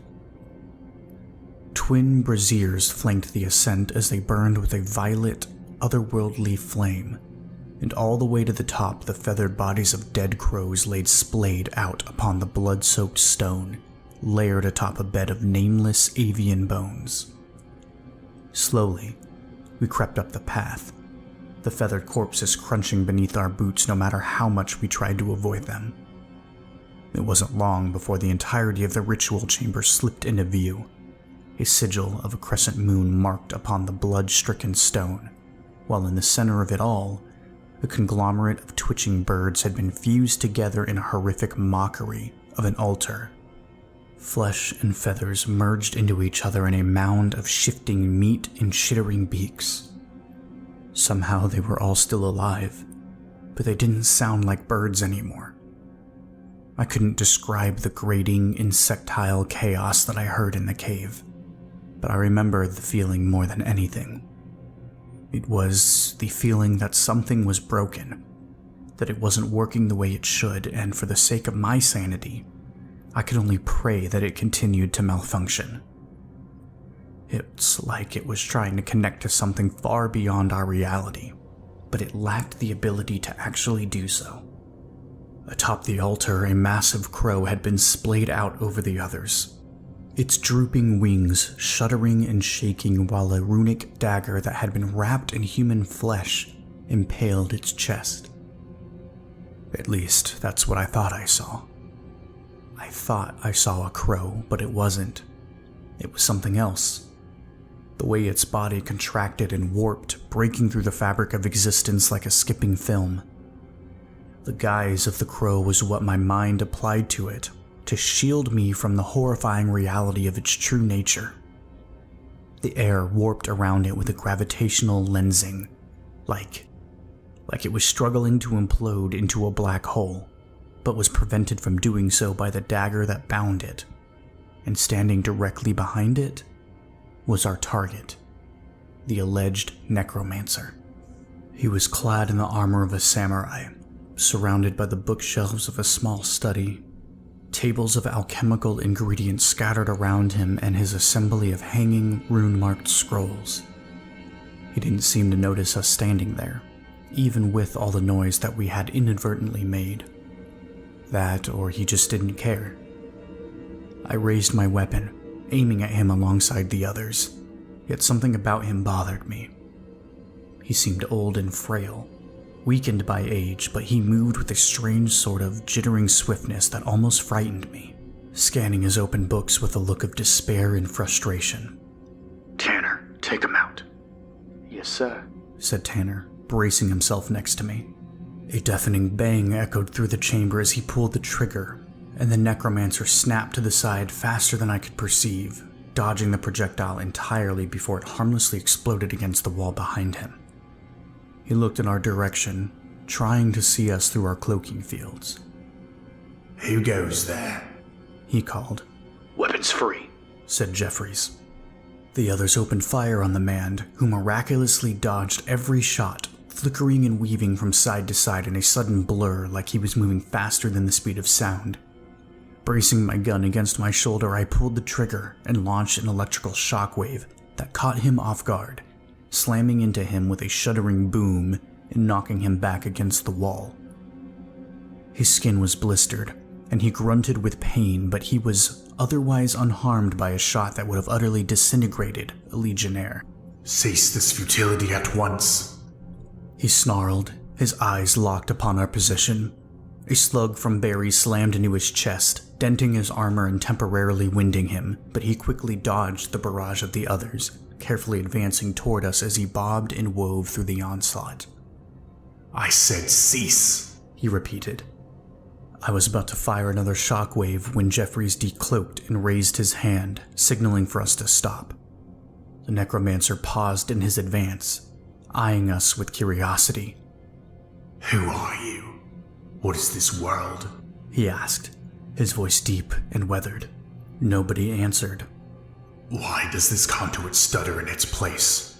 I've slain a watcher by the teachings of Borgeth, but I fail to even hear his whispers." "We were sent to kill you. Any idea why that would be?" I looked at Jeffries, unsure of his motivations. It wasn't like him to potentially endanger us for the sake of his own curiosity. The necromancer studied us carefully, examining the shifting outline of our cloaking fields as though attempting to determine our numbers. "The Astral Lords. They sent you, didn't they? Are they so vindictive that they would follow me to another world? All I want is to live my life by my own rules. Is that so much to ask?" "I have no fucking idea what you're talking about. Who are you?" The man looked at us with confusion as though perplexed by our response. I was a paladin of the Astral Lords, he said, like he was explaining a well-known fact that we somehow should have been aware of. You don't know whom I speak? Where am I? I think he got cut off, said Barry, deactivating his cloaking field. He's from the other universe, right? He turned to the necromancer. You probably found your way here and got stranded like the Legionnaires. What? I don't understand. Legionnaires? What business do the Darklings have with this world? But why would Breach want him dead? He's an obvious asset. Unless this place is beyond the Lunar Fortress, said the man, seeming to understand something that was known to only him. That understanding quickly faded to a creeping existential horror, his eyes widening with absolute fear. Stuttering beneath his breath, he pulled the knife from the bizarre crow that laid atop the altar. We all raised our weapons in alarm, aiming at him, but he only laughed in utter bewilderment before beginning to remove his armor. You're afraid of me. He began to hastily carve an intricate runic symbol in his own chest with the blade. Jeffrey started to speak. What are you? I'm destroying my soul, said the man, finishing the symbol and beginning to work on several others. The truest gift that Morgath ever granted me. If you're smart, you'll copy these marks and follow in my step. Because if the Ascendants and the Darklings capture you, you will wish that death was the greatest of your concerns. I know that you don't understand the dangers of my world, but trust me when I say that the cessation of your existence is the only merciful path you can take. The man plunged the dagger into his chest, and the runic markings flared with a ghostly light. Twitching and convulsing, he collapsed to the ground before falling completely still. He was dead, and I was utterly lost, still unsure of what to make of the situation. Objective complete? I said, deactivating my cloaking field alongside Barry. Jeffrey shrugged, still confused and alarmed. Where's Sprite? Asked Barry. The rattle of gunfire suddenly echoed through the cavern, coming from back near the entrance. Then it stopped. Tanner, take point, said Jeffries. We all reactivated our cloaking fields and followed Tanner back into the river of blood, moving through the sloshing liquid as quickly as we could.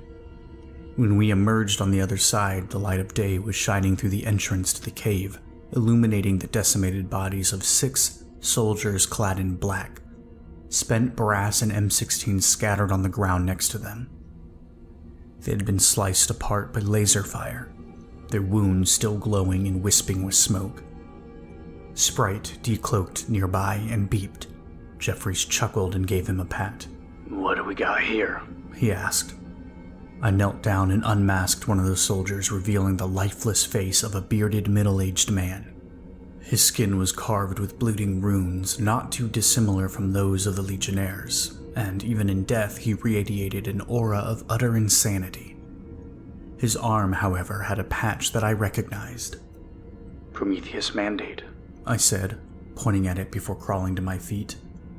This is bad, muttered Barry, wandering out into the daylight at the snowy entrance of the cave. A bullet exploded against the nearby rock, and Barry hit the ground for cover, the report of the gun echoing through the distance a second later. He swore, scrambling back over to us as the sound of a helicopter passed overhead. Jeffrey switched on his radio. Sierra, this is Sierra 1. We've got hostile contact at our position. Prometheus Mandate.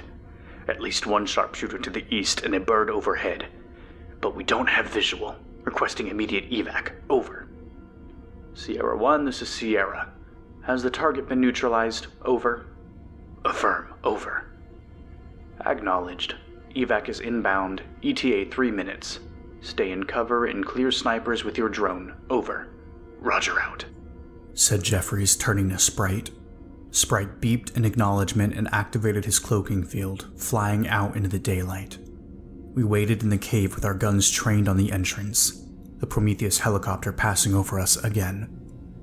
A shot rang in the distance, followed by a scream that was abruptly silenced by something. Right ahead, said Tanner, A group of 3 Prometheus soldiers came up from the snowy path, rifles trained on the cave entrance, but they couldn't see us through our cloaking fields.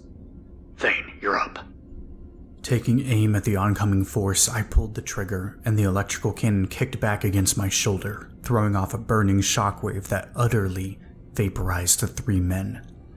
Their blood and decimated organs splattering back across the snow. A blur rippled through the space before us, and Sprite decloaked, beeping as he drifted next to Jeffries. The sound of a jet engine began to roar in the distance until a sonic boom cracked overhead, and a deafening explosion shuddered through the air. Flaming debris ricocheted across the snow outside, raining down from the sky, while the sound of another helicopter started to get closer.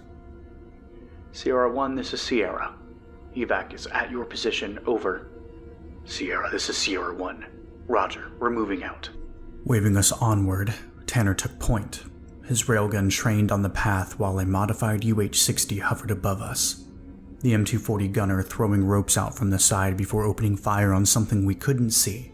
Spent brass raining down from the sky as gunshots rattled through the air.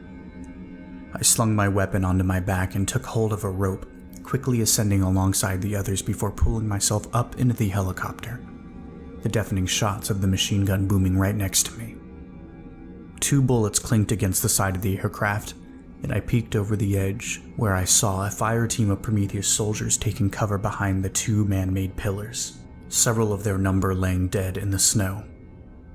When the rest of my squad mates piled into the helicopter, the pilot took us up into the sky, flying away while the sound of a jet engine screamed through the air behind us, followed by the crack of a sonic boom. I looked back just as the aircraft's payload detonated along the side of the mountain in a cascade of thundering explosions. Streaks of fire and debris pluming into the clouds while the cliffs dislodged in an avalanche of rock, incinerating any remaining Prometheus soldiers. Turning away, I laid back in the helicopter alongside my friends, Jeffries holding Sprite beneath his arm with a smile. I remembered being thankful that at least none of us got dismembered this time, but the reaction of the necromancer still bothered me. He genuinely thought that we were completely doomed. Maybe he didn't realize that the parasitic universe had been severed from our own, and came to his own conclusion in his mind, but either way, he seemed absolutely terrified. And that made me wonder what exactly we were up against. Why would he destroy his own soul, rather than face whatever was coming? None of us really had an answer for that, but it spoke volumes that the travelers were willing to annihilate our entire universe in order to prevent it from happening. Anyway, that whole area was apparently the site of a long-dead Karasu Tengu cult, where they had killed a very large number of crows for an undisclosed reason, presumably for some sort of sacrifice, though Barry tells me that doesn't make any sense.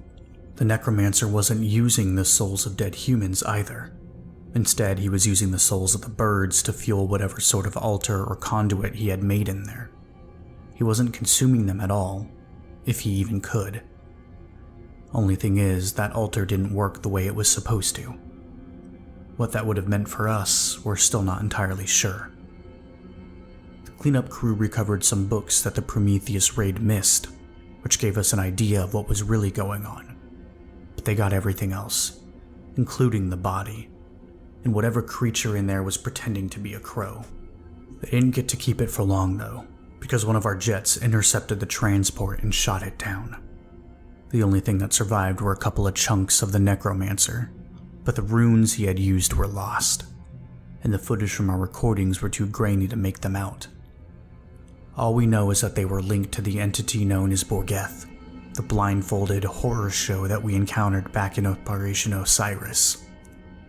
The books claimed that it ruled over a race of occult practitioners known as warlocks, in a frozen wasteland called the Stygian Reach, and we assumed that these warlocks were the flying, hooded creatures that nearly killed Jeffries.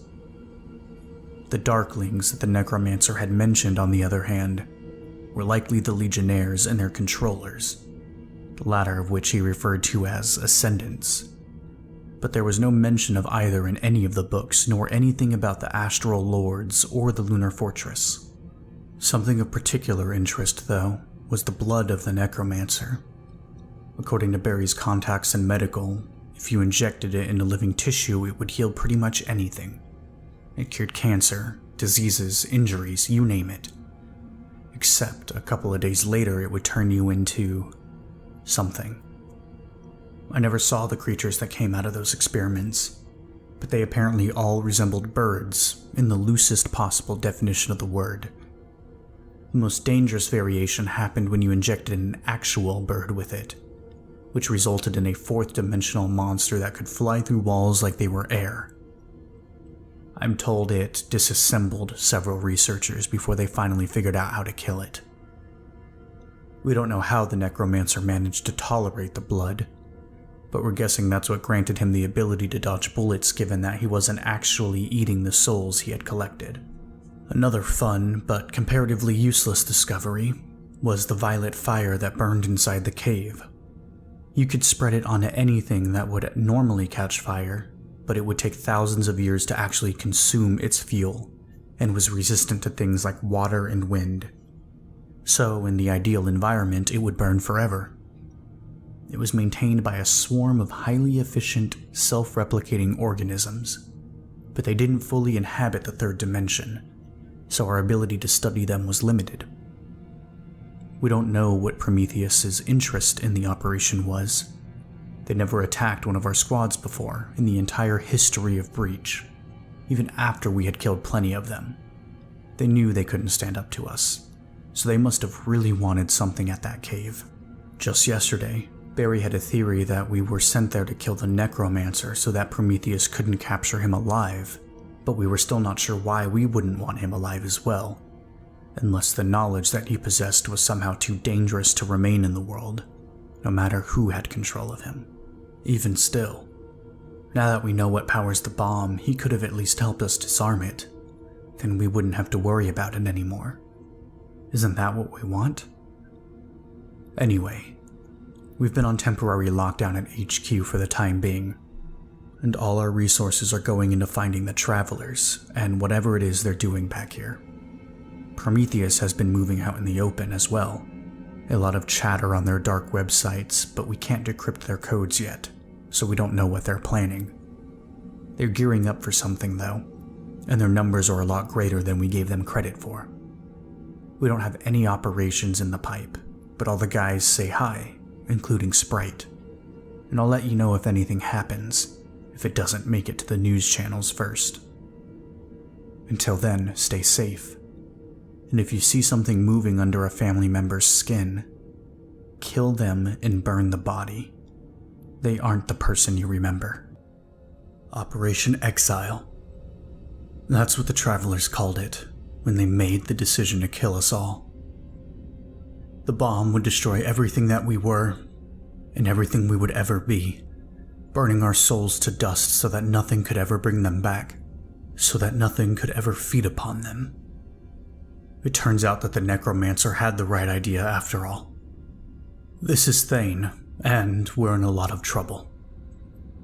We were locked in at HQ, and we thought that things were finally quieting down. We had a few ops in the pipe that I was honestly looking forward to, just to see sunlight again, or at least the sky. I don't even know what fresh air tastes like anymore. Didn't quite get the chance. Prometheus had been preparing for something big, but we had no idea what, and anyone we tried to capture killed themselves before we could take them into custody. Then it all stopped, like the calm before the storm. We pulled the base off lockdown. Jeffries and Tana were both on duty, while Barry and I were slamming back drinks in the cantina outside the mess hall. It had been tense, not knowing what could be coming our way, and we figured it was time to celebrate. After neither of us could no longer walk in a straight line, we shambled past the barracks wing, harassed Sprite over at R&D, and found our way to the airfield doors so we could finally take a walk outside. The 2 checkpoint guards posted next to them swiped our IDs and let us through, the heavy, steel barrier sliding open in front of us. Barry shuffled ahead of me, and I could see the beginnings of the night sky over the walls of the complex. Apart from the base itself, there was no light pollution out there. so you could see every star in the sky. Streaks of cosmic radiance burning over the vast rows of helicopters and maintenance hangars, while the dark silhouettes of watchtowers lurked upon the horizon, each outfitted with a laser defense system designed to shoot down incoming missiles and aircraft. I was about to follow Barry outside, ready to take it all in, when a blinding flash of light swallowed my vision, and a thundering boom shocked through the air, deafening my ears and knocking me onto my back with a concussive shockwave. Barry scrambled over to me as I crawled to my feet, looking up to see that one of the towers had been reduced to a smoldering ruin. My ears ringing, I stepped forward and looked up to see a bizarre aircraft descending from the sky above the airfield, like a sweeping hook with wings of vicious, metallic thorns, glowing, crimson sigils burning upon its every surface.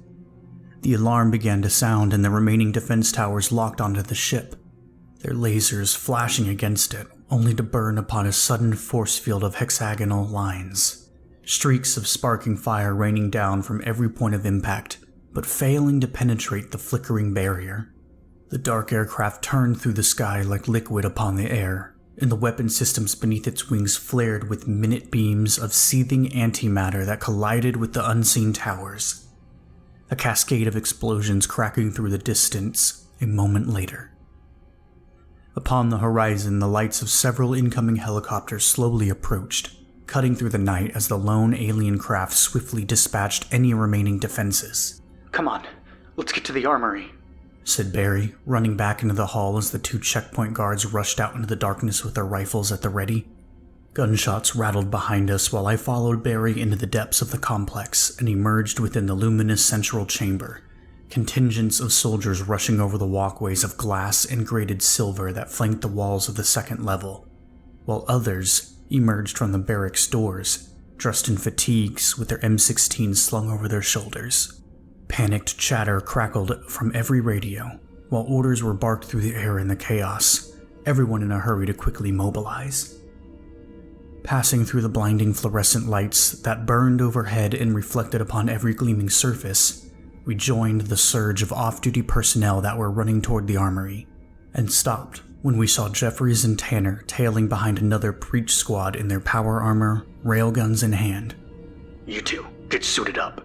We're setting up cover just ahead. We're using the airfield hall as a choke while the other teams deploy from the underground shafts and box them in. Who's attacking us? I asked. Prometheus. They're backed up by legionnaires. Now go. We continued down the corridor until we reached the armory, the sprawling chamber separated off from towering shelves of equipment and weaponry by silver grating, while the armorers struggled to accommodate everyone that was rushing toward the queue windows. Barry and I were hurried in through a separate entrance alongside several other breach squad members, moving past the rows of workbenches and scattered parts before we arrived at the holding area for special operations gear. Two armorers quickly took our powered exoskeletons down from the racks and anchored them to the floor before moving to assist the others. The back of my armor yawning open before me, I stepped up into it and it locked into place around my limbs, humming to life as it sealed me inside, and the heads-up display flickered in around me. When it was fully powered on, I took an electrical cannon from the racks and armed it, Barry quickly joining me after he loaded his railgun. Let's kick some ass, he said. I nodded, and we ran back down the rows, other squad members rushing by us to get suited up. We passed through the grated door and hurried through the crowds of the main armory, leaving it for the corridor that led back to the central chamber. Something beeped from overhead, and we looked up to see Sprite decloaking above us, following in our wake as gunshots rattled through the hall ahead. Entering the central chamber, we saw it was now sectioned off with metal blockades, soldiers and breach squads taking cover behind them while they kept their weapons trained on the hall to the airfield. Several Prometheus soldiers had been gunned down in front of it, clad in dark, lightweight armor, black balaclavas, and M4 carbines as their blood dripped from the silver walls. Jeffries motioned us over to where he and Tanner were positioned in front of the open hall, and we took cover next to him. Sprite beeped again, and Jeffries patted him. Good boy. I was wondering if they would release you. Our radio systems crackled to life within our suits. Overwatch to all personnel. 4 hostile aircraft have landed on the strip and 2 have taken the helipads on the roof. We have Prometheus fire teams establishing a perimeter around the base, localized at the airfield entrance, and supported by Legionnaires. Backup is inbound, but be advised that an unknown stealth aircraft has bypassed radar detection and has disabled anti-air capabilities. All personnel maintain defense positions. Out. Switch to thermal. They're around the corner. I kept my eyes on the corner at the end of the hall and switched my visor to thermal. The red outlines of several Prometheus soldiers crouched just ahead. To say the least, I was too drunk for this. Can our railguns penetrate the walls?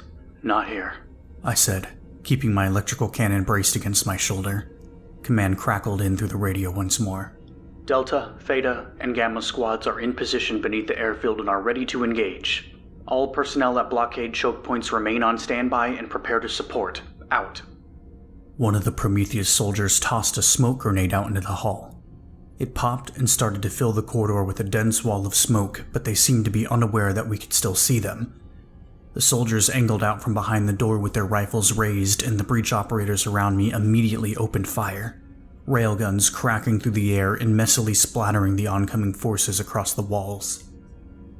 One of the soldiers dove back into cover at the last second and fled out of sight, his comrades reduced to a mess of pulverized meat and organs behind him. A resonating boom shuddered throughout the complex, and the lights burnt out around us, the HUD of my visor crackling and distorting before it corrected itself. I switched to night vision, cutting through the darkness that now enveloped the blockade as the soldiers around me began to mount lights on the rails of their M16s, their beams panning through the shadows in confusion. We got hit by an EMP, said Barry, keeping his eyes trained on the hull. Another boom shocked through the structure above, dust falling down through the ceiling like something had just collided with the base. Gunfire echoed through the distance from somewhere in the communications wing. Overwatch to all personnel. Delta, Theta, and Gamma squads are down. Maintain defensive positions and do not leave the base. If your blockade has been compromised, fall back to the R&D safe room. Protect the bomb at all costs. Out.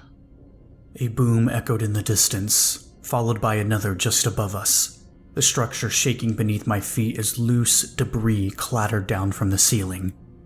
I briefly switched back to thermal and saw a second fire team of Prometheus soldiers gathering behind the wall at the end of the hall.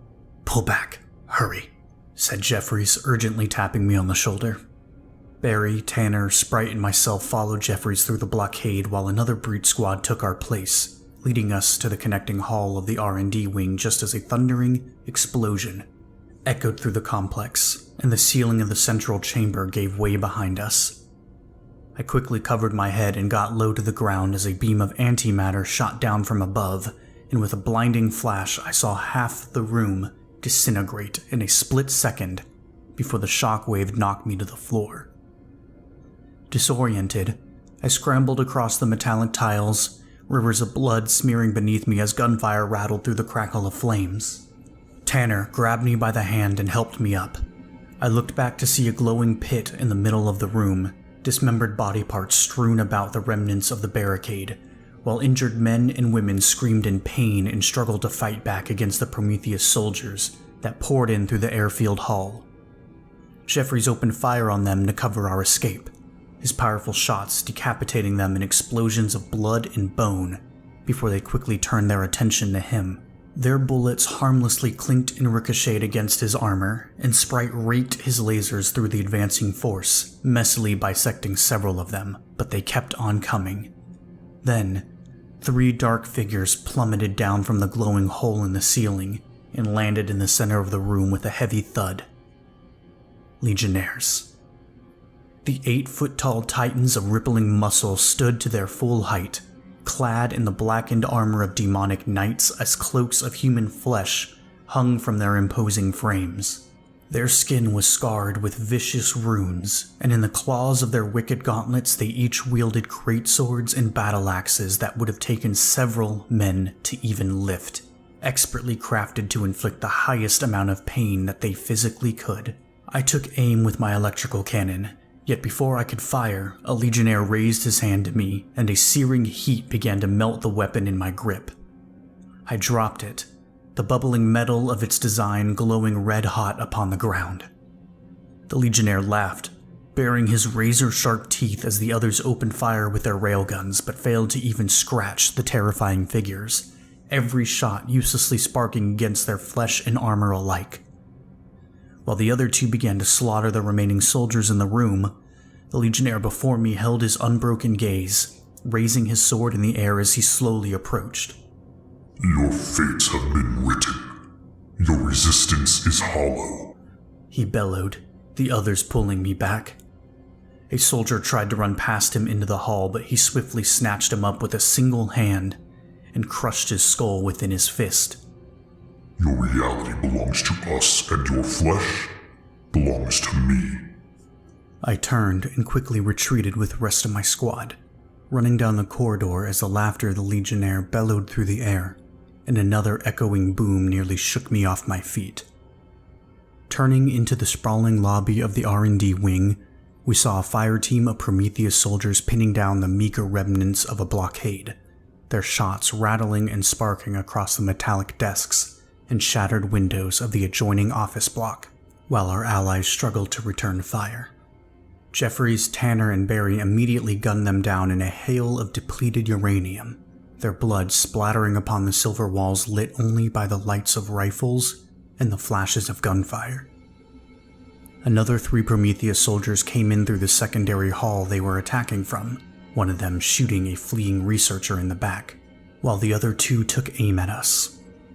I felt the shots of 5.56 ricochet harmlessly against my armor, but the second soldier fired an AR-10, the .308 round piercing through Barry's plating in a splatter of blood.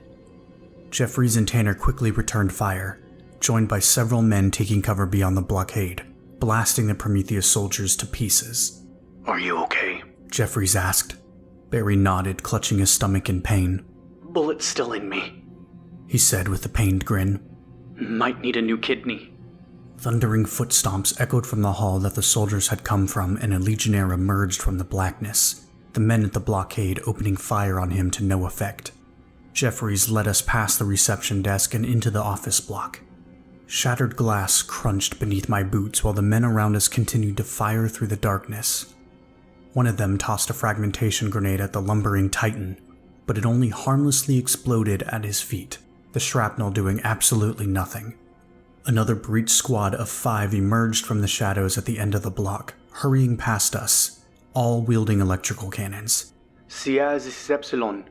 Help us set the perimeter, radioed the other sergeant. We stopped and turned as they took cover at the blockade, and we found our positions just behind them, all of us quickly taking aim at the Legionnaire.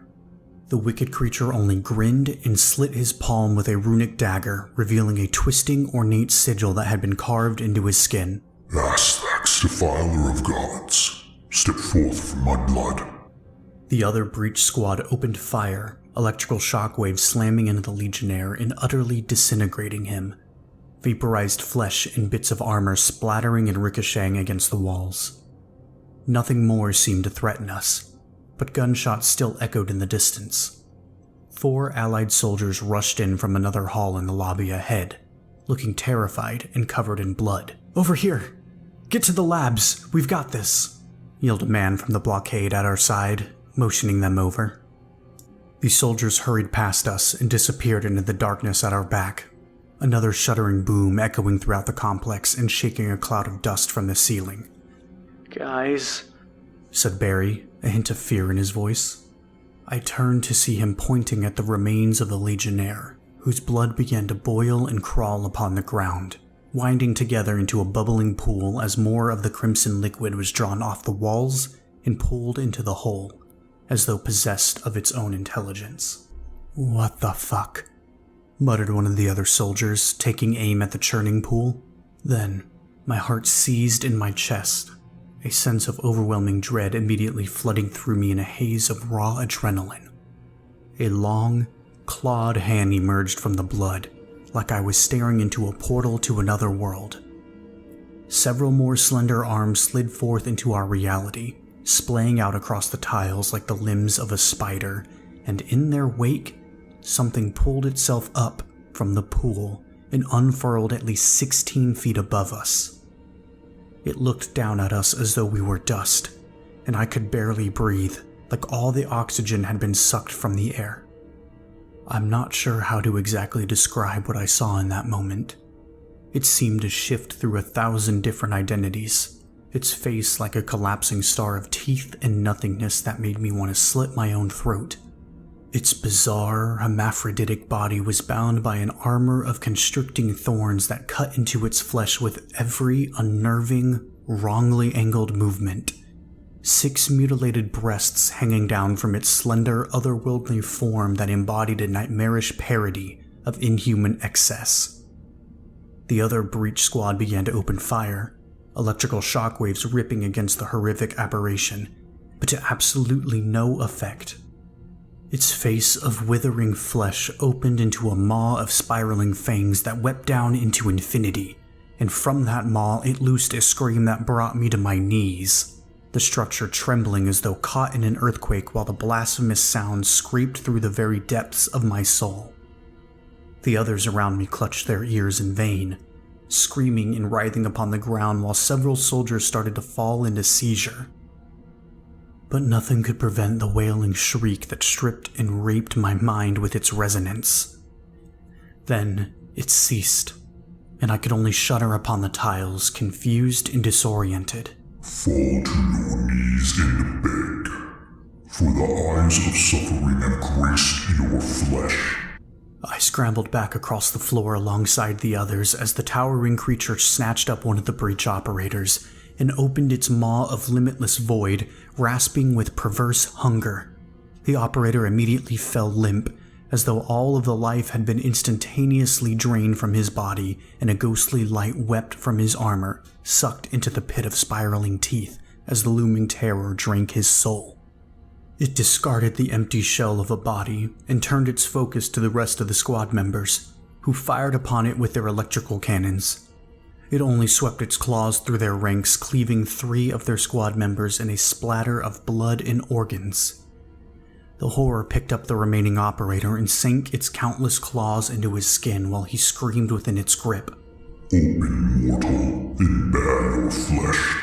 I can taste the fear upon your soul. With a sickening slickness, its claws warped around the man's shrieking body and slowly turned him inside out.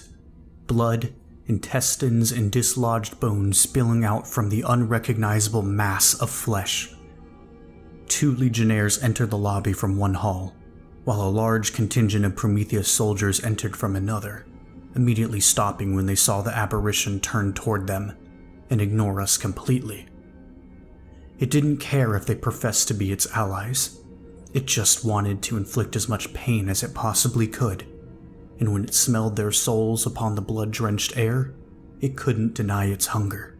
We fled through the ruined office block as the screams of Prometheus soldiers cut through the distance, uselessly firing upon the looming nightmare as it ate their souls and flayed them alive. We quickly moved past an abandoned checkpoint and emerged within the laboratory section of the R&D wing, countless testing and storage chambers flanking us, and walled off by bulletproof glass that was smeared with blood. Running past the gurneys and stacks of overturned crates, muzzle flashes burned through the darkness beyond. A legionnaire marching unimpeded through the distant chambers as she pursued a guard and several researchers. The guard stood his ground, firing his M16 at the advancing figure, but the bullets only bounced off her tempered flesh, rune-scarred and clad in a lurid, revealing lingerie of blackened plate and tapered razors. The legionnaire plunged her gauntlet into the guard's chest and ripped out his beating heart, taking a bite with a rasp of hunger as she focused her gaze on the fleeing researchers. Knowing that we could do nothing to stop her, we followed Jeffries through the rows of chambers to the high-security zone, where a barricade of debris had been piled around the checkpoint, breach operators and allied soldiers aiming their weapons from behind their cover. Or Sierra. Let us through, said Jeffries, raising his hands. The blockade lowered their weapons, eyes peeled to the darkness as we quickly passed them and entered the main foyer that connected a network of sealed but transparent project rooms. Like a spiraling panopticon of glass, More barricades and heavy weapon armatures were bolted to the ground alongside a large gathering of personnel at the ready, as though every survivor had fled to that room. Beyond them all, a massive silver airlock stood embedded in the wall, identifying the chamber that must have held the bomb. I never actually saw it in person before, thanks to my lack of clearance, but I could somehow feel it upon the air, even through the walls, like I was suddenly sucking on a live battery. Another cascade of shuddering booms reverberated from somewhere in the distance, dust and debris billowing down from above. Then I heard the shriek of that eldritch nightmare once more, quieter as it echoed from the laboratories we had just come from, but it was still enough to fill me with dread, every inch of my skin prickling with unease. "What the fuck is that?" asked one of the guards alongside us. I'm still asking that myself, and it's coming this way. And how exactly are we planning on stopping that thing? I asked. We can't, and we aren't. Only thing we can do is buy time until the Air Force nukes the base and hope that it doesn't trigger the bomb. That, or the Travelers cut out the middleman. We're fucked either way, said Jeffries in a grim tone. Well, where are the Travelers? It's their bomb. You'd think they'd want to defend the thing. Maybe. But in the meantime, I don't think our lives mean shit in their eyes. Fuck it. We've got a job to do. These things want to fight, we're gonna give them one. A legionary emerged from the laboratory hall, the same one that had been chasing the researchers, and as soon as her eyes locked upon our own, she snarled with hunger and charged toward us. The other breach operators with electrical cannons immediately opened fire on her with a barrage of shockwaves, blasting her to pieces in a rush of vaporizing gore. The aberration screeched once more from somewhere beyond, the sound of shattering glass echoing through the distance until only silence remained. I could hear my heartbeat hammering in my ears, hyperventilating in fear with my eyes peeled on the shadows ahead. The slender horror erupted from the darkness, and I stumbled back, my heart seizing in my chest as everyone around me scrambled to open fire. But it was already upon us, sweeping its long, spider-like claws through the front of the barricade and searing several defenders in two, blood and debris scattering across the floor. Drenched in the gore of the men who had just been disemboweled before me, I grabbed one of their discarded electrical cannons and aimed it at the shrieking nightmare, pulling the trigger in a blind attempt to stamp it out of existence. The weapon kicked back against my shoulder and the electrical shockwave slammed into the creature. But, just like the countless railgun shots that rammed against it, it did absolutely nothing to slow its advance. The horror completely ignored the assault, picking up any nearby defenders in its claws and messily biting them in half before ripping the souls from their bodies. The voice of Overwatch crackled in through the radio. All personnel, fall back to the safe room. Do not let it touch the bomb, yelled command over the chaos. Jeffries grabbed Barry and I from behind. Come on, you can't hurt it. I turned away, following him and the rest of my squad over to the airlock as the others struggled to hold the nightmare back. While the airlock slowly slid open with a shuddering groan, I looked back at the ravening abomination. It ceased its slaughter, countless crimson dilated eyes splitting open across its flesh before every single one of them immediately focused upon me. Every muscle in my body froze. And as the horror raised a single drooping limb and pointed directly at me, the world around me dissolved away, as though it were a painting splashed with thinner. What took its place is difficult to describe, but I remember the feeling more than anything. The feeling of my soul tearing itself apart, of my mind fracturing into 1,000 pieces. I stood within a forest of bleeding flesh, skies of warring crimson, violet, and rotting bile colliding through the mirage of reality. The air was viscous, pushing through my lungs and cradling my body like a slurry of liquid meat, and all around me, cellular willows burned and wavered through reality, trailing across my vision in a sickening miasma of tangled skin and nameless viscera. Before me, the aberration stood, pointing at me through the shifting world as its mind forced itself upon my own. Yet my eyes were not on that towering horror. They were on the nightmare that lurked beyond it. Looming forever above the monstrous wood, a willow of pure void stretched across my sight and occupied my soul, every branch winding down into the pits of gnashing infinite teeth that threatened to devour what precious little remained of my sanity. Back and forth it recoiled and pulsed like a contracting muscle set into the world, throwing off shockwaves that rippled through the multiverse. Like a psychic wind of unbridled carnage. Backlit by a star of a hue with no name, the caustic glow of the eldritch god fell upon me, and my skin burned. Every nerve in my body bursting into flame as the taste of blood filled my mouth.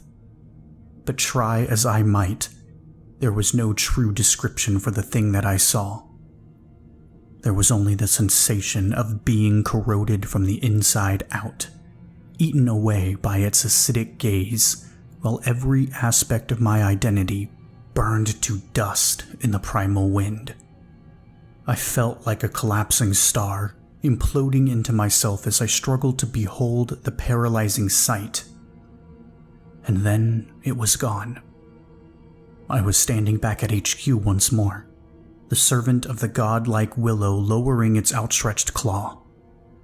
I collapsed to the ground as the fighting continued around me, but I could barely hear it above the ringing in my ears. The image of the willow scorched into my sight like a stinging afterimage. Every muscle in my body twitched and convulsed, and I felt like I was having a walking seizure. My squad mates yelling for me over the radio, but I couldn't make out their words. I felt like my identity had been blasted to nothing, and the only thing that remained in its place was a terrifying hunger that permeated every aspect of my being. I wanted to rip into my own flesh and swallow it whole. I wanted to kill and destroy.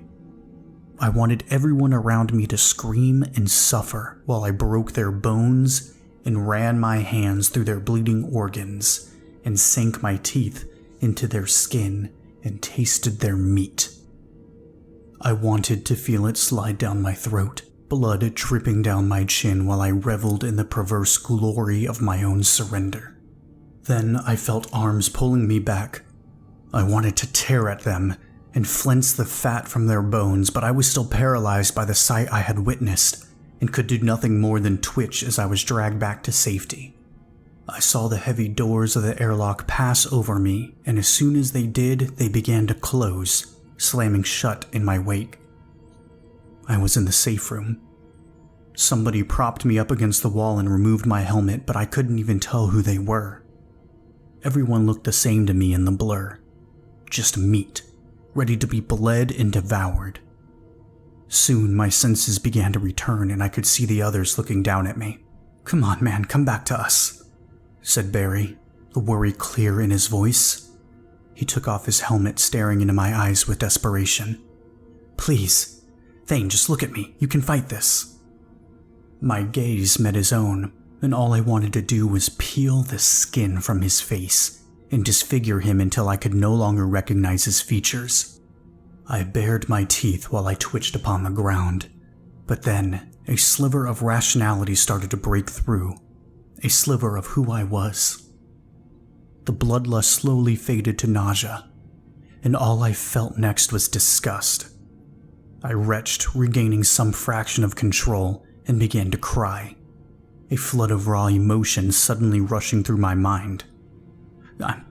I'm sorry," I stuttered, barely able to speak through the seizing of my muscles. "Sorry for what? I'm just happy you're back, man. I was worried." "What did that thing do to you?" asked Jeffries. I shook my head, swallowing a mouthful of blood. "I don't know," I said, still twitching and shivering in place. Guess I'll have to write about it." I cracked a half-hearted smile. Looking up, I could see the bomb in the middle of the chamber, like a sphere of swimming metal that twisted and refracted with every shift of my sight, How Breach was even interfacing with it, I had no idea. There were about 30 of us, most covered in blood and wounded in some way, and most of their eyes were on the banks of monitors that occupied the walls alongside the massive, sealed door. This doubled as some sort of command and control center that could be fallen back on.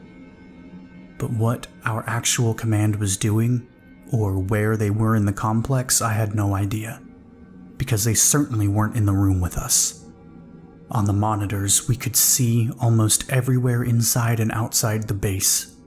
The exterior was a ruin of flaming rubble, dead bodies strewn across the airfield while the alien craft drifted through the sky.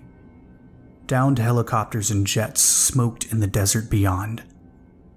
A small contingent of Prometheus soldiers still occupied the blood-soaked expanse, but most were inside, killing any survivors they could find alongside the Legionnaires.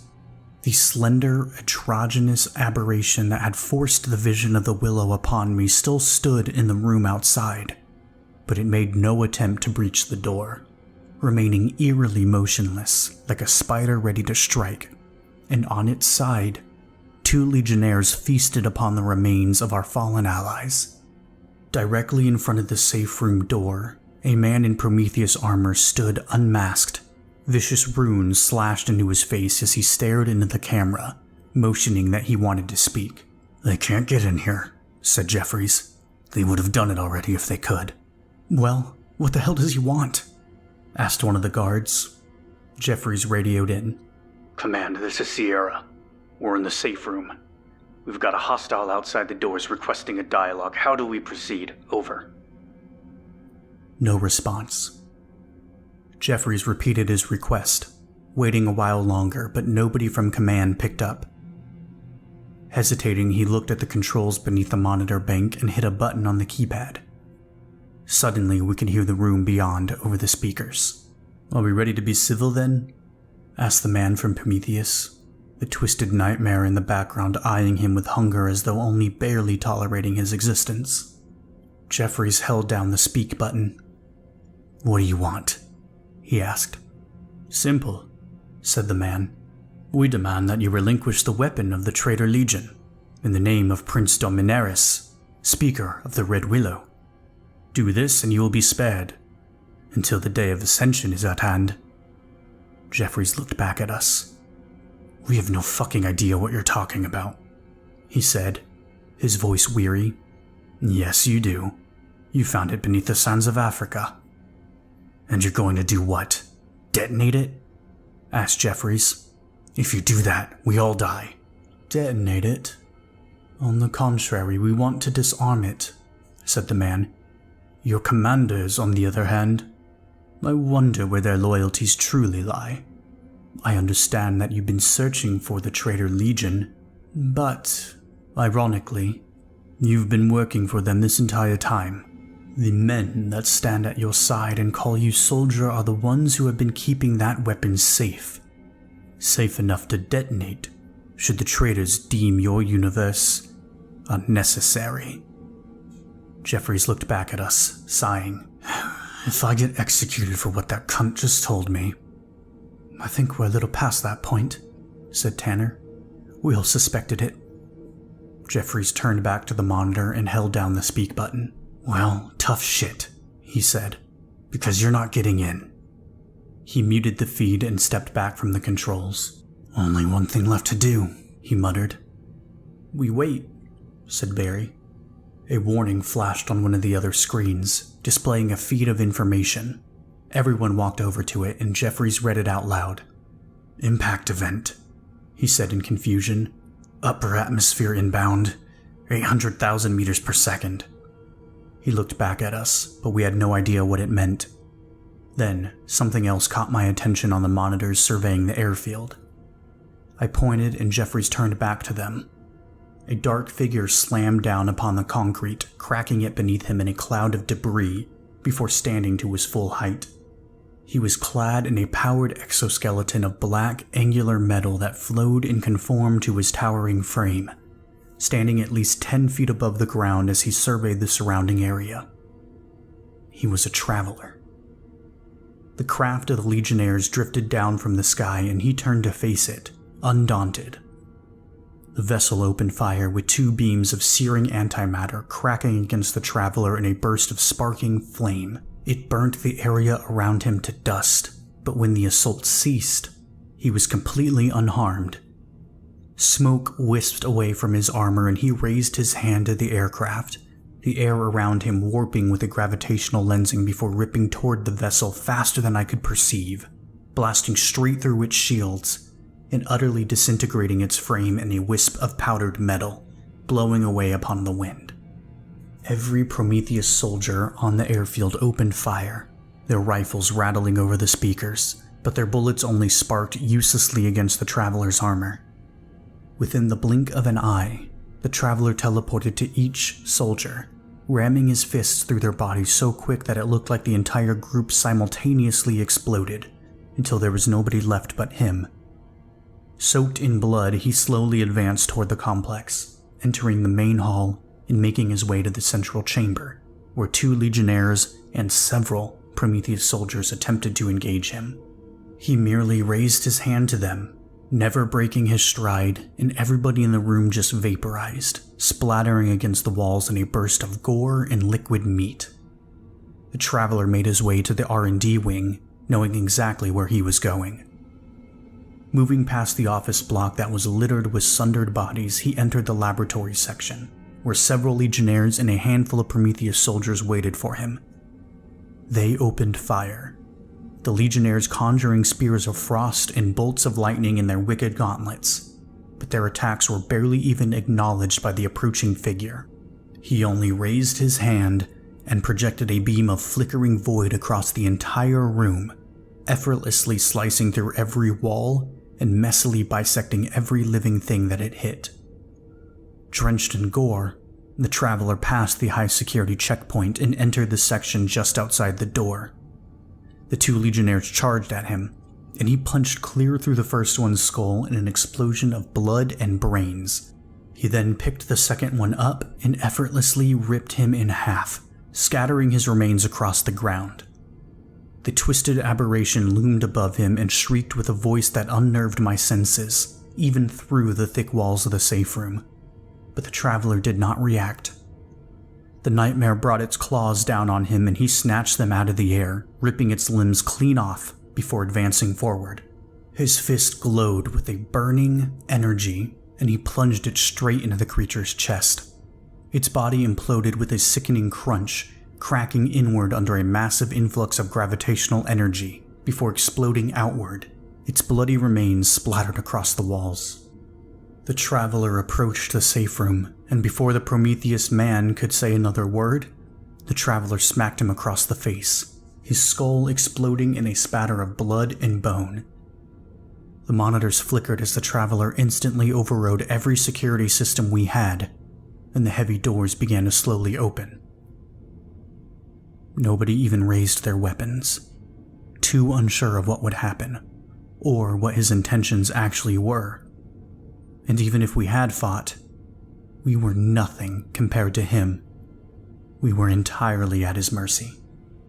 Barry helped me up, and I leaned on him for support as the Traveler finally entered the chamber. Towering over us, his armor swam like the night, a perfect embodiment of technological might. He said nothing, for a time, and we couldn't see anything beyond the helmet of his armor. Then somebody else stepped in from behind him. I'd never actually met them before. I just knew what they looked like, and who they were. At least, I thought I knew who they were. I'm forbidden from describing them or giving their identity, but they and their compatriots were the commanders and founders of Breach. "You can relax," said Command, standing next to the looming Traveler. "You won't be harmed, and he isn't here to detonate the bomb." Their eyes met my own. "Tobias Thane," they said. "You've been telling quite the story." I didn't respond, unsure of what to say. "Command?" asked Jeffries. "What's going on here?" "You are free to speculate, but I'm not here to be your exposition," they said. "I'm here to brief you. Rest assured that on my level, our organization has been aligned with the travelers from the very beginning. I'm not allowed to repeat the conversation that followed until after our next operation, assuming that I even survive it. The travelers found out where the Darklings and their ascendants have been hiding, and soon we're launching a full-scale assault against them. I only hope that I'll be ready in time. I still don't have full control over my muscles from when that thing paralyzed me. The Traveler called it a blood temptress, and it was apparently summoned directly from the parasitic universe. Our worlds are being drawn back together, and in a way you can feel it, like a lingering dread that you can taste upon the air. Honestly, I'm scared, and I can't shake the feeling that something horrible is about to happen. Every time I fight these things, I feel like I'm dying a little bit more inside. I just want it to stop. Whatever. I don't mean to bug you with that shit. It's my job and I'll get it done. I'll write an update if I survive the operation. And no matter what happens, thank you for following me this far. Wish me luck. Thane. Something about the ocean always terrified me. It's the sheer depth of it. All that darkness waiting below the surface, and you have no idea how far it really goes. You're just treading water, and in that moment you are prey. People don't seem to extend the same courtesy to the cosmos, but they should. It's just so inconceivably vast that there's no real frame of reference for it. The Challenger Deep is 11,000 meters below sea level. But when we look up at the sun, sitting on that pale blue curtain that hides us from the beyond, that's millions of kilometers, thousands of trips around the Earth. And that's less than a pinprick on the universe's skin. It doesn't even register. So many people are eager to see what lurks behind the threshold, but they never ask themselves if they should, because sometimes our insignificance is our shield. I remember when the sky started to change, sitting back in the Osprey with Jeffries, Barry, Tanner, and Sprite, another breach fire team seated across from us. We had no idea what was about to happen, but we could taste it when the clouds began to twist into the violet, roiling chaos of the unknown, and the air was like raw meat upon the tongue, the stench of blood and fuel riding on the wind. We had been dosed with psilocybin as a precaution against psychological trauma, but out there it was useless. We could all feel it, this horrible existential dread as the ocean passed beneath us, and adrenaline flooded through our veins, even when we were still so far away from danger. I remember thinking about that moment when we were cowering in the safe room at HQ, the bomb at our backs while the Traveler in command stood before us. And what help are we going to be compared to this guy? Asked Jeffries, eyes on the towering armored figure, dark plating of his design swimming across him like liquid metal. It is your duty to serve, bellowed the deep, half-mechanical voice of the Traveler. The spawn of the elemental are a stain upon existence. They must be cleansed. They will help us, Command clarified. But even then, victory is not at all guaranteed. We are combating a sentient universe that they call an elemental, an aspect of a primal concept or emotion, and the Ascendants have nearly rejoined it to this plane. It's in its naturally dormant state, right now, hence the event that severed it before Blood Siren. But any connection with our world is a danger, and when it wakes up, the first thing it will do is assimilate our universe. And the bomb? Asked one of the other breach operators. The Traveler looked at him. A contingency to ensure the purity of our blessed reality. The smallest iota of corruption is as much a threat as the largest, but the destruction of this divine cosmos is not a matter that we take in stride. The elemental endures a cycle of death and creation that is bound to follow, marked by 2 cataclysmic events. Just as you require oxygen to survive, it must require the essence of its making. And the cycle ensures that it always has room to feed. For death begets life, when life requires a garden to flourish. You were blessed to have been invaded during the first of these events, which severed its grip upon this universe. You were not so fortunate, however, to have harbored the presence of Ascendants on this planet, for they indeed have the power to draw this universe back into the mindless jaws of the enemy. And what are the Ascendants? What are we fighting? They are living embodiments of whatever profaned aspect this elemental represents. In this case, it is surrender. Thanks to the Prometheus Mandate, the elemental never strictly invaded us, per se, said Command. It was only a matter of time before it traditionally did so, but it was only here because of their meddling. The town you secured on Blood Siren was a site of their experimentation. They exposed the entire population to the psychic proximity of the elemental, destroying their minds and compelling them to create the portal within the sewers. The smaller breaches were merely incidental. The portal was weak, however, and only 3 Ascendants managed to cross. Any number must be purged. A lone Ascendant could conquer this universe without effort. Quite right, said Command. And thankfully, we now know exactly where they are. This attack was a bit of desperation on the part of Prometheus. I imagine they were only granted Darkling assets for the sheer amusement of the Ascendants. They wanted to capture the fallen Paladin in your previous operation, and use his knowledge of souls to disarm the bomb. But thankfully, you were able to get to him first. Prometheus was very much under the Darkling's thrall, but they were more of a plaything than a resource. The Darklings do not need help assimilating a universe. So, you know where they are? Then what's next? Asked Jeffries. Simple, said Command. When we have recovered and prepared, we will launch a full-scale assault on the Darkling stronghold in this world, with the aim of assassinating the 3 Ascendants, and permanently sealing the portal that they are attempting to open. The Travelers are willing to combat the 3 Ascendants on our behalf, but they will need our full support if they are to stand a chance. Do they really? Asked Barry in disbelief. Do not forsake your value.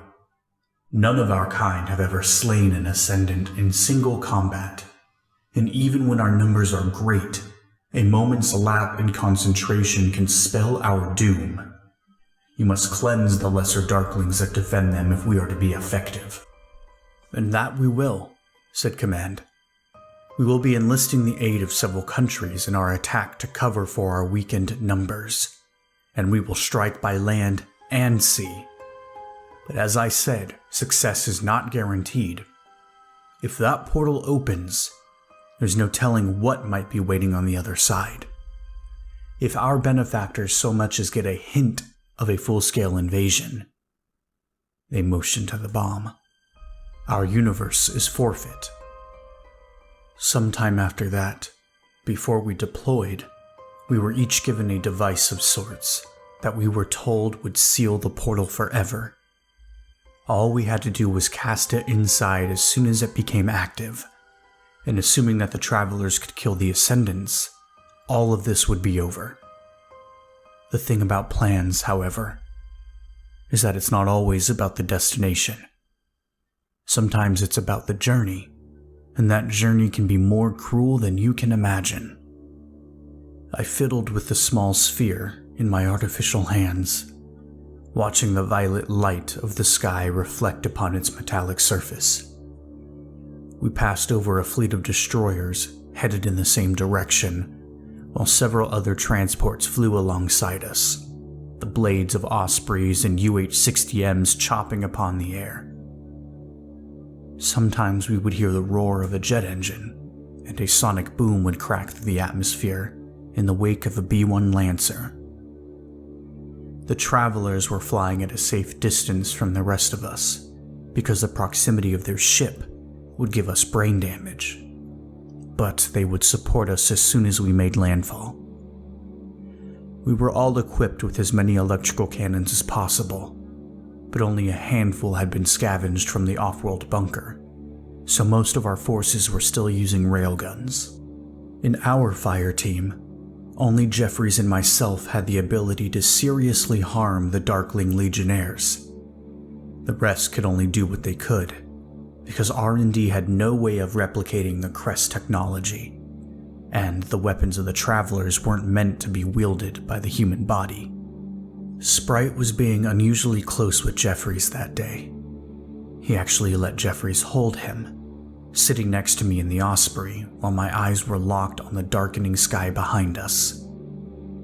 A red glow began to shine through the interior, and I turned to see a full moon break through the clouds from the cockpit window. It shimmered with a crimson light beyond the purple, noxious miasma.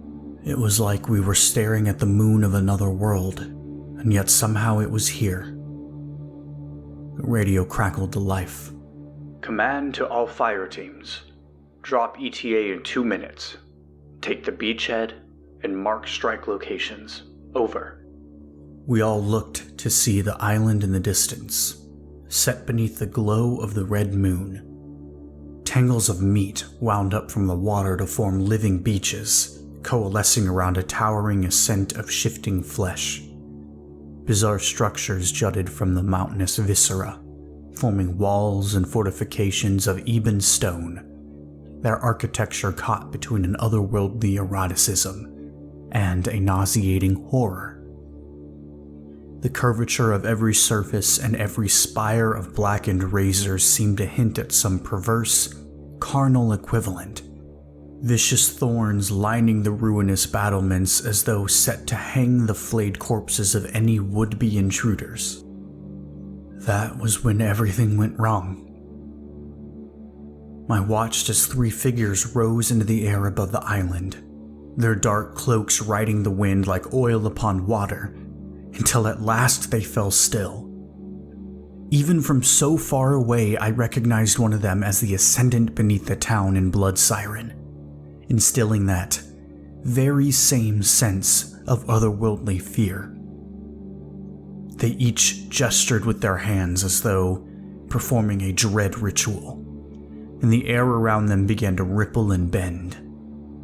I heard the radio crackle to life, but before another word could be said, an immense shockwave ripped outward from the 3 ascendants, throwing back the clouds and sweeping across the ocean.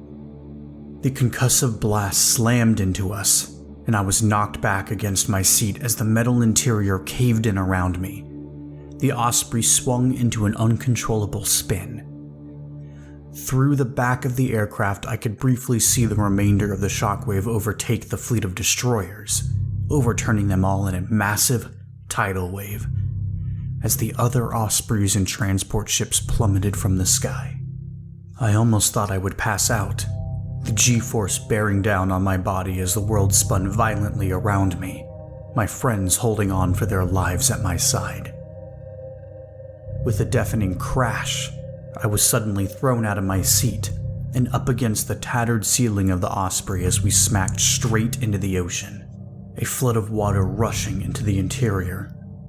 I tried to gain my bearings, but the oncoming wave slammed me back against the cockpit, the blood of the severed pilots dancing across my vision while we rapidly sank into the murky depths. The water failed to penetrate my armor, but I couldn't breathe, and I was so flooded with adrenaline that I couldn't tell which way was up. Then, Jeffries grabbed me by my arm and pulled me back into the interior. Getting my mind on track, I saw the others swimming alongside me and apart from the pilots. We had no casualties among our number. Emerging from the sinking wreck, I saw the violet light of the clouds shining through the surface in great, scintillating rays, and I followed my compatriots up into the glow. I surfaced above the crashing waves, taking in a deep breath of air as the sound of battle immediately met my ears. A B-1 Lancer tore overhead and loosed its payload upon the island beyond, consuming the unseen distance in streaks of billowing white phosphorus. "Swim to the shore. Hurry!" yelled Jeffries. I began to swim through the crashing waves that threatened to pull me under at every advance, while Sprite surfaced ahead of us and tore forward above the sea, unleashing a volley of laser fire across the flesh-hewn beach in a streak of pluming flames, where several Legionnaires fought with the landed forces. Each clad in a full plate of blackened razors, they cleaved their vicious medieval weapons through all who assailed them, while the breach fire teams unleashed electrical shockwaves from their cannons that disintegrated them in bursts of flaming gore. I soon felt my boots hit the earth beneath the waves, and I crawled forward onto the shore, rising to my feet on the blood-soaked surface of knotted viscera. A Legionnaire immediately charged toward me, greatsword raised in the air only for Sprite to lash his lasers across his face, knocking him back and giving me enough time to raise my cannon and pull the trigger. The weapon kicked back against my shoulder and loosed a thundering shockwave that instantly vaporized the Legionnaire's upper body, the remainder of his corpse collapsing to the ground. "Command to all units. Naval bombardment has been compromised. Move forward and support the travelers wherever you can. The closure of the gate is our #1 priority. Do not fail us. Our universe depends on it." Ahead of us, twin spires of blackened razors stood atop a range of mountainous flesh, creating a wide choke point that marked the ascent of the center of the island. A contingent of Legionnaires rushed down from the steps of winding meat and dark hexagonal tiles, railgun blasts uselessly sparking against their armor from the advancing soldiers at our side. The Legionnaires began to conjure eldritch spells within their grip and quickly lashed them at us, volleys of fireballs exploding against the wicked terrain and blasting men to pieces. A bolt of lightning struck me dead on, knocking me to the ground and seizing every muscle in my body in a surge of overwhelming pain. My armor was burnt but not broken, and I watched as Jeffries, Barry, Tanner, and Sprite opened fire with the other breach operators, bombarding the Darkling forces with a cascade of electrical shockwaves. Then, a Legionnaire conjured a freezing wave of ice that rushed against us and locked the others where they stood, chilling tendrils of crystallizing water vapor ensnaring their armor. The strength of their exoskeletons began to free them, and I rose to my feet to lend my aid, breaking chunks of ice off Barry's joints, while Sprite started to carefully burn the frost away from Jeffries and Tanner. The Legionnaires were advancing, however, and quickly closed the distance, charging into the soldiers and breach fire teams with their weapons swinging. Then, a piercing whine cut through the air and a seething light shone from above.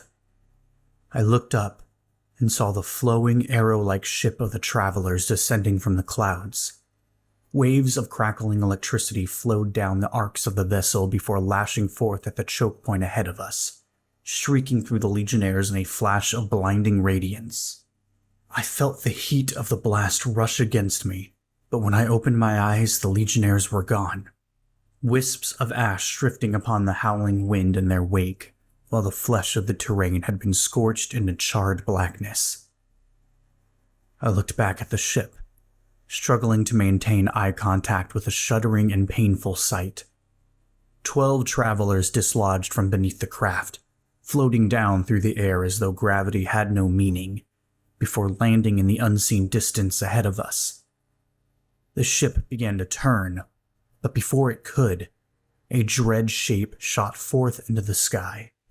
It was an ascendant, and yet it wasn't, as though it had abandoned any pretense of humanity, shedding its skin for a form of fluidic, smoke-wreathed teeth and coalescing insectile limbs that refracted through 1,000 angles at once, appearing and disappearing in several different places around the ship before ensnaring it in its winding grip.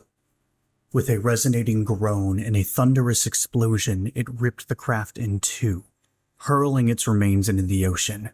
The Ascendant whirled back into its earthly visage, its cloak dancing in its wake while a staccato of sonic booms cracked through the air and 3 F-16s rapidly flew toward it, loosing a volley of missiles.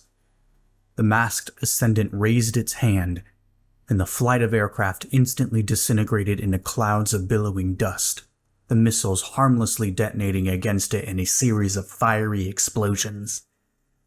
We moved up through the passage, several fire teams of soldiers advancing ahead of us while just above, insectile horrors swept across the sky, like shrieking airborne spiders kept aloft by their tattered bat-like wings. I almost thought I could hear drumming in the distance, beneath the echoing booms of combat, beating through a fevered, ritualistic chanting.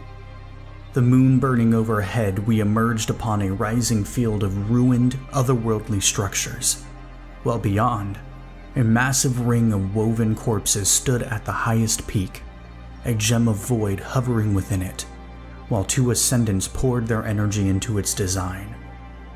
The weapons of the travelers flared and thundered in the distance, but their battle was obscured by the walls of flowing ebony metal, entangled by roots of sinew and thorns.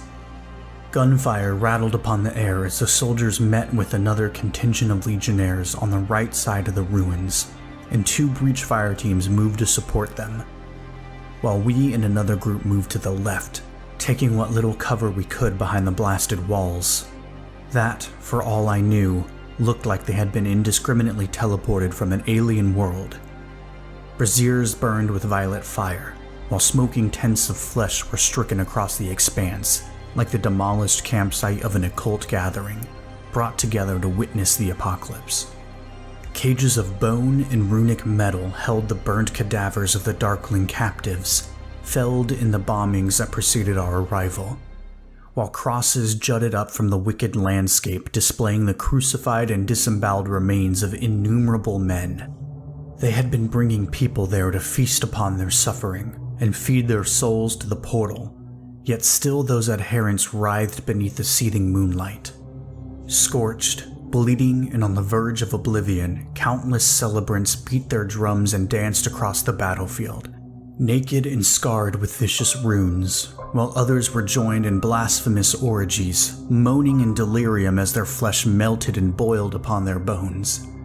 The soldiers gunned them down without pity, yet the adherents didn't seem to mind, welcoming the pain of death as though it were only a step on a long and terrible journey to come. One of the massive flying arachnids descended from the sky and slammed down upon the team ahead of us, impaling 2 of their number on its sharp and skittering limbs. The others opened fire on it, knocking it back with electrical shockwaves that tore against it in bursts of vaporizing gore. But then, it recoiled and loosed a spatter of vicious spit that ignited and exploded upon everything it struck, blasting us all back against the ground and outright killing several men. Shaking the flaming saliva from my armor, I snatched my weapon off the corrupted earth and fired at the advancing aberration, the others joining in until the beast finally collapsed to the bleeding earth. I moved forward and started to help Tanner up while Sprite attacked a legionnaire, blinding it for a fire team of soldiers that slowly brought it down with their concentrated railgun blasts. Tanner buckled under his own weight, falling against me. That's when I noticed that he was missing his legs. Stop. I can't, said Tanner. I carefully set him back down, Barry and Jeffries quickly joining us, but they were only stricken with superficial burns. Jeffries swore, examining Tanner's injuries. You're not bleeding. Burnt the wounds right shut. Don't worry, man. You're gonna survive this. I can't feel my lower body. Everything's numb. It's just shock. We'll get you back down to the beach. Don't worry. Just stay awake, okay? No. You move up, and you don't look back. You need to do this, all of you. If I'm gonna live, then I'll be right here. Give them hell. Jeffries nodded, gripping his weapon tight. You can count on that. These things fucked with the wrong planet, he said, rising to his feet. Leaving Tanner behind, Jeffries led us forward through the twisting ruins, gunning down several legionnaires as we quickly approached the center of the island, and the rent corpses of 3 travelers slipped into view. It was beyond disturbing to see them dead, when I had witnessed one of them single-handedly save us from Prometheus at HQ. In the distance ahead, an Ascendant fought with 4 travelers, flashing toward each other in a melee that moved so fast that it almost appeared like a skipping film, the combatants teleporting through the air as their armored fists cracked against the Ascendant so hard that concussive shockwaves were loosed from every blow. The Ascendant wove through their attacks like liquid, dodging the majority of their attempts, before retaliating with a blast of burning antimatter, knocking one of the travelers back. It snatched another up in its grip and effortlessly ripped him in 2, casting his remains across the earth in a splatter of blood and cybernetic organs. Another traveler engaged with the Ascendant in melee, while a second raised his hand to it, projecting a beam of void that sliced through the air and cut through the distracted Ascendant in a spatter of indigo blood. The Ascendant stumbled, and the traveler next to it rammed his fists into its skull, striking it again and again in a cascade of thundering booms. The Ascendant split open where it had been cut, revealing a vertical maw of razor-sharp teeth that clamped down on the traveler and swallowed him whole. While it messily chomped upon the armored corpse, it raised its flayed hand to another traveler and telekinetically suspended him in the air. It clenched its fist, and the traveler imploded with a sickening crunch, blood squirting out of his shattered exoskeleton. "The flesh is weak," whispered the Ascendant in a voice that paralyzed every nerve in my body. "But the soul is eternal. You shall be remade in our image." Another breach team reached the battle before us and opened fire on the Ascendant with their electrical cannons, momentarily distracting it while the surviving traveler flashed toward it and grabbed hold, his armor glowing with crackling power while he screamed with rage. Raising his fist, he plunged it into the Ascendant's flailing maw, and the Ascendant exploded with a shockwave that knocked everyone to the ground, my ears ringing as the toxic clouds were thrown back above me. Shaking off the disorientation, I scrambled to my feet and saw the strewn remains of the Ascendant and the traveler who had sacrificed himself to kill it. Its splattered flesh bled into the earth like starry wounds in reality, but ultimately, it had been destroyed. These creatures were not immortal.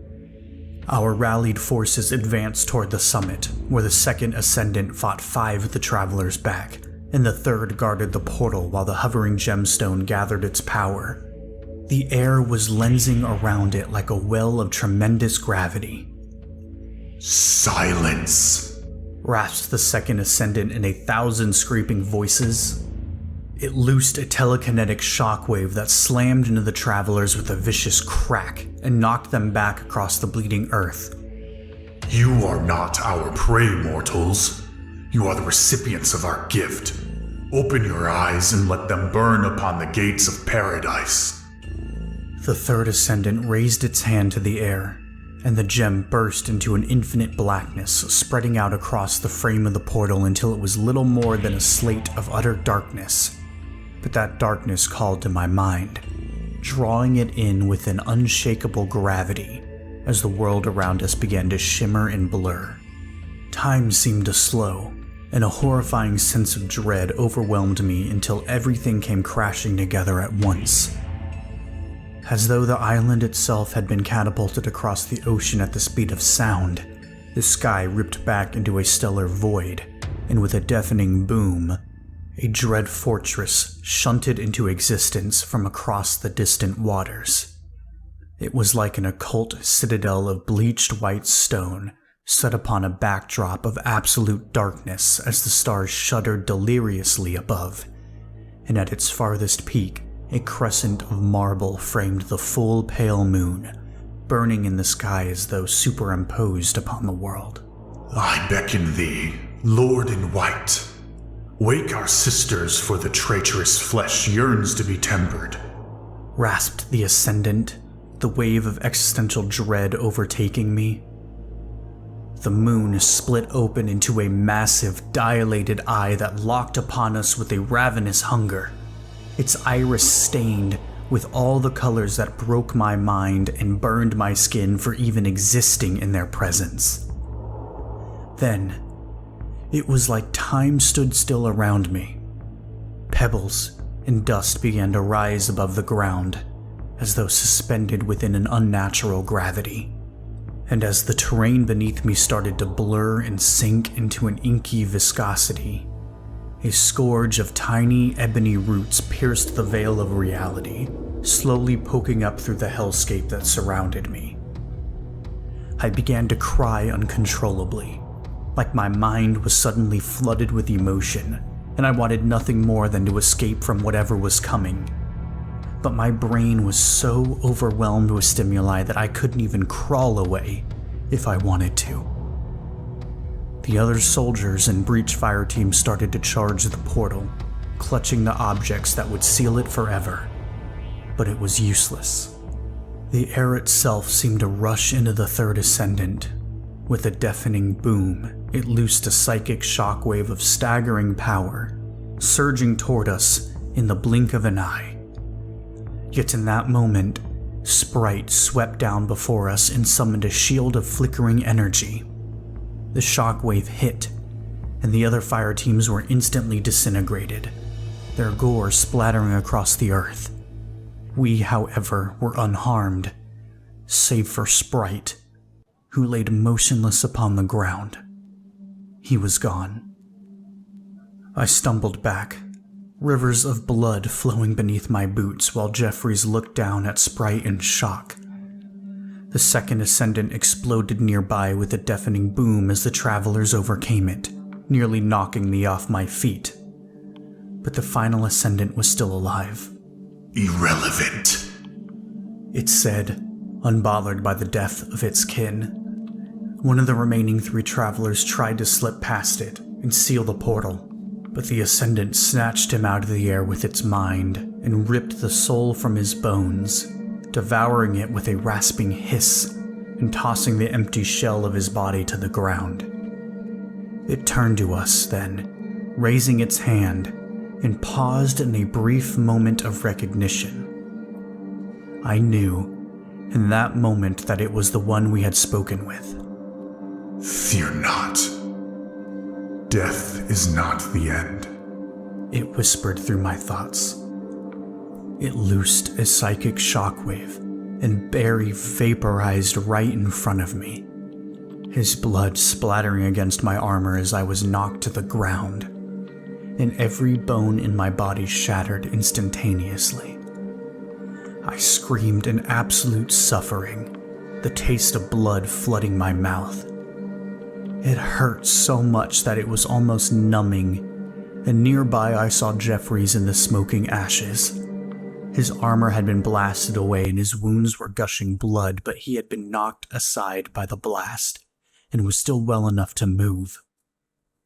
He crawled to his hands and knees, looking over at me with tears in his eyes, and with a single uniform purpose, he snatched Barry's discharged comms equipment off the ground and sprinted toward the open portal.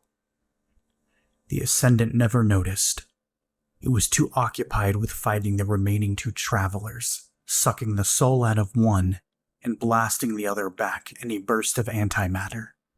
My vision began to darken, blood leaking from my wounds, but the last thing I saw was Jeffries, leaping headlong into the blackness of the portal and disappearing within.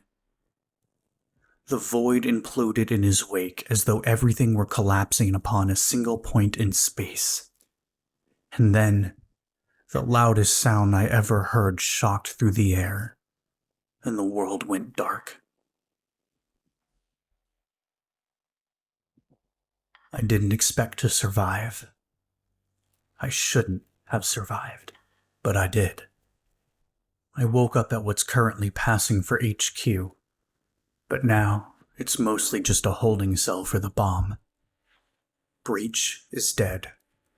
Everybody's dead, except for Command, and nobody's told me anything. I can't describe the level of pain that I was in when I came to. Physical pain is one thing, but I felt like I had been hollowed out inside. My best friend was killed right in front of me, and I can't get it out of my head. Like it's been burned into my mind forever. It was just so sudden. Jeffries is gone. Sprite is dead, and only Tanner and I are left. Tanner's paralyzed and will never walk again, and neither will I. I'm being kept alive by things they did to me, but I don't feel like describing it. I don't feel like doing anything. I don't know. Other than that, I'm stuck here. Tanner and I are confined to a comms room, and I'm writing this out while we wait on any sort of signal from Barry's nav gear, which Jeffries took with him into the portal. I doubt that Jeffries survived, but it's the only thing keeping the two of us going, keeping us distracted. Otherwise, our thoughts can get a little too dark. In any case, our mysterious benefactors are all dead. And as for the Darklings, I'm not entirely sure what happened. There was one surviving traveler when I was knocked out, but I find it unlikely that he was able to kill the last descendant. And nobody's telling me anything. Even if he did, they seem to be quite unconcerned with dying. So a part of me is afraid that they still exist in some incorporeal form that only needs another body to possess. We don't know what's going to happen with the bomb either, but it's not like the travelers will be reporting back, unless it turns out that Command was one of them. A handful of survivors were evacuated, along with any traveler tech that could be salvaged. And then we nuked the island with one of the Crest cobalt bombs. You won't hear a whisper about it on the news, so don't bother. But I'm guessing some sea life is about to die. Hold on, something's beeping. It's him. I don't know how, but we just got a message from Jeffries. The brass is coming in here right now, so I have to go, but I'll keep you all posted. I promise.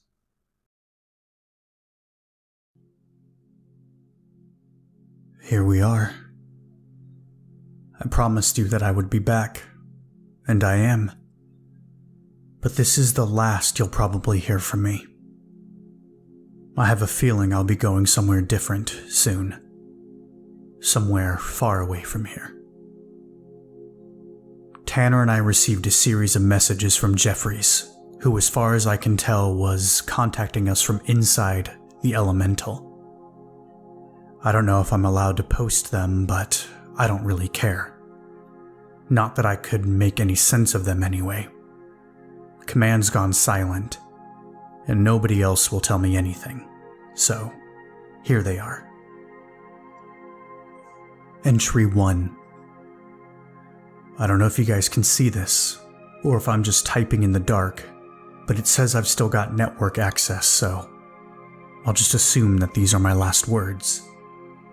I'll keep writing for as long as I can, but I don't expect it to go on for very long. I guess this means that we won, or at least I hope we did. Thane, Tanner, I hope you got the chance to read this. I'll miss you guys. I'll miss Barry and Sprite, and I'd like to think that they're in a better place right now. But I guess anything is better than here. Don't feel bad about what I did. It had to be done. We saved the universe, and you guys were a part of it, so don't ever feel guilty about what had to happen. Anyway, enough of the sappy shit. I guess I'm on your side of the fence now, Sprite, and I can see why you left. I don't remember as much about the first part. I woke up face down on the ground, covered in something that looked like blood, but I knew that it wasn't. It smelled like gasoline. I could barely see, and every nerve in my body felt like it was on fire. My ears ringing until everything started to come back to me. When it did, all I could hear was the silence. It was so quiet, that I could hear my own heartbeat, every little movement that I made. I was in the place that we saw before the end, the lunar fortress, right? I remember the brightness of every surface, like I was stumbling around an occult citadel of the whitest stone I ever saw. These spined arches and pyramidal spires towering into the dark. But every sense I had was so scrambled that all I could do was wander aimlessly and follow my intuition. I couldn't even think. It was like I was running on autopilot through a horrible fever dream. Looking back on it, I don't think that portal was meant for human beings, and whatever the transference did to me, I can still feel it. In the flashes, the sky was a void. No stars or anything. I remember finding my way to a beach where the waves were just as dark, and I just kept my eyes locked on the moon, moving forward and never looking back. I was walking on the water, out onto an ocean of nothing. I don't know how long I was out there for, but eventually my mind started to come back to me. As soon as I was lucid, I saw a shore of pitch black sand in the distance, and what looked like a forest beyond it. My boots hit the ground and the ocean disappeared behind me. I was standing in the middle of the wood. The bark of every tree was like petrified ebony meat, spongy and caked with dried blood, but still somehow alive. Their roots were everywhere, crowding the earth like fleshy tentacles that twitched whenever I touched them. The sky is just a battlefield of violet clouds, all clashing into each other, like at that town in North Dakota, but so much more vibrant in every way that it shouldn't be.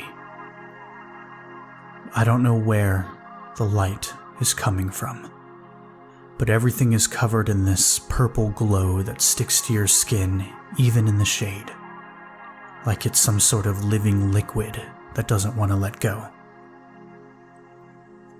The farther I walk, the less the terrain seems to conform to any sense of logic.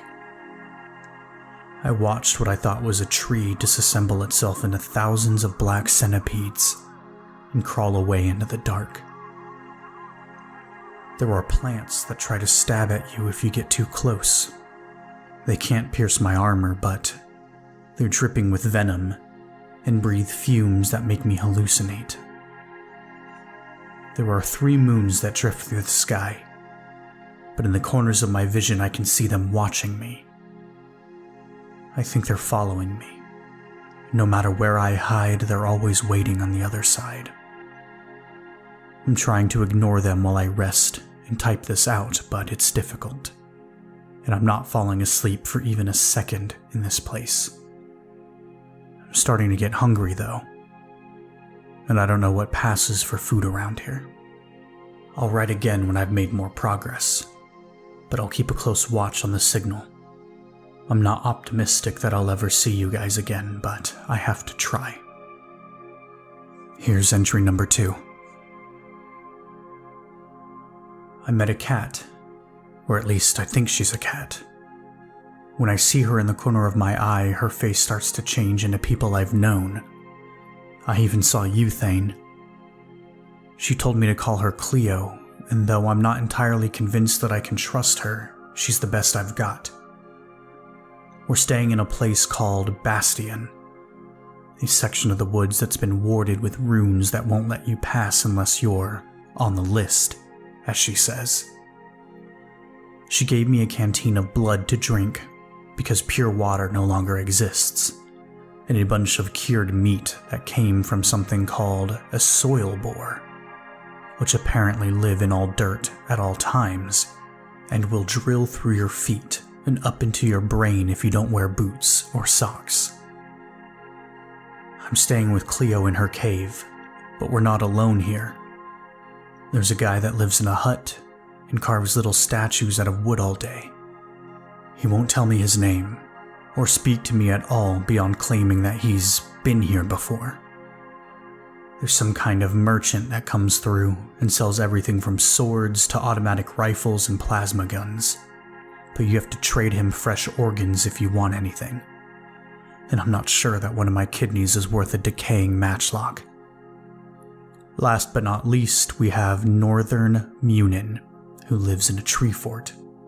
He looks like what would happen if a human was half transformed into a raven, crawling around on 4 unnaturally long feathered limbs, with a dark beak sticking out of where his lips stretched and his cheeks split open to accommodate it.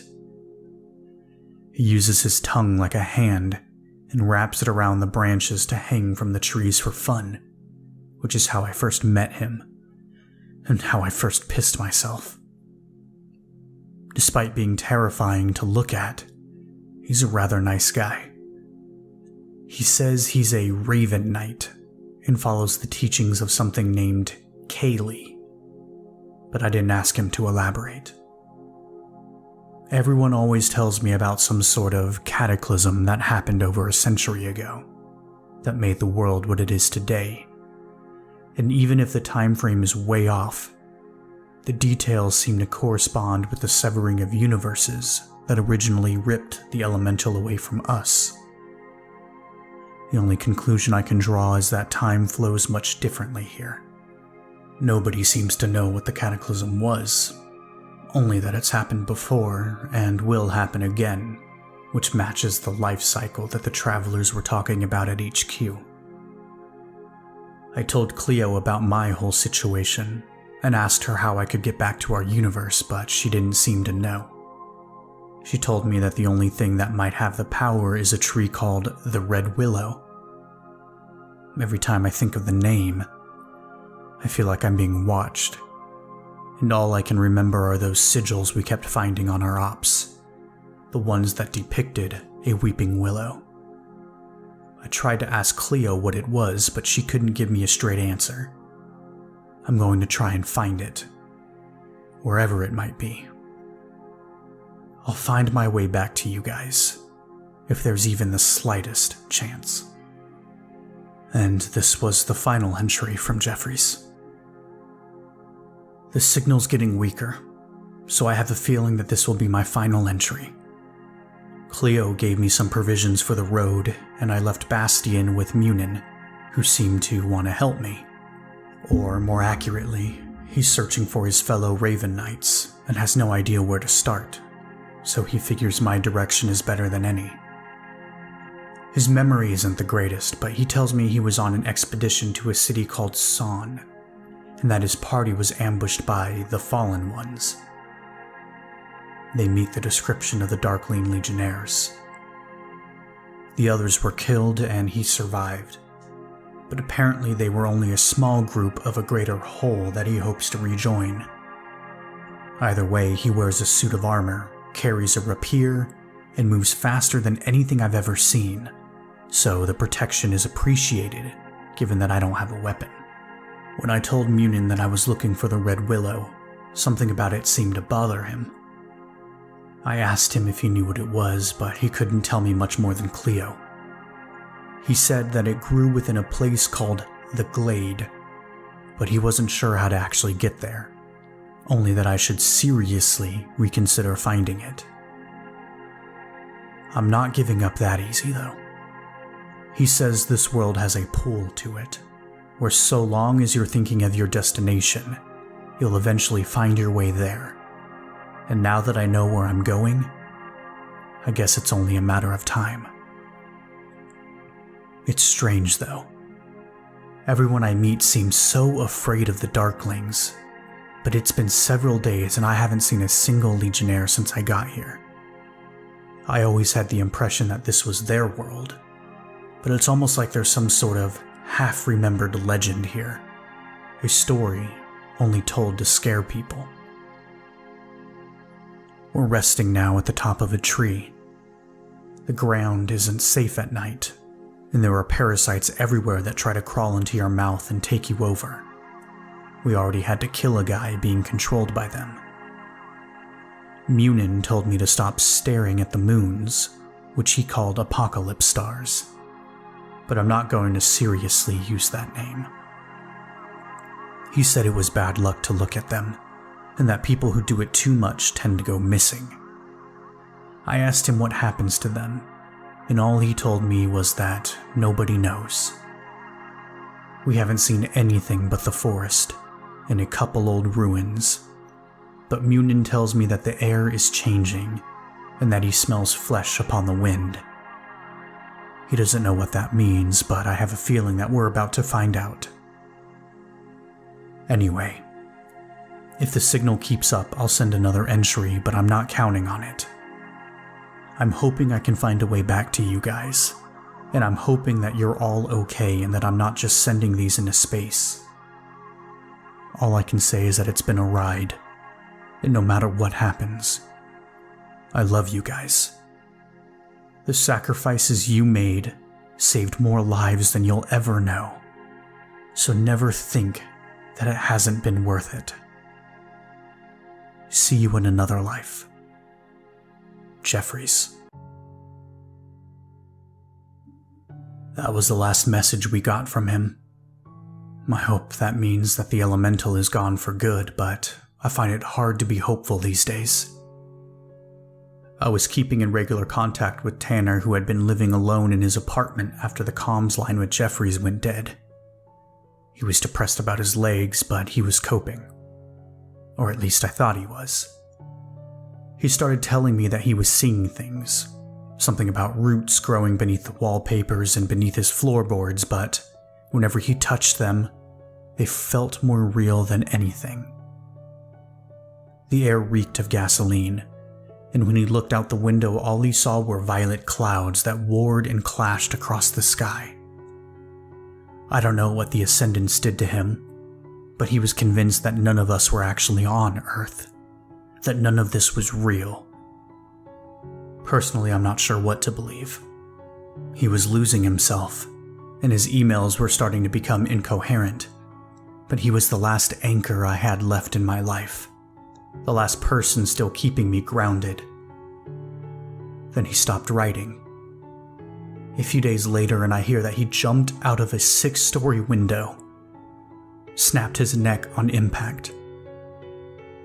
Everyone ruled it a suicide. When I was told, it was like the last part of me finally died, the last thing that was keeping me here. I'm not sure why I'm even writing this.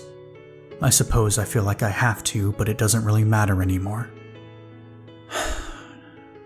I woke up in the hospital yesterday. They said it was alcohol poisoning, and I don't even remember how it happened. I just ripped out my IV and walked away when they weren't looking. No sense in wasting other people's time when I'm just going to wind up there again. My days just sort of blur into the next, and if I'm not sleeping, I'm drinking, and if I'm not drinking, I'm crying. Sometimes when I'm alone at night, with nothing but the ringing in my ears, all I can think of is what it would be like to shoot myself in the head, to end this forever. I can see the roots beneath the walls. This awful light keeps spilling through the cracks, and all I can smell is fuel. I don't know what's happening to me. I'm at HQ, but the air keeps getting thicker, like I'm breathing molasses. Nobody else seems to notice.